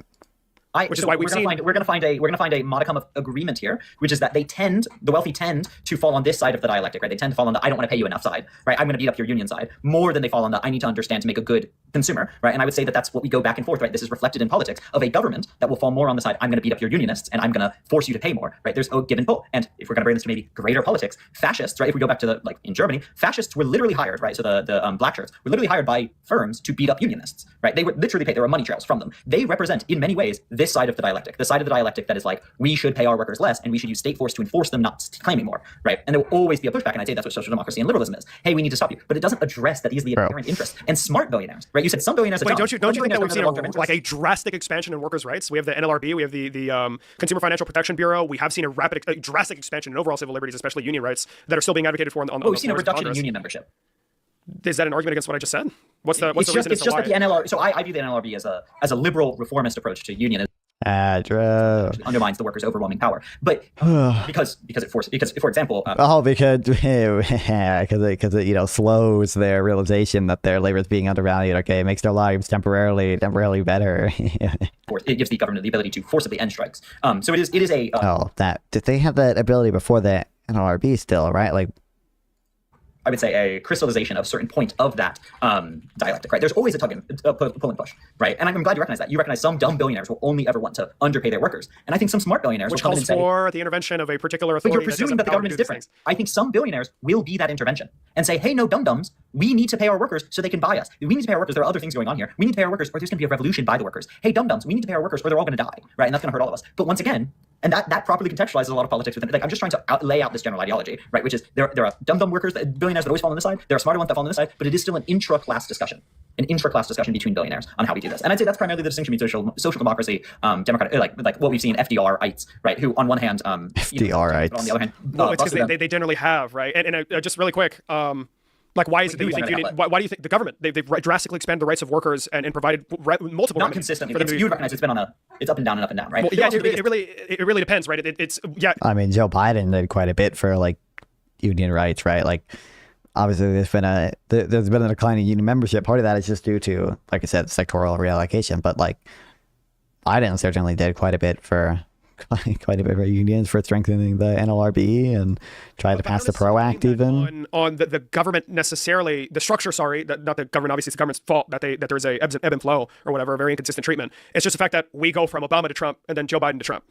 Sure. And that like constant replacing one party with different policies with another who is probably more lax and willing to let the corporation do whatever the fuck it wants is going to result in I guess a delay and inconsistent outcomes. Yes, but that is not a question of the policy because the NLRB has continued to exist. Donald Trump is illegally crippling it, paralyzed it. But that's somebody operating outside of the what is allowed, right? But those things continue to live on regardless of the administration of power, and we have seen the benefit. They have helped when it comes to solving disputes where the firm fucking harms the consumer or providing workers with the protection. But the railroad strike, they shut down the railroad strike. Give it to me. And I'm pretty sure union. What's the word that you used earlier? I'm blanking out here. Union subscription? No. Union membership has declined because their manufacturing sector has shrunk. At least not necessarily shrunk. Oh, true. Partly. It doesn't require as much. Doesn't require as much labor. It's not as a big a percentage of the workforce. It's quite complicated. So it was it's quite complicated. If we want to talk about that specific one, because that goes directly to it. Ronald Reagan, right, explicitly exported manufacturing. Paco. To destroy the union. Oh, exploited manufacturing jobs to destroy you. True. They were all shipped overseas. True. So Jesus, kill me. He had three targets. He had the organized college students, he had the religious left, and then he had the unions. This is a common story, right? Yeah, I think that's fine.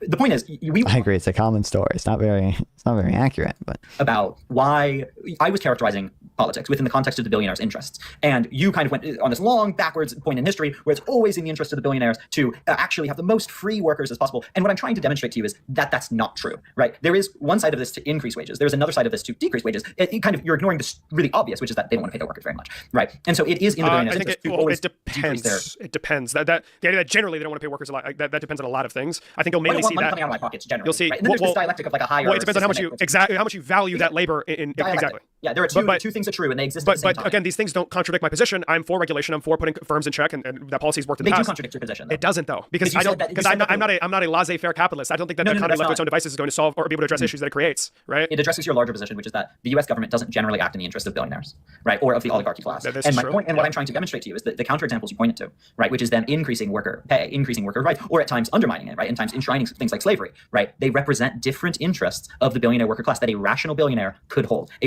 But that's true of like almost anything. That's true of like just about any position. As long as it's like a rational position, it's like something a rational billionaire could hold. I'm trying to think of something that wouldn't apply to.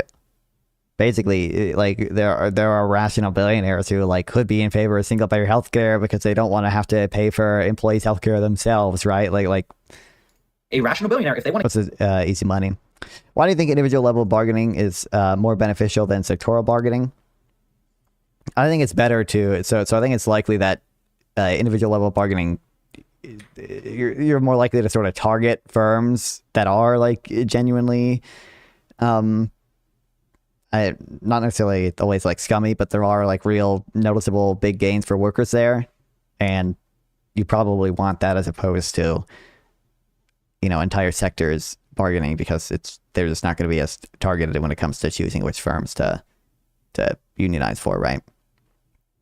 Like it's more likely with individual bargaining that a firm that is like genuinely extracting some amount of rents for the owners they're going to be targeted a lot sooner than a firm that isn't, with individual bargaining. But with sectoral bargaining, if both firms are in the same sector, they could, they might end up both having similar union policy, even though one of them is extracting a lot more rents than the other. And then, of course, there's the thing you always mentioned, the regional differences, the Italian paper. I don't have developed enough thoughts to comment on this, but my prior said sectoral bargaining is worse than firm level because there's less incentive for workers to upgrade employers because wages are compressed throughout the entire sector. That makes sense, which exacerbates search frictions. Sure. Want to get out of their job in 5 years would rationally infinitely push for a reduction in wages. That's the rational choice by them. Whereas a rational billionaire that wants to maintain the system that built their billions, and maybe their children do whatever, would rationally push for a protection in wages. Hey guys, we need to maintain consumerism. Okay, so if we had more rational billionaires who paid people a better living, or a wage to have a better quality of life, and the government continues to pass policy expanding social safety. Well, that's the whole thing, right? It's just a question of now, because now, no, why would they? Because they want to reduce wages, and sometimes that's in their indirect immediate But that's interest. reducing the wages is irrational. You're destroying the consumer base. You're destroying consumer sentiment. If you fund a fascist that destroys civil liberties, your economy that relies on the laws that God, David, that's why it's a contradiction. It's built upon ceases to exist. I don't But get how for that's an example, argument. if you are already an empire in decline, right, and your job is Thanks for the follow on kick, Girly Bear. W, let's go. is to, as an individual or as a class in America rather than the billionaire class outside of it, right, is to extract as much as possible from it. And that includes destroying wages and using as much violence as possible, right? So there's actually, I mean, this is an overarching model. Wait, that doesn't make a lot of sense to me. An overarching model. Country in decline. Wait, let me make sure I understand what you said.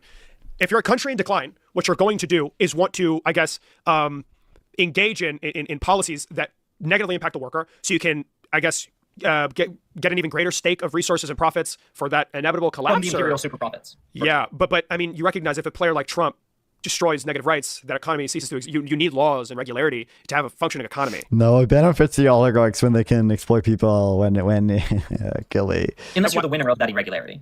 Okay. Right? Unless you're people like Peter Thiel. So then they just like they're not.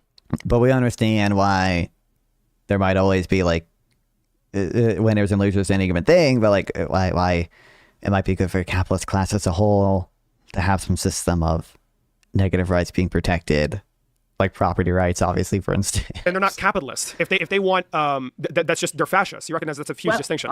So this is my point. Is once again, my point is that liberalism leads to fascism, and actually, it's just rich people. Actually, liberals say nothing is real capitalism when it goes wrong. They have ideologies that are that are antithetical to liberalism and America. I agree they're antithetical to liberalism. I disagree that they're antithetical to capitalism as a system. They are, because capitalism relies on laws and regularity. You can't have an Nvidia if you don't have laws. You can't have money if there's no system by which to distribute it. Donald Trump is destroying America, and it doesn't appear that is with the goal of establishing a country for the wealthy, rather a country for his loyalists. I really agree with you that what capitalism produces, what It's not what laissez-faire capitalism work- produces. It's not laissez-faire. Well, not here's, laissez-faire let me try and capitalism. just finish this a little bit, right? Which is a core fundamental thesis of Marxist thought, which is really well proven by everything we've seen, is that capitalism produces its opposition, right? That contradiction between the interests of the billionaires produces something that opposes the original claims of value. Okay. How on earth could you even test that, bro? Compared to any other alternative hypothesis for like why people's interests in society might not always be aligned. Thought, which is really well proven by everything we've seen, is that capitalism produces its opposition, right? That contradiction. Capitalism produces its opposition. Between the interests of the billionaires produces something that opposes the original claims of value. Okay. How on earth could you distinguish the like Marx's reason why those exist versus just like some type of theory about like voters like rationally trying to extract rents from the opposition, like them just being self-interested? I'm just curious to know how that's exclusive to this. There's always been individuals with ideas that I guess are a far cry from what is generally acceptable or moral. There's always been racists. There's always been xenophobes. There's always been violent people, even prior to the. Because capitalism produces them. Capitalism produces them. Nothing's exclusive here, but I think maybe this might be helpful to understand what fascists are in a material leftist understanding. Fascists are not merely racist people. I mean, plenty of racists. I never said that. That's no, I know. But they're not merely, there's not just this, the way it's taught, right, where there's just this randomly super mega racist, as if, the Germans weren't racist prior to Hitler, etc., right, is what it is they are the foot soldiers of capitalists when that side of the contradiction, the decreasing the wages, the undermining the domestic proletariat and trying to assert control over some portion of the international proletariat becomes the primary rather than maintaining the system that continues some like long-term exploitation of the national or international proletariat, right? So it's the response of capitalism to the fall of those liberal principles and things. It's complicated. My point is it is a representation of complicated. One of the interests of the billionaire. Can't really explain it in non-Marxist terms. What it is what we're trying to do is describe how these ideologies came about from the particular material conditions, right? And if we go back in Germany, right, fascism came out of the fall of the German Empire, right? I think that's really clear. And we can draw a direct line from the people that couldn't make profits, right, in the German Empire, or wanted to take all of their profits from the German Empire and put them back into Germany, or like Germany proper, right? They came back and said, hey guys, I want to reduce my workers' wages as much as possible. I'm going to pay these black shirts to help me do it, right? And then they got really mad about the consumer base breaking, and then that pushed for imperialist, right, and direct imperialist violence across to build the consumer base. I don't know what to say, bro. Super complicated theory. I don't know. Based on my recollection of the growth of the fascist movement was a result of, I guess, the dissatisfaction of a citizenry following the collapse of the empire, which obviously brought about a lot of destabilization, death, and a bunch of other bad things. Yes, and the communists were winning until the evil corporations funded the fascists. But don't you think that, again, if you're in an economy and you're wealthy, don't you want stability? Earlier you said it that when. Why wouldn't you? Or even earlier, no, it's important to recognize this. Earlier, you chalked up policy that is beneficial to the working class as an instance where the bourgeoisie wanted to give the. What the fuck is this rewriting? It's not a rewriting to Hammer. It's a leftist materialist understanding. The worker a carrot, so that way they could just continue doing their thing and chase the fucking stick instead of looking. What do you think I am on a political compass? I don't really know.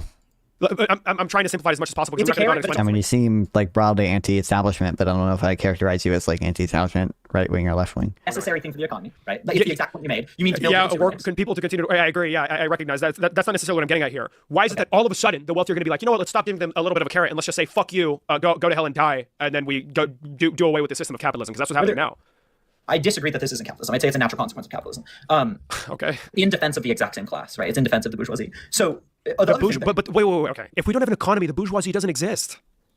Did the billionaires stop existing during Nazi Germany? Yeah. Oh my God. There's a fascist. Hold on. Maybe the wealthy that are aligned, but I hope that what you recognize is that America, if Donald Trump gets to do what he wants to do, is. I think you might be the only pro data center, pro privatized Social Security, anti pro act Democrat. There are dozens of us. Fucked. There's civil war. There's instability. In no world, if you're a wealthy person, would you want to live in that country? If you're going to leave in the country, maybe. You should try the pre-Hitler scenario game, bro. I've been playing. You guys know what Pax Historica is? I like this. This is the best Pax Historica preset, by the way. 2026, but you're a citizen. This is like. It's a game where you can play as a country. It's a free browser game, yeah.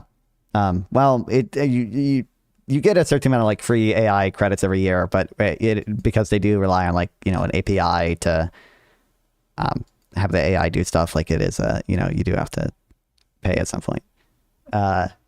You get to tell your country to do things. You get to have chats with other countries and stuff, and it's awesome. And I like this one scenario Or you're just a guy. You're just where is he? I think you're just Alex Miller. Can't really do anything. It's just like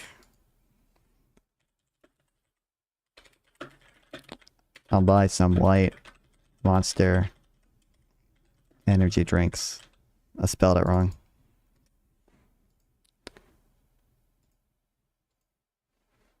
I get to seal the world events. Can I be the US and start attacking? Yeah. Alex Miller, simple pleasure. Exhausted from the Maryland heat.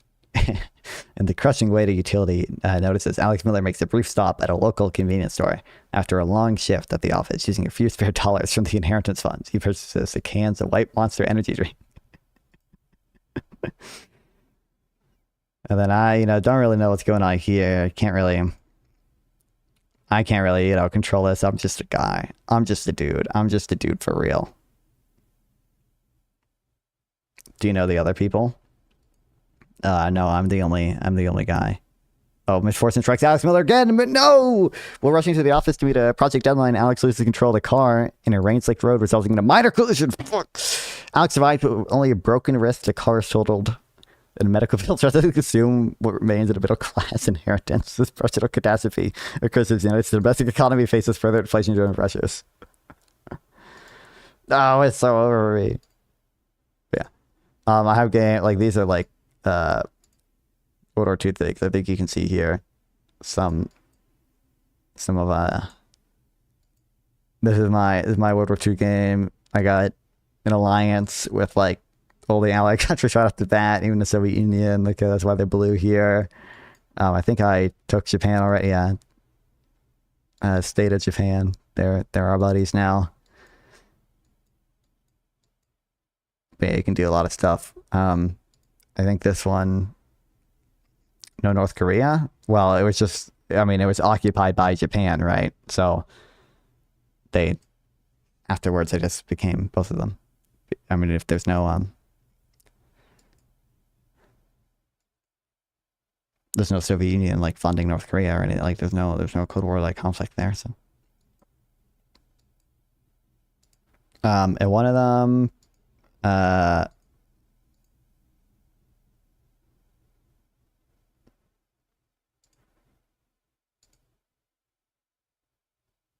oh, in this one I made AI, and AI killed everyone.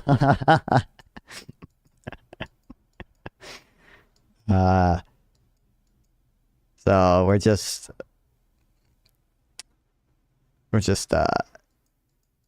one AI world. You know, hubby. How do you gain territory? You just invade. Look. I think I've seen this. Oh, you are authoritarian, right? It says. Well.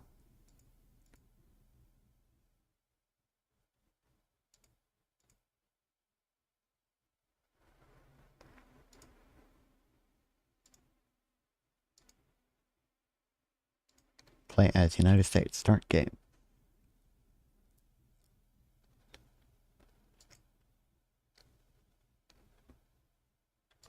It might not exactly let me do this, but I think I can just do like Frank's kind of in a way, but the USA launches a surprise invasion into Mexico. I have easy money. I don't remember exactly what my results were, but probably, you know, you should guess probably what they are. Combat cartels.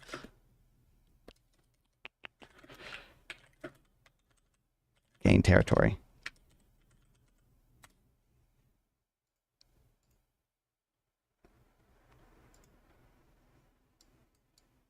I got right-wing pragmatism. Oh, I think you, sent that a little bit ago. See, look at all the territory I gained. Oh, and I got Venezuela too because they got it pre-programmed in that we coup the government there.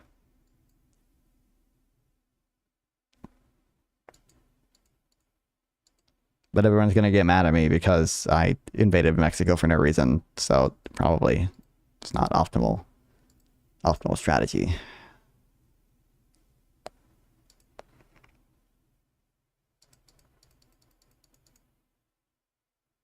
Are you a leftist? Are you talking to me? I'm not a leftist. But I don't know if you're talking to Quantum Traveler or not.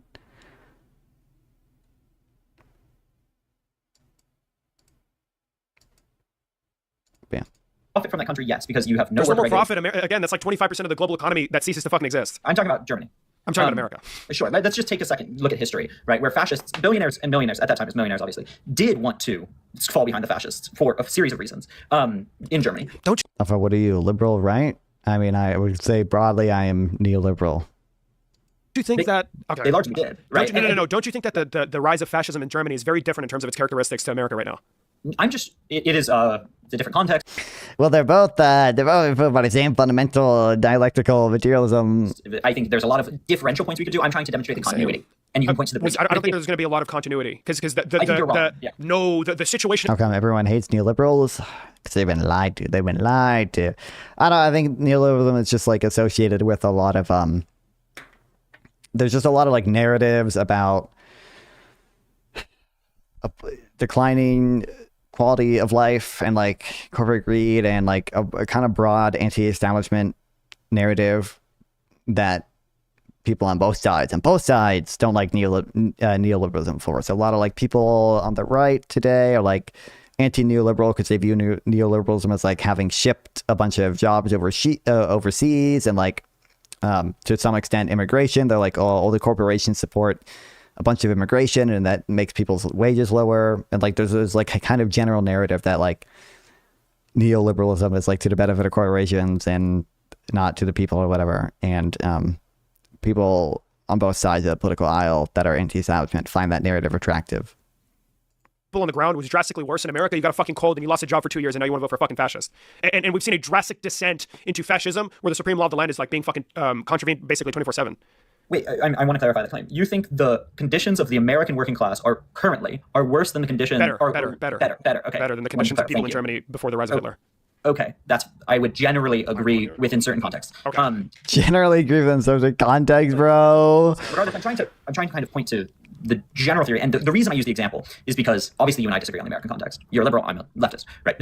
Right. But if we can go in history, we can kind of divorce ourselves from the current biases and points we have, and just try and understand ideologically what's happening, right? And fascist Germany, we're far enough away from, and we have well-documented points. And you were saying, why would they suddenly switch? I'll answer directly. There are a few ways you might suddenly switch. Number one, if they like labor market regulations, which is general regulations to socialized sectors, which is all anti-neoliberal. Yeah, I mean they're all like healthcare stuff. There's all like an anti-neoliberal narrative of like, oh,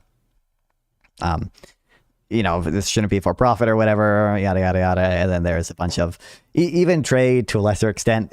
a lot of like anti-neoliberal people on the left don't like that all the manufacturing disappeared and such. And then they also sometimes draw in the like, oh, we're also exploiting a bunch of nations overseas, like cheap labor, and we're exploiting them and stealing their wealth and such. And then, yeah, a lot of the regulations and anti-labor market, or like labor market policies, they're all very much aligned with the corporations. So trying to keep your wages super low and exploit you. And their external markets have failed them, and they need short-term. They view neoliberalism as like hollowing out unions and like making union membership a lot harder and stuff. Right. So if you are a capitalist and you've lost access to external markets, you come back and want to immediately increase your rate of profit at home. Number two, if there is a political threat of the interest of the working class, right? There are two ways to address the political threat of the interest of the working class. You either give them more of those profits, we say we're going to pay you more, or you beat them down, right? I think we can recognize that's a rational response. And in Germany, the Communist Party was gaining power. The communists were a real threat to take over Germany at that time. Naturally, you have two options, right? You can either go social democracy and say, we're going to pay you more. Hey, guys, you don't have to go communism, right? Or we beat you down, right? And we take away the unions that all these nasty commies are working in, right? And they chose fascism. I think that's a rational response to communism. How do you enforce your views without a government? I support a government. I think a government should exist. Right? If communists are organizing in unions, if communists are organizing in workers' parties, right, the natural response is to build up an ideology and then a state that pulls out that ideology that will beat down those workers' parties. And that is in the interest of the bourgeoisie as well. So, okay. The reason why I was mentioning the differences earlier is because the reason why we saw, I guess, some level of stability for the wealthy that supported Hitler is because... I mean, more government than what liberals want. What? I don't know what you mean. NYC is the first city to introduce in the U.S. to introduce a just cause firing policy. Oh boy.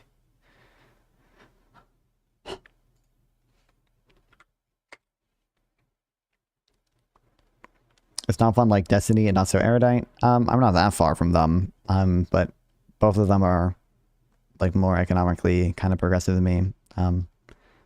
I've spoken to erudite about it before. Actually, when we went to dinner together, with like the UFA tour, we were seated across from one another, and I was arguing with her about it, about like CEO pay and stuff.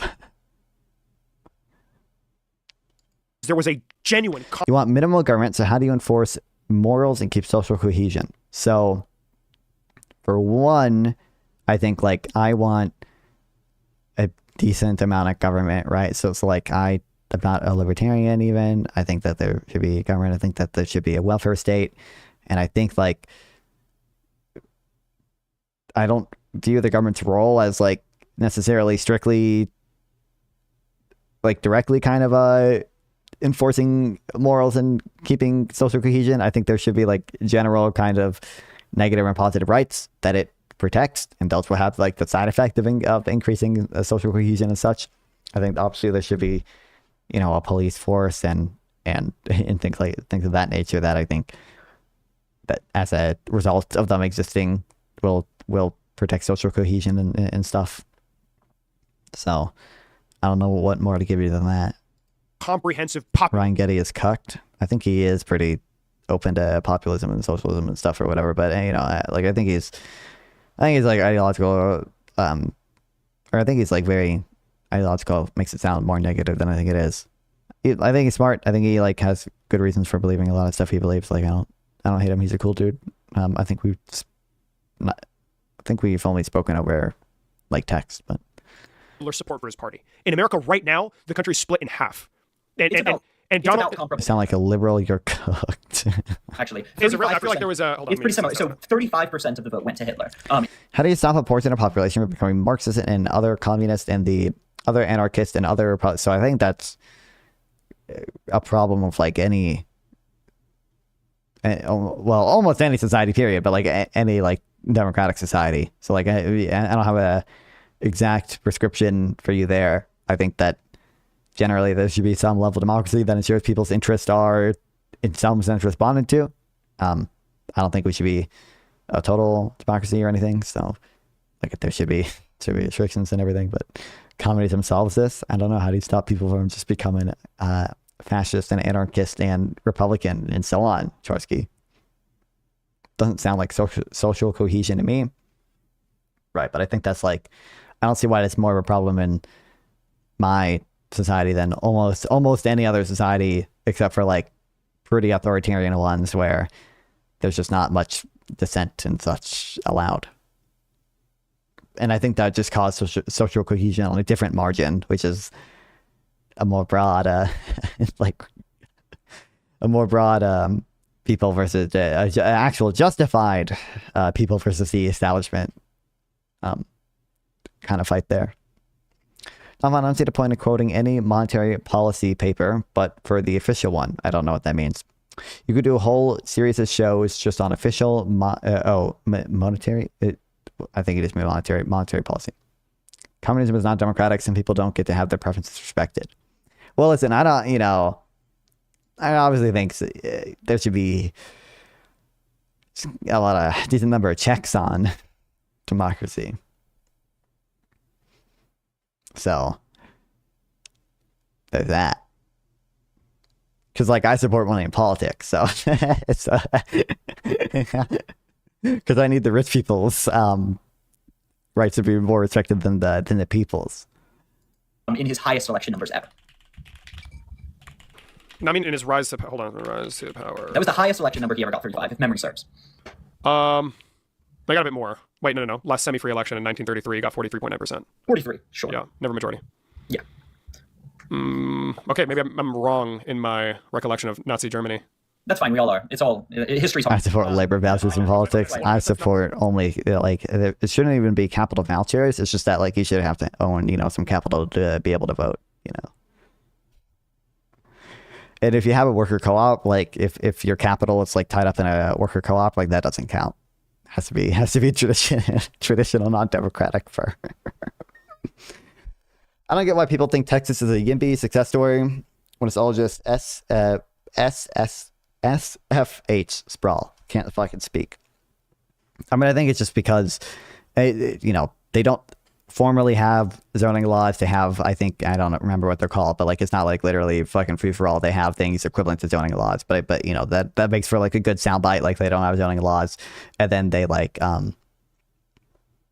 they do permit a lot more homes than other places. So like that also makes a good soundbite, and also just is a result of them being more like YIMBY friendly. I don't think people take YIMBY, like I think YIMBYism also, like there's obviously implications, and a lot of YIMBYs are like pro zoning reform in the sense that they want not single family homes solely, but like part of YIMBYism is just developers being able to build, and Texas seems to do that.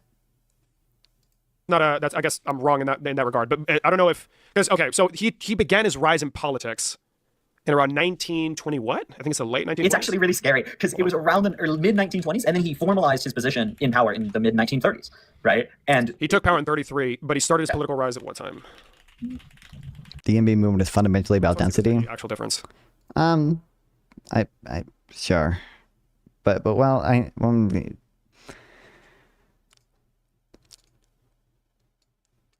think there's like I'm not going to deny, like density is a big component of it, but I think like I don't know, like yes, in my backyard, like literally like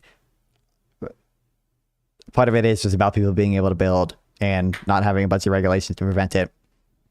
And I think a lot of the reasons it is like density is a big component of it is just because the most dense areas are the ones that like restrict zoning the worst.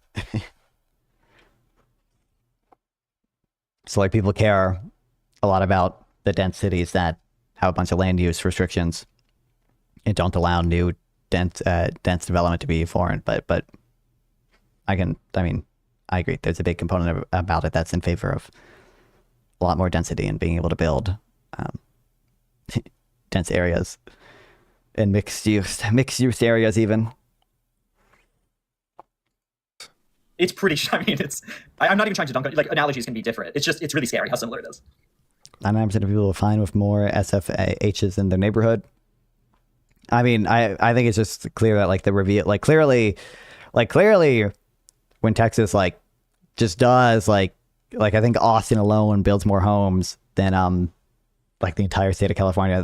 They've like permit more homes, right? Like there is like something there. Like some of it is, yes, people just like reallocating, right? People moving around. Like some of it is just like a building cycle, but like some of it is obviously a more permissive zoning and regulatory structure, right? Like that is, I think, unambiguously like part of it, and that is why people tout it as like a YIMBY success story. 23.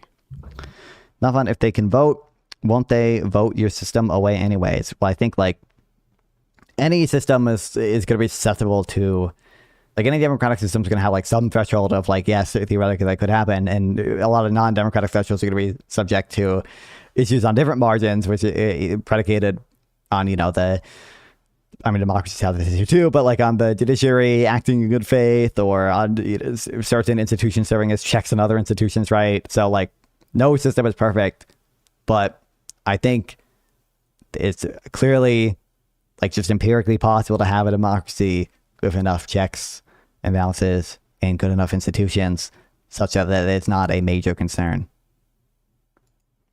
Okay, so essentially following the coup. I went to my neighbor's party. It's 99% white. I live in a master. Well, yeah, white people, you know, you guys seen those vines? White people do be like living in a lot of single family home suburbs that I don't know. Who in 23? Yeah. Yes. That's when he started his route. Okay. YIMBYism is fine with single family housing, but not fine with mandating single family. Yeah. It is about a 10-year difference, essentially. Just like Donnie. 2016, 2026. But it ain't great. Well, yeah, it's true. It is very similar. Holy fuck, you're right. Yeah, and they were welcomed by the conservative elite, right? Like, but again, it's important to recognize that Trump wasn't I mean, I'm sure Hitler wasn't either, but Trump was not welcomed by the conservative elite at first. If an individual is going to support this movement that will inevitably lead to the collapse of the country, in no world can your financial interests be at the top of your list of priorities. That's essentially what I'm saying. I think it has to be true. Because if Donald Trump, because I can't speak to the civil liberties, the supreme law of the land in Germany following the collapse of the empire or at the time that Hitler was rising to power, but in no world right now do I think where the economy and just about everything that is currently happening in America is so reliant on its laws and civil liberties, if those things were to be eroded, America as we know it today is probably going to be very different than what it would be after. Drastically different. To where money is probably not going to be a concern. To where fleeing the country is going to be your primary concern. Like a collapse of America would be disastrous for the capitalist economy. We're assuming a lot of you. So first of all, historically, there were industrialists that made a lot of money off of the Nazi rule and held on to that money following the Nazi regime. Right. Actually, a lot of them got jobs in, you're going to not like this call out, American government. NATO and the American government, but NATO specifically. It's not a bad bet. So there are two things. First of all, it's a long-term bet. What do you think is more profitable? Policy that seeks to continue to build up the labor class that will invest more money, that will buy more goods, that will themselves engage in entrepreneurship and build firms. That's fine. That's scary sometimes. Hold on, what is he saying? Themselves engage in entrepreneurship and build firms. That's fine. That compete with you. But it's the case for... That's scary sometimes. The people who are competing, they're part of the same class. That's why I understand that he might say this is like a contradiction or whatever, but like for the same reasons why like a state chartered monopoly that like an oligarchy has or whatever might not be in the interest of the capitalist class. Like we understand the people who would be competing and or are competing are also going to be members of the capitalist class. But that's not a deterrent. Yeah, you recognize that no, but well, first of all, if you're a billionaire, you most likely already have a very secure spot in the economy. But that's besides the point. Firms rise and fall all the time, every couple of decades or so. So I don't really know if that is going to be enough to motivate the government. By the way, can I just note a little Marx note? Marx predicted that. Yes. Marx predicted what? The boom and bust cycle of capitalism. Oh my God! Wait, that's not even the type. David saying that like firms, firms don't persist. There's dynamicism there. That's not the type of boom bust that Marx talked about, right? I could be wrong. I believe when Marx says boom or bust, like he's talking more fundamentally about like the broader business cycle. Maybe he tied in firm closure to that, but he's talking about I don't know. I don't think he would use the term like credit market and such, but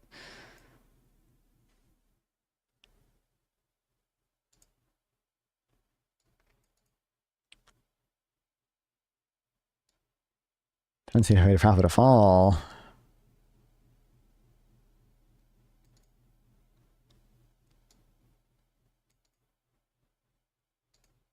Okay, this Wikipedia page is not giving me a useful thing.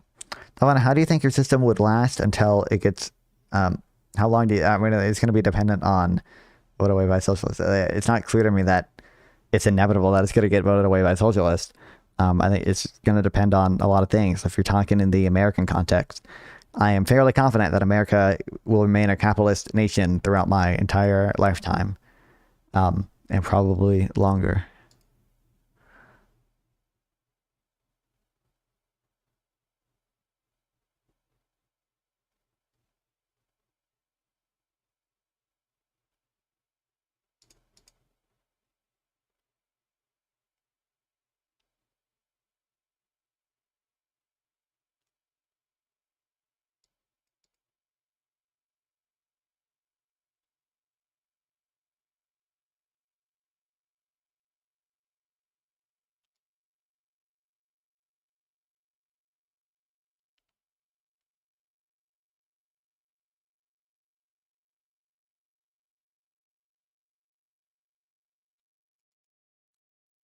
Okay, I don't.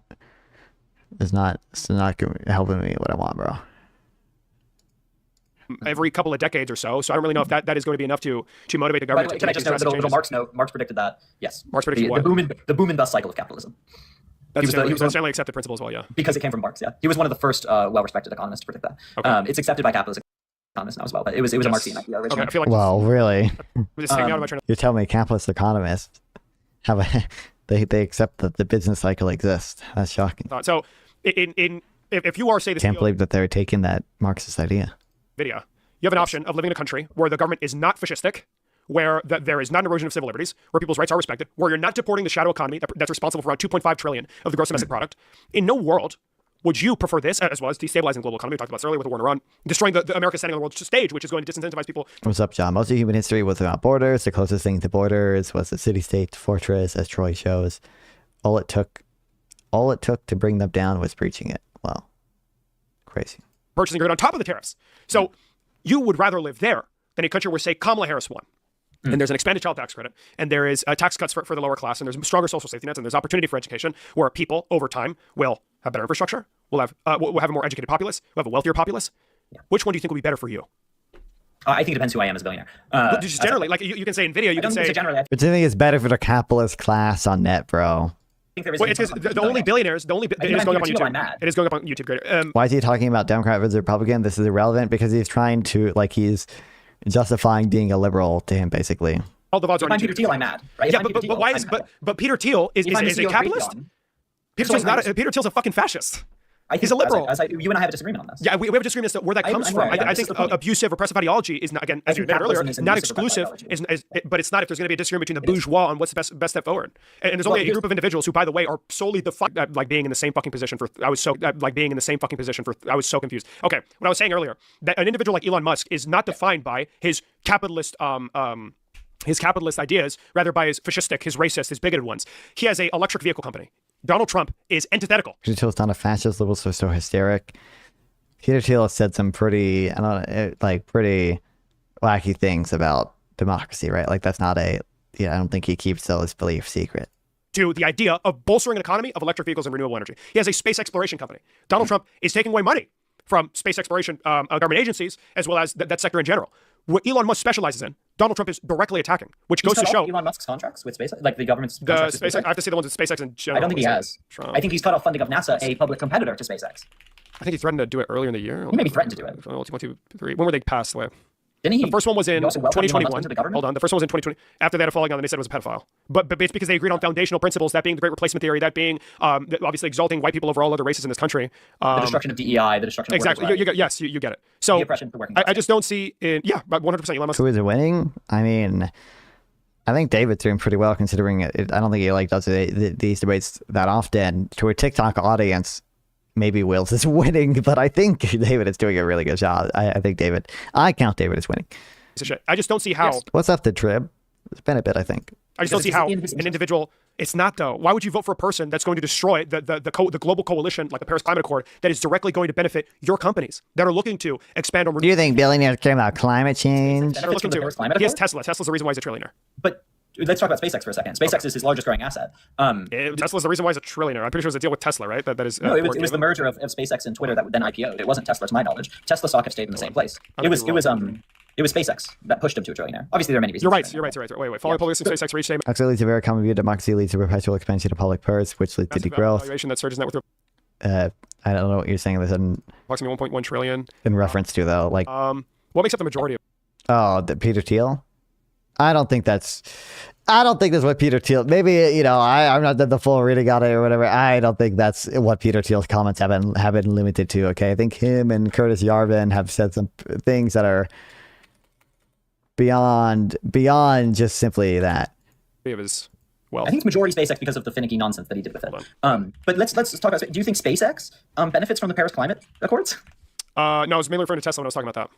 I don't think Tesla does either. Tesla does a coalition to combat wasteful actions by countries, as well as looking for green energy alternatives. Yeah, something like that would directly. Tesla isn't green. Tesla's an electric car, yes, but Tesla also has dirty cobalt that it takes. Yeah, I recognize. Wow, whoa! Do we not clearly?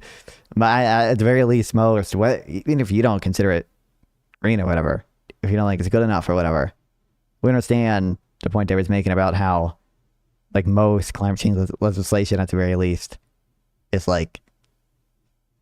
probably going to be beneficial towards Tesla, probably going to be beneficial towards electric car manufacturers in general. Yeah, but it doesn't net benefit from. Oh, this is super cool. Knows everything but can't demonstrate it. Man of the people leftist, basically. No, electric vehicles do produce less carbon emissions than gasoline cars, even after production. Carbon, yes, but Paris climate didn't just address carbon; it also addressed extraction. Just like general climate change issues. Oh, I could search it up as a matter of fact. That's actually a good question. I may be wrong here. It doesn't really change the underlying sentiment. I use it as an example, but you get what I'm saying. I think it's a once again no examples cohesive, none's perfect from criticism, and we're engaged in systemic critique. But I think Elon Musk is an interesting example because, for example, electric vehicle competitors from China were banned by Trump. Right, that's in the direct benefit of Elon Musk, right? Because now he can price gouge within the American market. Hold on, I quickly want to mention this. Yes, there was a man. Whoa, I think you mean now China is saved from being exploited by U.S. consumers. Zero emission vehicles and sustainable energy. Sure, but as I was saying, that's Tesla. You know what I mean? If Tesla maintains market share, but also Tesla relies on extractive principles that other environmental, and I believe the Paris Climate Accords, if it addresses extractive natural resources, wouldn't benefit from. But a great example, right, is the EVs in China, right? Trump bans the EVs from China. Now Elon Musk can price gouge within the American market. Just as it's pointless. I'll search it up later though. Chinese. I think it was Joe Biden. Was it Joe Biden? I think it was. That'd be interesting. It's wasting a lot of time. I know Joe Biden did. I don't know if he specifically did EV stuff, but like there were tariffs and certain restrictions that Joe Biden put on batteries and stuff from China. I don't know, specifically EVs. Because it was tariffs. God, I want Chinese EV so bad. God, I want a Chinese EV so bad. Joe Biden, please give me a Chinese EV. Please. I will vote for Trump's third term if he just lets me buy a Chinese EV. But yes, for the market price, I think you probably can get them if you are willing to pay kind of absurd amounts. But them who? Let's see. Tariffs, oh yeah, he did. Chinese. You're right. Joe Biden, right? Yeah. Okay. Biden effectively bans all Chinese electric vehicles. Yep. Cool. Yeah, fantastic. Point being, that's still benefits Elon Musk, but I think we all recognize that benefits Elon Musk in a different sense because obviously Joe Biden's policy was more directed to benefiting the economy, not global tariffs and fucking taking up ownership stake in companies and fucking obviously against green energy. Sure. So, what is the point here? Yeah. I think it was rent seeking. It would benefit the economy if I could buy a Chinese EV, bro. Please let me buy a Chinese EV. You're making an overarching point. My point was that Elon Musk is a good example of an individual that chooses ideology over economic gain. Oh, so I want to make 2 points here. First of all, I disagree. Second of all, I think even if you could point me to an individual who does betray their class interest, that wouldn't undermine my point, right? Because it is true that some billionaires are just so. Okay, I really quickly want to mention the reason why Elon Musk is participating in government is not because it was going to be economically beneficial. It's because of his ideology. The reason why he was part of Doge and he wanted to. Look at these things, bro. And they're not even expensive. They're like, this is like a. I don't know. I don't know what that price is saying or whatever. Because I doubt it's $69,000, but maybe. Show me the inside. Show me the screens. They all got like, oh my god, the LED lights. All the screens they got. Wireless phone charger, bro. What's the subject of the debate that they're talking about? It wasn't like a scheduled debate or anything. It was just like a TikTok live that he joined, but they've been talking about they've been two things. One, Israel Palestine, and then like two, more generally, liberalism versus socialism, or socialism versus capitalism.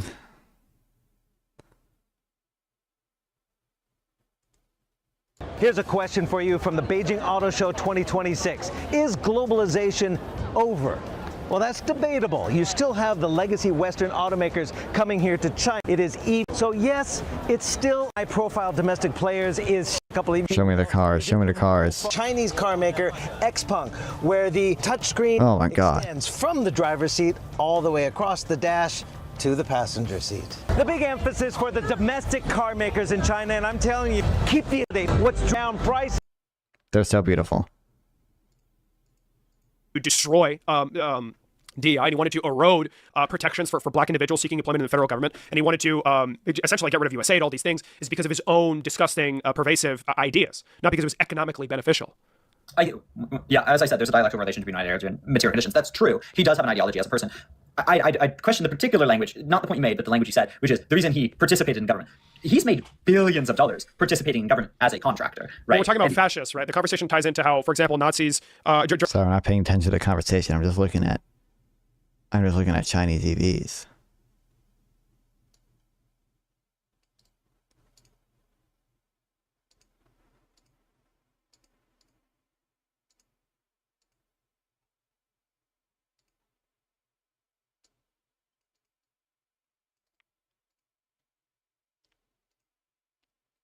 Do you support Nick Fuentes? I do not.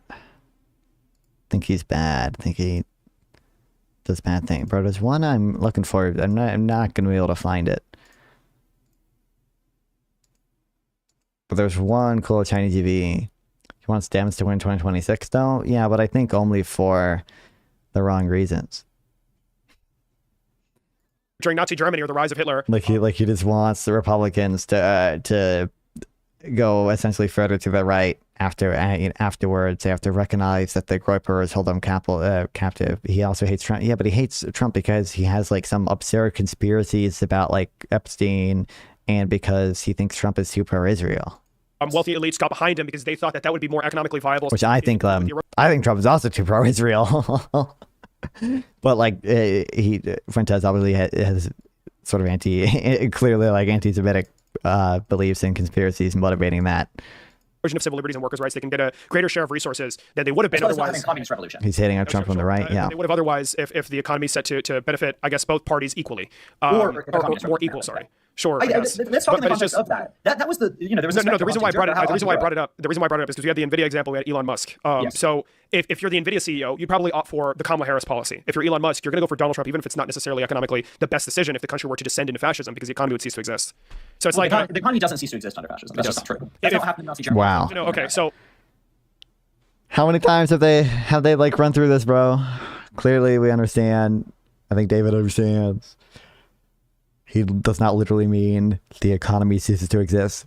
The things that he's mentioned before, like stability, like access to global markets, like various negative rights, they don't exist anymore, and those probably do hurt you as either as an individual or as a class. Well, Nazi Germany is different from America. Nazi Germany didn't have federalism. Nazi Germany didn't have, I guess, as big of an appreciation. Yeah, but dialectical materialism. But we're one of the states, the fourth largest economy on the fucking planet.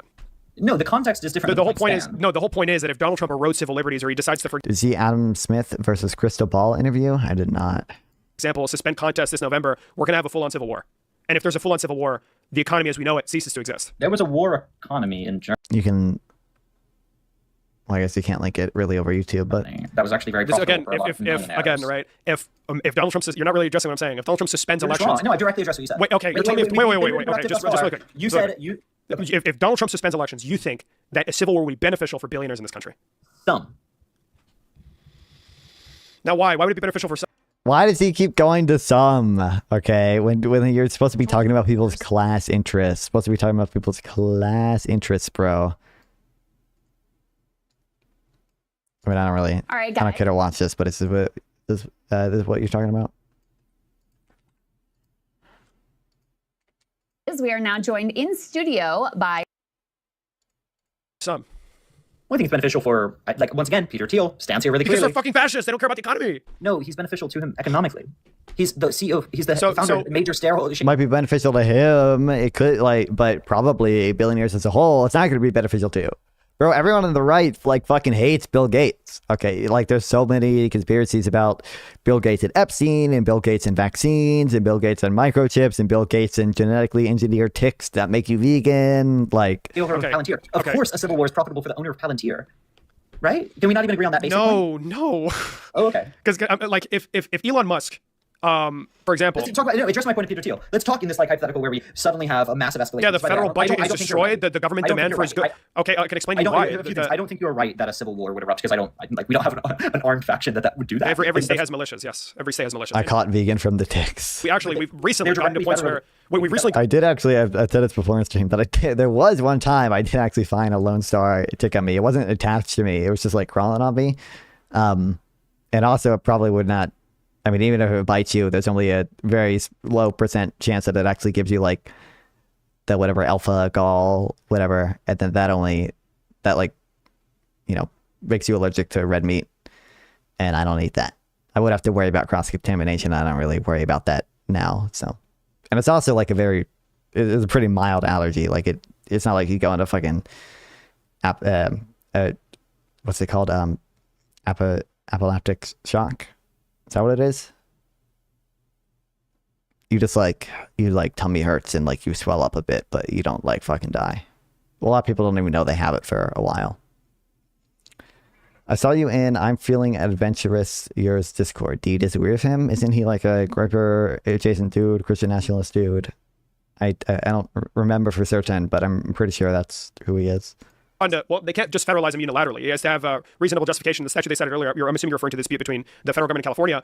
They need explicit approval by the governor of the state. They can't just do it unilaterally with no cause. Except in emergency situations. Except in emergency situations. But by the way, we've seen this manifest. Lyme disease. No, Lyme disease is something else. But Texas, not too long ago, a standoff between that you will know if you get, and it's also not like permanent like Alpha Gall is. National Guard of Texas and the federal government, a boiling between Greg Abbott and Joe Biden. Those things were signs of what could happen in the future. And I'm almost certain there's no way in hell if Donald Trump suspends elections that we wouldn't see states start seceding from the fucking union. Rule cease to exist. As I said, I think seeing how they've moved thus far, I don't think that's true. But let's live in this world, right, where California, which has a huge conservative population within it as well. Do you think illegal immigration should be legal? I don't know what the fuck you mean by that. I'm in favor of liberal immigration policy. I don't like literally think that illegal immigration should be. I don't know what that means. I don't know how to interpret that question. I don't know how to interpret that question. If I am in favor of at least one of the illegal immigrants being able to, in an alternative world, to, he means open borders. But I think his conception, if he's asking a question like this, I think his conception of open borders is going to be pretty weird. Because some people think we should have open borders. So I don't know what your conception of open borders is. I would not say I am literally in favor of open borders, but I'm in favor of pretty substantially liberal immigration policy in the sense that I think we should admit a lot of immigrants to the U.S. quite frequently, and it should be relatively easy to immigrate here. Non-fund supports an open border. True.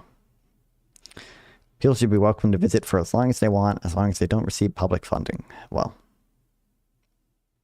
how many? I don't think there's like a set number, and I wouldn't be able to give you like a very accurate like set number or whatever, but like probably like within the, I think 3 million a year is like a perfectly fine number to admit. I think 300K per year would be good. Well, 3 million is way too much.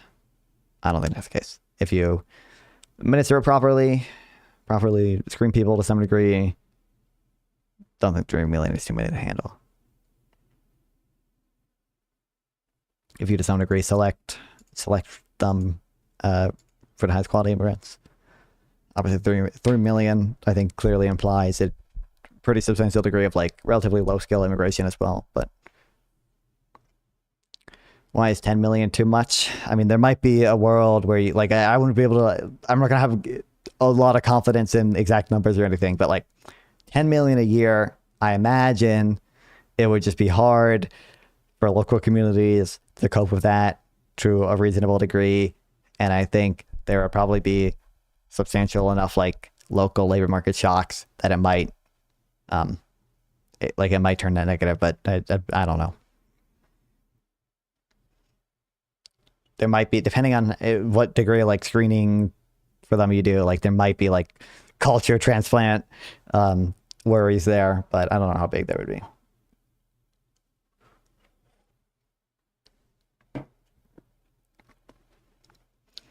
House prices would be higher, lower wages. So I don't think wages on net would be lower. I think there's probably some pressure on housing prices, but the benefits just outweigh the positive. Well, I didn't know you believed that. What, that there is a degree of immigration such that if you don't screen people enough, there is a like culture transplant type concern there? I don't think it's very big, but more labor equals lower wage. Oh, I didn't consider, oh my God, I didn't consider that. Oh shit, you're right. Oh, I'm so stupid. Yeah, so believe it or not, there is more than one effect that immigration has. So there was also an effect on just demand. That also means, that also shifts the demand for labor outwards, right? Because immigrants also buy stuff. And then there's additional just like pro kind of productivity effects that you can expect from at least certain types of immigrants. Some types of like lower skill immigrants. Well, first of all, there's spillovers between sectors. So, for example, if you have a bunch of immigrants working in construction, if that lowers the cost of construction, let's say it does lead to lower wages and it lowers the cost of construction. Now, a lot of some of those savings is going to be like passed on to firms that build stuff that need stuff to be built, and that's going to lead to more things being built, right? So there are, on net there, it's not clear that the net effect would be negative, even if there are negative effects within an individual sector, right? And then more generally, there's going to be like some effect of either immigrants coming over and bringing ideas and like themselves being kind of semi-high productivity and making those around them higher productivity. There is such a thing as agglomeration effects, or them doing the work, of that essentially frees up people, elite human capital. If you get the low IQ immigrants to come over here, you free up all the high IQ people to do things that are more productive with their time, right? Like if you think about Japan would probably benefit from an amount of a substantial amount of like low skilled labor, because most people in Japan are very skilled, and you have very skilled people, very committed, hardworking, skilled people doing relatively menial jobs in Japan. It would probably be better for Japan overall to have lower skilled immigrants doing a lot of the menial tasks and the higher skilled people doing more advanced tasks. Probably just a generally good thing. And there are just like gains from scale. Just kick out the low IQ people. But then you have high IQ people. Like you don't want Albert Einstein to be a janitor, right? Albert Einstein should be doing Albert Einstein things. People who don't have the capacity to be doing Albert Einstein are going to benefit from being a janitor still. It's probably still positive sum for them. And overall, there's just a gain from Albert Einstein being free to do Albert Einstein things in his time.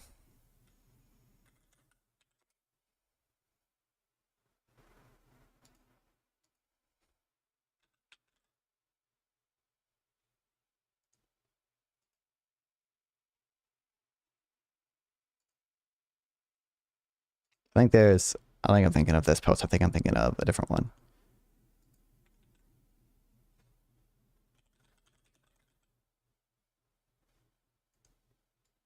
This one.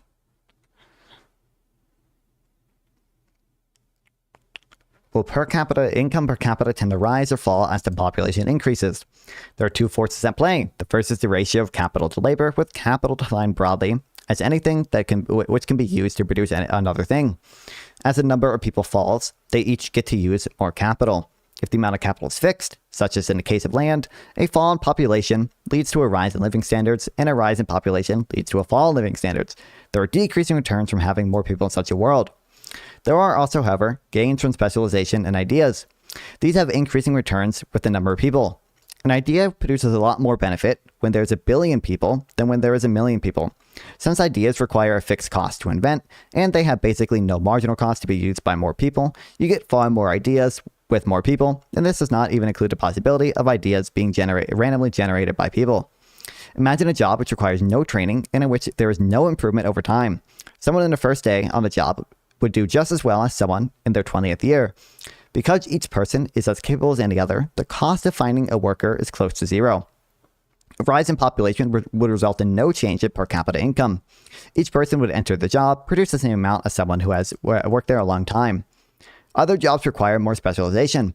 Imagine a software engineer. In order to be employed, they need companies to make considerable investments into identifying possible roles.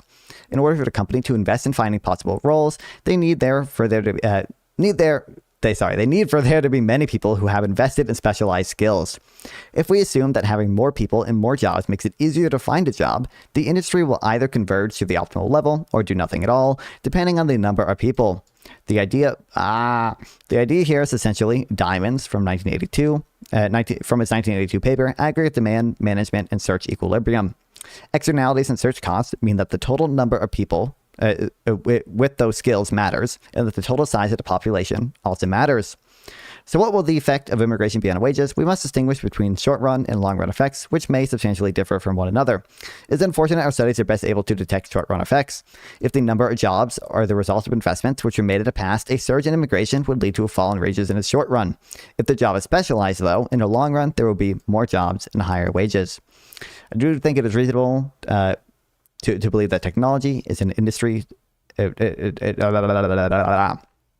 typified by decreasing returns. So, when we are discussing H-1B visas, or any visa really, we should not expect restricting immigration to lead to higher wages for American workers in the long run. On the contrary, we should expect it to lower them. For all the conflicting arguments about the effect of immigration on the wages of unskilled workers, there could be no argument about the effects of specialized workers. And those who oppose high school immigration are either misinformed about the consequences of immigration concerned only with the immediate future, or are possessed by an appalling racial prejudice. Alex Narasto would disagree with me on what? Could you imagine how efficient Einstein would be as a janitor? He would have made the first honey. He shrunk the kid's contraption. That's true. I haven't seen the movie The Trip, but I know the movie. What about house prices? So I'm just gonna ask first, conceptually, do you think that there could be gain on the culture transplant? I think he agrees that there is a non-zero concern there. I think we both agree that the effects are just like not very big and the benefits just outweigh any of the costs there, and there are a lot of things you could do that probably mitigate any concerns that we do have about cultural transplant type things. But I just want to ask first, conceptually, do you agree that there could be gains that are large enough to outweigh a positive effect on house price by positive increasing effect of house prices? Is there conceptually a gain that could do that? And then also, I think the native just an increase in the native population is also going to increase home prices, right? So should we try to restrict births or anything to decrease home prices? The median age so this is not an answer to my question, notably, right? So first of all, I don't think this is true. I think you're relying on the NAR data, and the NAR data is a clear outlier. And I think to the extent it is true, or to the extent it is increasing, which again, outside the NAR data, it doesn't appear to be the case. It's not clear immigration is the cause of that. And it's also notably not an answer to my question. On Monday, there's a terrific blizzard. We here in Boston might not be a single cause to it. So I don't think there is a single cause to it, but it is a cause. So I don't think you have very good evidence for that. But that's notably not an answer to my question as well, which is, do you think that there could be a gain large enough to outweigh any effect on home prices? Is that conceptually possible? Or is it just sufficient that home prices go up? Okay, so it's not an answer to my question.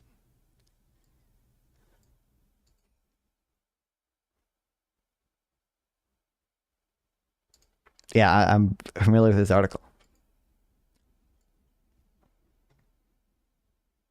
We here in Boston got 1.5 feet of snow with the winds leaving enormous banks everywhere. I walked 1.5 miles to Harvard in the worst of it, just to have done it. I could scarcely lift my eyes up to look without being blinded by little flakes everywhere. Sometimes you would have to come to a stop, back to the wind, and just let it pass by you. But it was fun.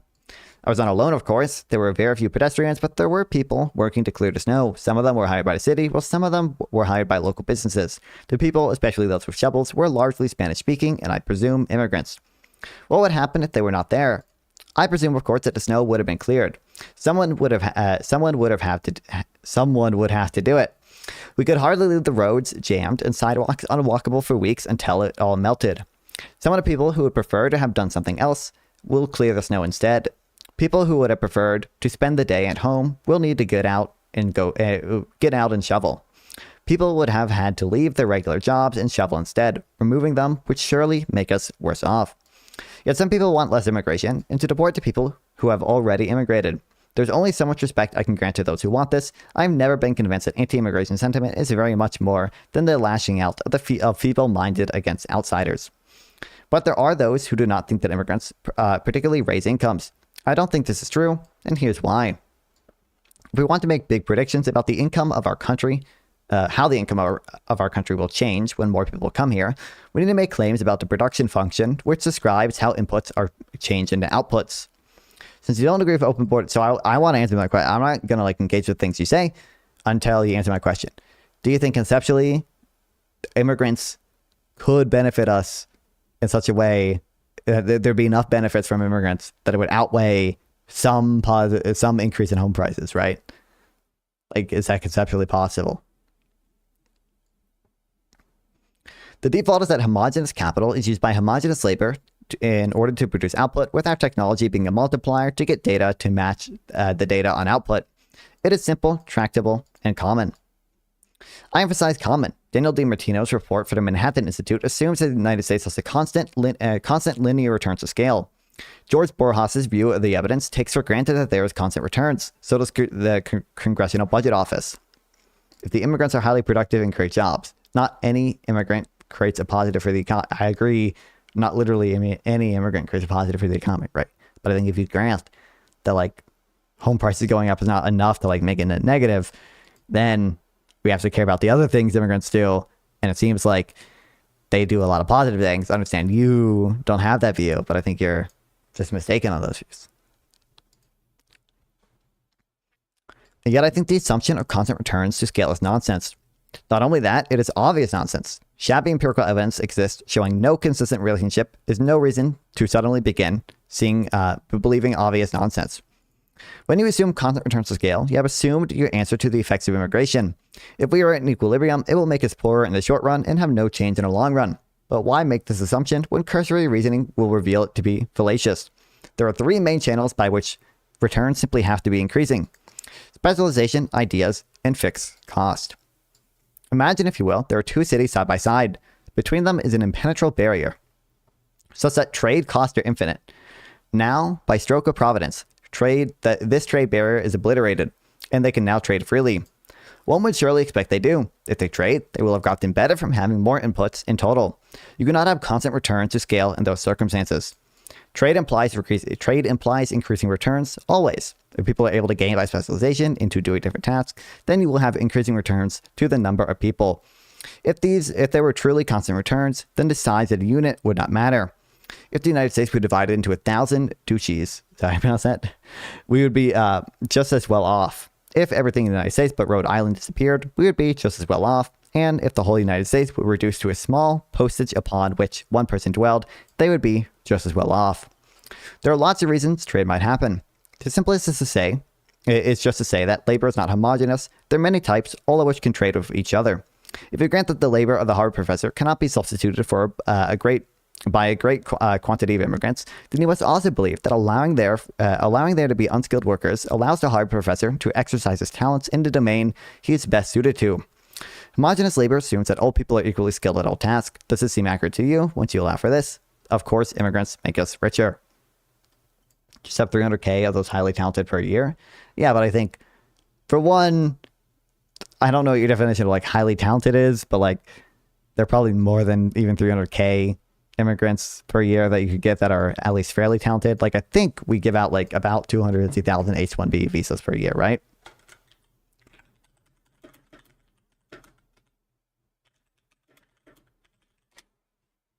Oh, 85? I thought it was more than that.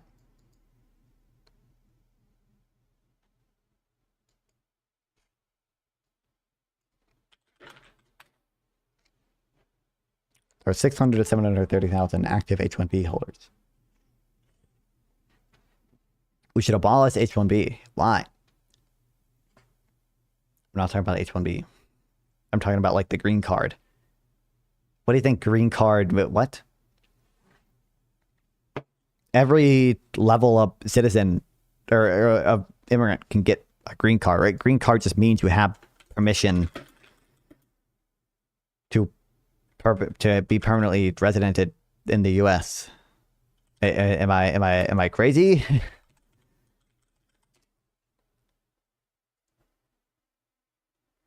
granting lawful permanent residency, work authorization, and long-term settlement rights. Like what? Green card through family. Like you can get a green card if you're not a worker at all. Like you can get a green card as just a fucking parent of someone who immigrated here and said, like, that is what I'm talking about? What do you mean? We said high skill immigrants. And I mentioned H-1B visa, and you said we should get rid of that. You said, I'm not talking about H-1B. I'm talking about, like, green card. I don't understand what that means. Anyone is eligible for a green card. Like, green card is not like a type of visa that you get. That's only for high skilled immigrants or something. Like, it's the type of document card anyone can get. I'm talking about permanent. I don't understand. Okay. So, are you fine with it? Then why are you against H-1Bs? Because they don't get, they get like 2 5-year terms or whatever, right? H-1Bs is not, it's not permanent. You have to get now. You can seek permanent status here as on a H-1B visa, but the visa alone is not permanent.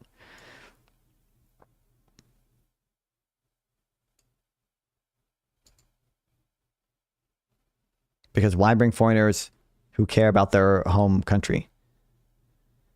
Okay, I don't know. Okay, so I can give you an answer to that, but I don't. First of all, I don't understand what your exact issue is. Because I don't know what you mean by. So why you say this, but without a green card, you're not here permanently. What is happening, lol? I don't know. I don't get it. I don't get it. So what is the contention with the? I don't know what you mean by when you say like I'm talking about the green card, because that's something anyone is eligible for, or not like literally, but any level of immigrant is eligible for. Why are they migrate? I mean, yeah, this is true. Also, like they don't like like their revealed preference is to live in America.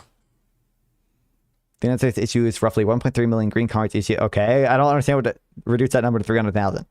Okay, but that okay. So, first of all, I don't understand what the objection to H-1B visas is then, because they don't get a like permanent residence, right? They get them if you only care about permanent. H-1B visa is temporary, right? I think it's like you get like a 5-year term or whatever, or like 5-year, I say term, but you can stay for 5 years and then you can renew it one time, I think. 6 years split into initial term of up to 3 years and a standard extension. Okay. So it's 2 like 3-year terms. Now you can apply, we should abolish it, but so what's the justification for this? Because you seem to care about the green card and you don't get a green H-1B visa. It's a visa. It's not a green card. Now you can, and many people do, apply for a green card on an H-1B. It is used as fraud. How so?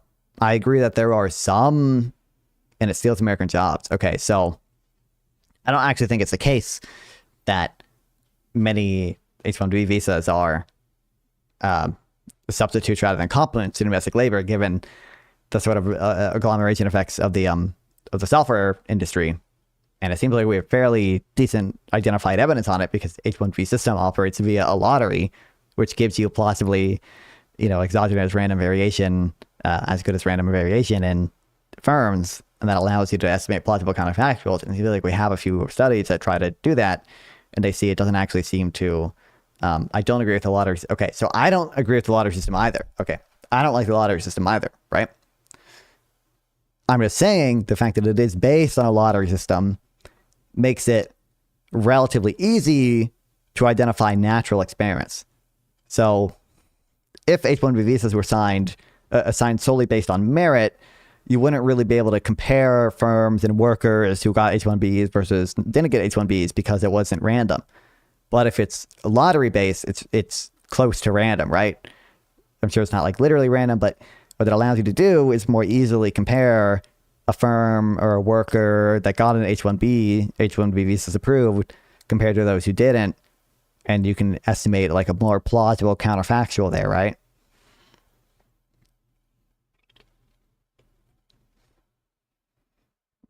Not all 100% of lottery. Okay. You're triggering me. That's not necessary for my argument. Okay. I'm just saying, I'm telling you, by nature of it being a lottery, it makes it relatively easy to identify natural experiments. And the natural experiments we have, the documentation we have in it, the studies we have in it, they don't suggest that H-1B visas steal U.S. jobs.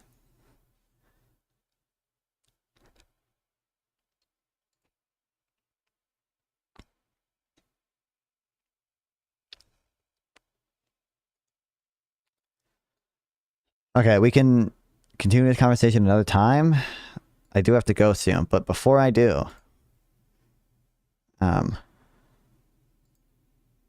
just it as well. talk about this thing a bit. Okay, this is it's basic logic. What is? This is a call out to Will's talks, okay? I have already DM'd you on Instagram and TikTok. I did so a while ago, and you did not reply, okay? If you want someone to talk about capitalism versus socialism and stuff to you, okay? I'm your guy, all right? Come after me. Debate me, bro, one might say. Yeah.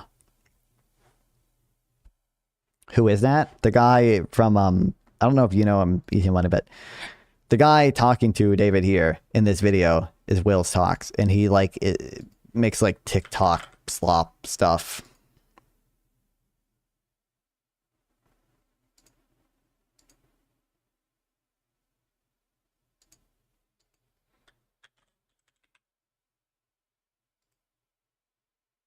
The H-1B brings in janitors, so the overwhelming majority of H-1B visas are not janitors.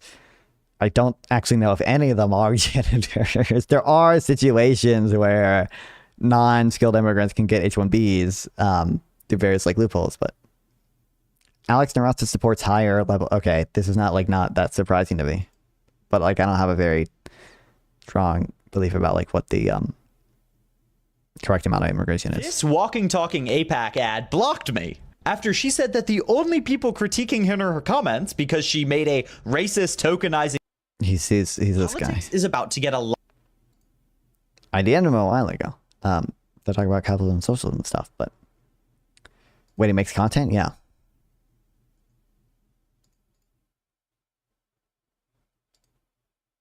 I DM'd him on July 14th. He said, "What's good? I'm a small streamer and recently came across your content. I was wondering if you'd be up for discussion along the lines of capitalism / neoliberalism versus socialism. You can get a feel for who I am by checking out my YouTube channel.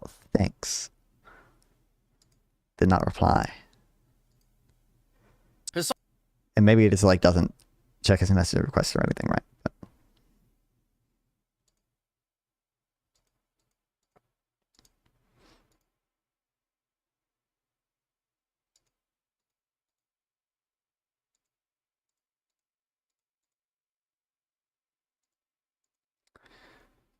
okay. I gotta go, folks. I gotta go, or I should have gone a little bit ago, really. I have work tomorrow. I don't know if I'll stream tomorrow. It'd be interesting having to debate Narasta. I mean, this would just not be that interesting to me because I just don't have a particularly strong belief about it, right? I'm not particularly committed to the idea that 3 million is the right number and it cannot possibly be 10 million or whatever. If I was going to talk to Alex Narasta, it'd be a broader thing in which I would that'd be something I would ask him about and probably talk to him about, but it would not be a debate type thing. So yeah. Okay. Head over to Tom Foolery on YouTube. I don't know if I'll stream tomorrow. I will try to get that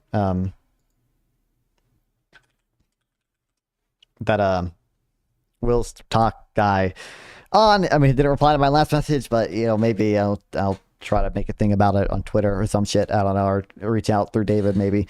So we'll see about that. And then at some point, I'll be talking to the Caden guy. I don't know when, is subject to his internet issues being resolved. But I don't think I'll stream tomorrow, but I should stream the day after. I do have work that day, but I just need to, oh fuck.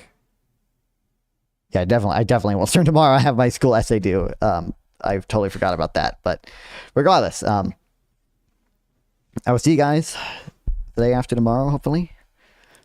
And I'll try to set those conversations up, but I love streaming. I love to go watch me stream. Like, comment, share, subscribe. Go check out on my YouTube channel. There are 2 new videos of the past debates I had. If you missed those, exclamation point YouTube in the chat, or to go to my channel. And yeah, I will see you guys later.